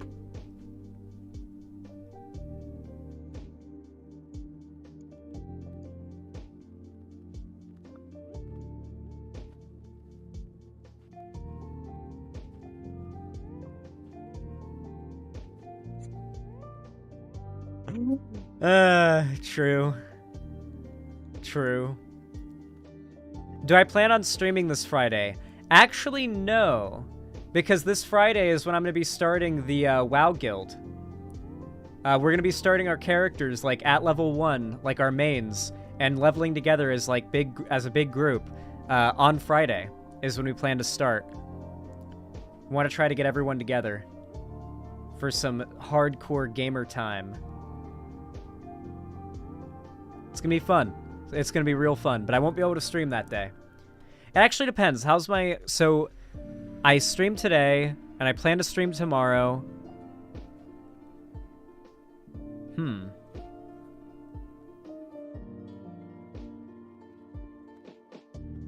I might have to stream 3 days in a row to take Friday off. Damn it. Because I do 2 days on, 1 day off. Unless, here's what I could do. Unless I take tomorrow off, then stream Thursday and Friday, and we start, but I stream earlier on Friday, and we start WoW in the evening on Friday night, and I take Saturday off, so we've got a whole day of WoW before Sunday when I'm back on streaming. No, I won't be streaming WoW much. So I'll stream, so I'm streaming today, I won't stream tomorrow, then I'll stream Thursday and Friday, take Saturday off, stream Sunday and Monday, Tuesday off, Wednesday and Thursday on, Friday off, and so on. Hell yeah, you gotta join us, Pillow. I'm excited.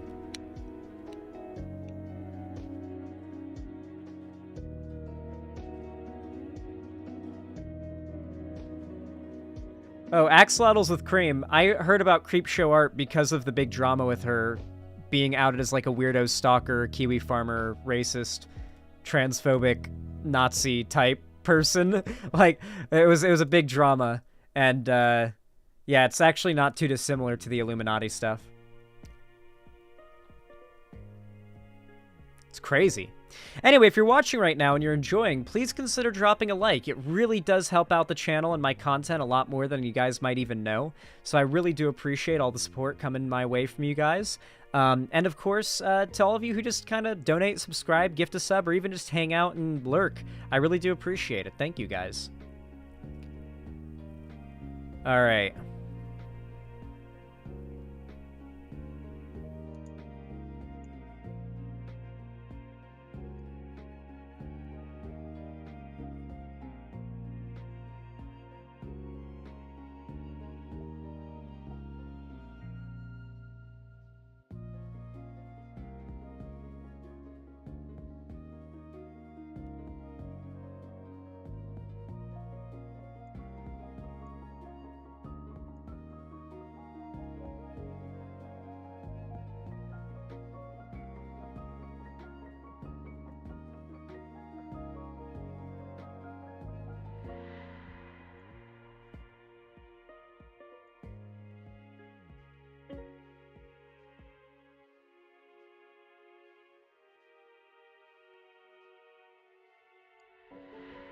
All right.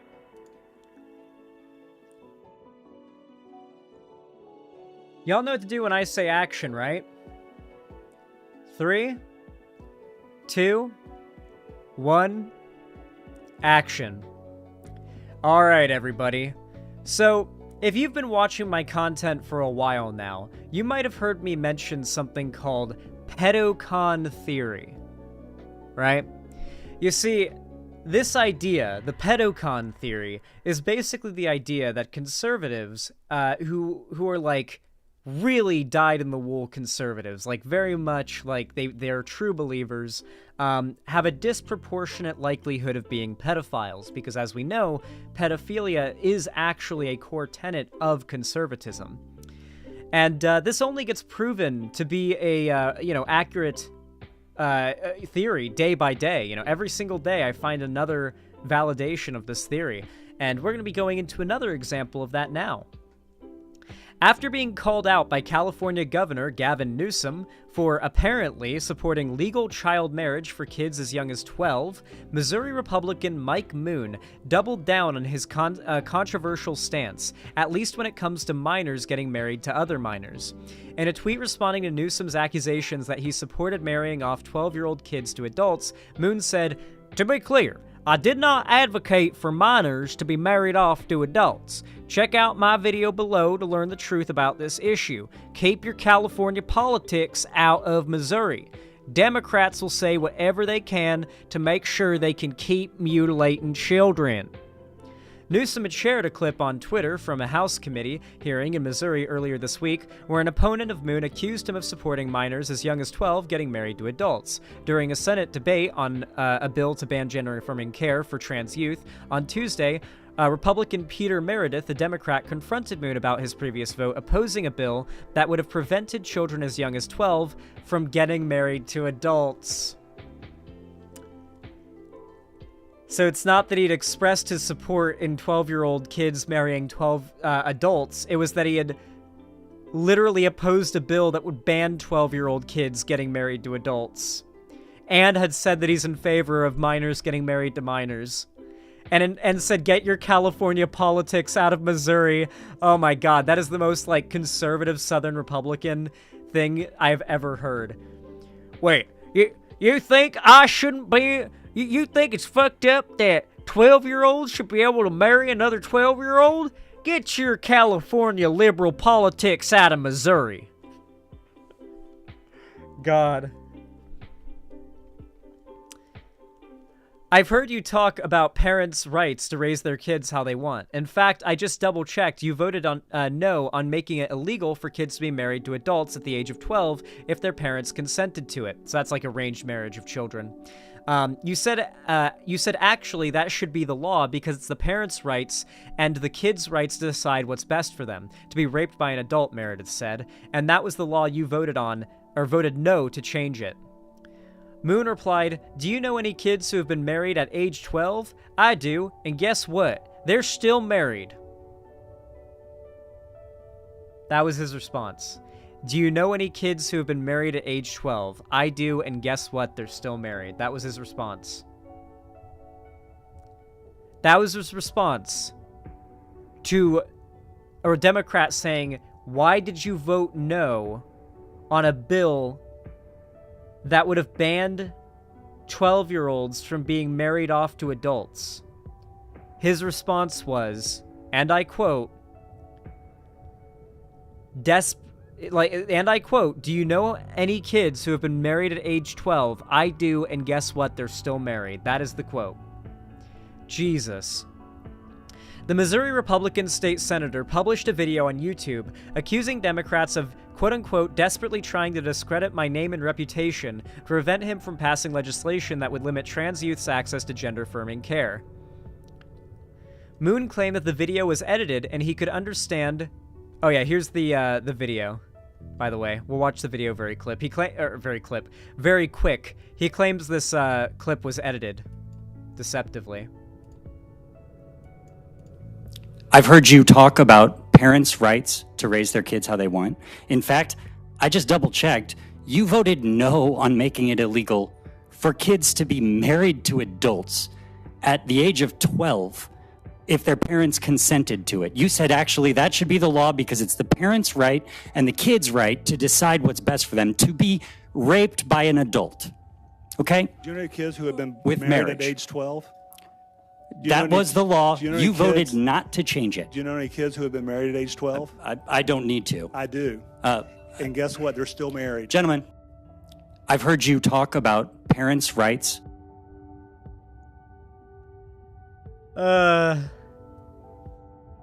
Moon claimed that the video was edited, and he could understand why the clip quote-unquote may lead to some misunderstandings. He said accusations that he supported child rape were misleading at best. Let me set the record straight, he said. I do not support adults marrying minors. In fact, if there's an instance in which an adult has recently married a minor in the state of Missouri, I'll make it a priority to remove and prohibit adults from marrying minors. He added, the vote mentioned was referring to House Bill 1630. This bill intended to raise the age at which minors can legally marry from age 16 to 17. As I contemplated the bill, I was reminded of a couple I'd met years before. When this couple was in their teens, actually preteens, they took actions that resulted in the girl becoming pregnant. The youngster's parents decided to allow the couple to marry. They weren't forced. Moon continued, so like the idea is that they want to make it so that like teenagers having sex who end up like they want to ban contraception, so when teenagers do have sex, they end up having a pregnancy, unwanted pregnancy, and that unwanted pregnancy, they want to force those kids into then getting married, because the younger they get married, the, more likely it is that divorce will never happen. We've seen how Steven Crowder has reacted to his own divorce. They think divorce should be illegal.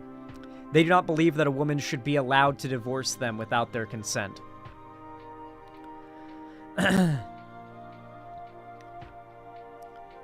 Moon continued saying that the two went on living with their parents in different states, but when they were able to provide for themselves, they moved in together, and the couple is still married today. With this in mind, and because allowances for these extreme circumstances were not included in the language, I voted against the bill, Moon said. Meredith told Newsweek that a 12-year-old isn't old enough to sign a contract, to smoke, to drink, to drive, but Moon thinks they're old enough to get married and buy a gun. It's amazing he continues to dig in on this, but he keeps making the point clear. Defending child marriage is an individual freedom and parents' right, when there is zero reason to think a 12-year-old should ever be married, he said. But wanting government to ban medical care that is supported by the parents and doctors that know a child best and broadly accepted by the medical community and research. Meredith called Moon out of touch. Similarly, the entire Mississippi House GOP has voted repeatedly this year against any minimum age for a child to carry a firearm in public unsupervised. Currently, there is no minimum age there really is none in Missouri. Jesus. Guns are, of course, the #1 cause of death for kids now, he said. They've fought red flag laws, begged for by the kids and teachers where a school shooting happened in my district in October, but they want to ban drag story time, end social and emotional learning programs at schools, and pass book bans at libraries. I'm so over these radicals claiming they are protecting kids. Yep. Time and time again, it seems like pedocon theory keeps getting proven true. There's actually a video that came along with this article, I believe. The latest attack came from an edited viral video of a remark I made in a House committee hearing. I understand this clip may lead to some misunderstanding, so let me provide some background context. In this video, an opponent to the bill stated that I voted against legislation that would prohibit a 12-year-old from marrying an adult. He went on to say that I supported adult child rape. This statement is misleading at best. Let me set the record straight. I do not support adults marrying minors. In fact, if there's an instance in which an adult has recently married a minor in this state of Missouri, I'll make it a priority to remove and prohibit adults from marrying minors. Furthermore, if a person is raped, no matter the age, the rapist should be punished to the fullest extent of the law.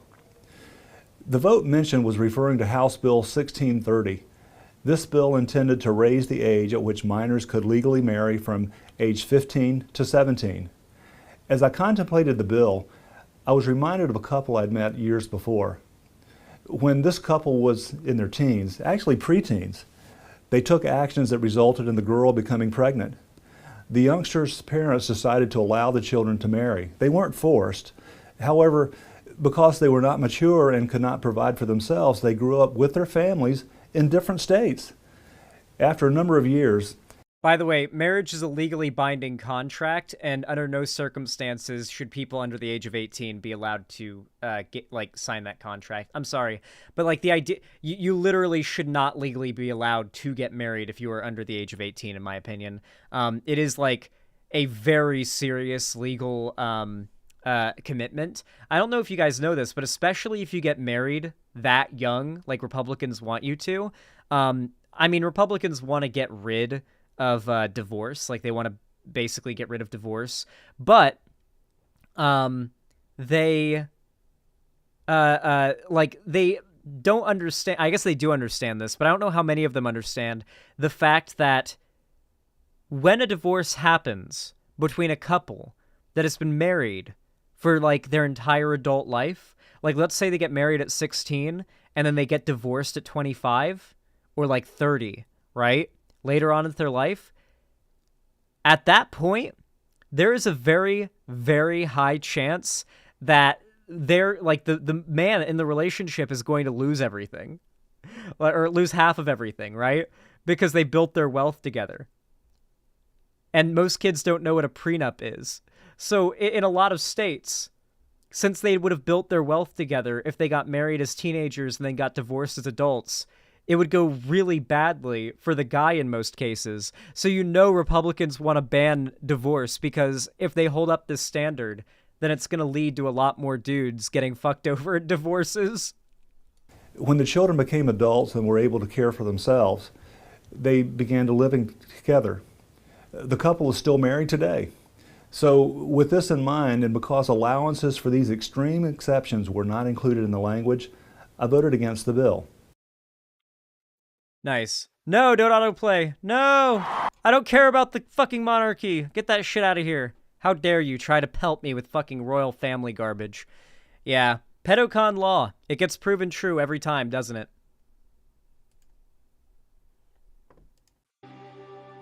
How do you guys like that segment? I feel like it was a good final segment of the stream.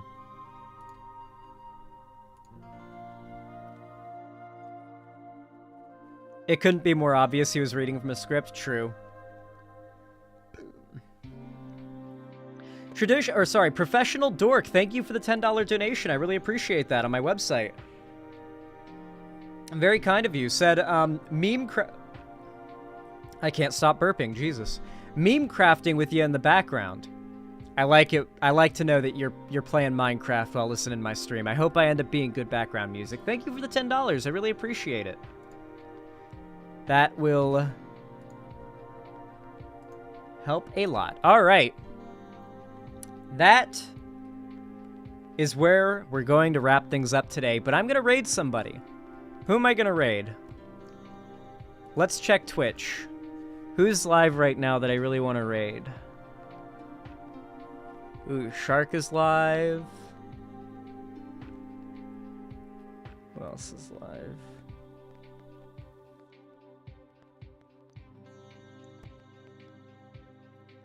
Hell yeah, we'll raid Shark. Alright, everybody. Shark was the victim of racism today. Considering one of the segments we did covering that video. Shark had some racism thrown his way today, so go send some love over to Shark, because Shark is pretty based and pog, and you should do that. You should go send love to Shark, go raid Shark, go say you love Shark, and say Zanraid. Anyway, thank you all so much for watching. I will see you all in the next stream. I love you all very much, and as always, I will see you next time. Have a good one. Doo-doo fart.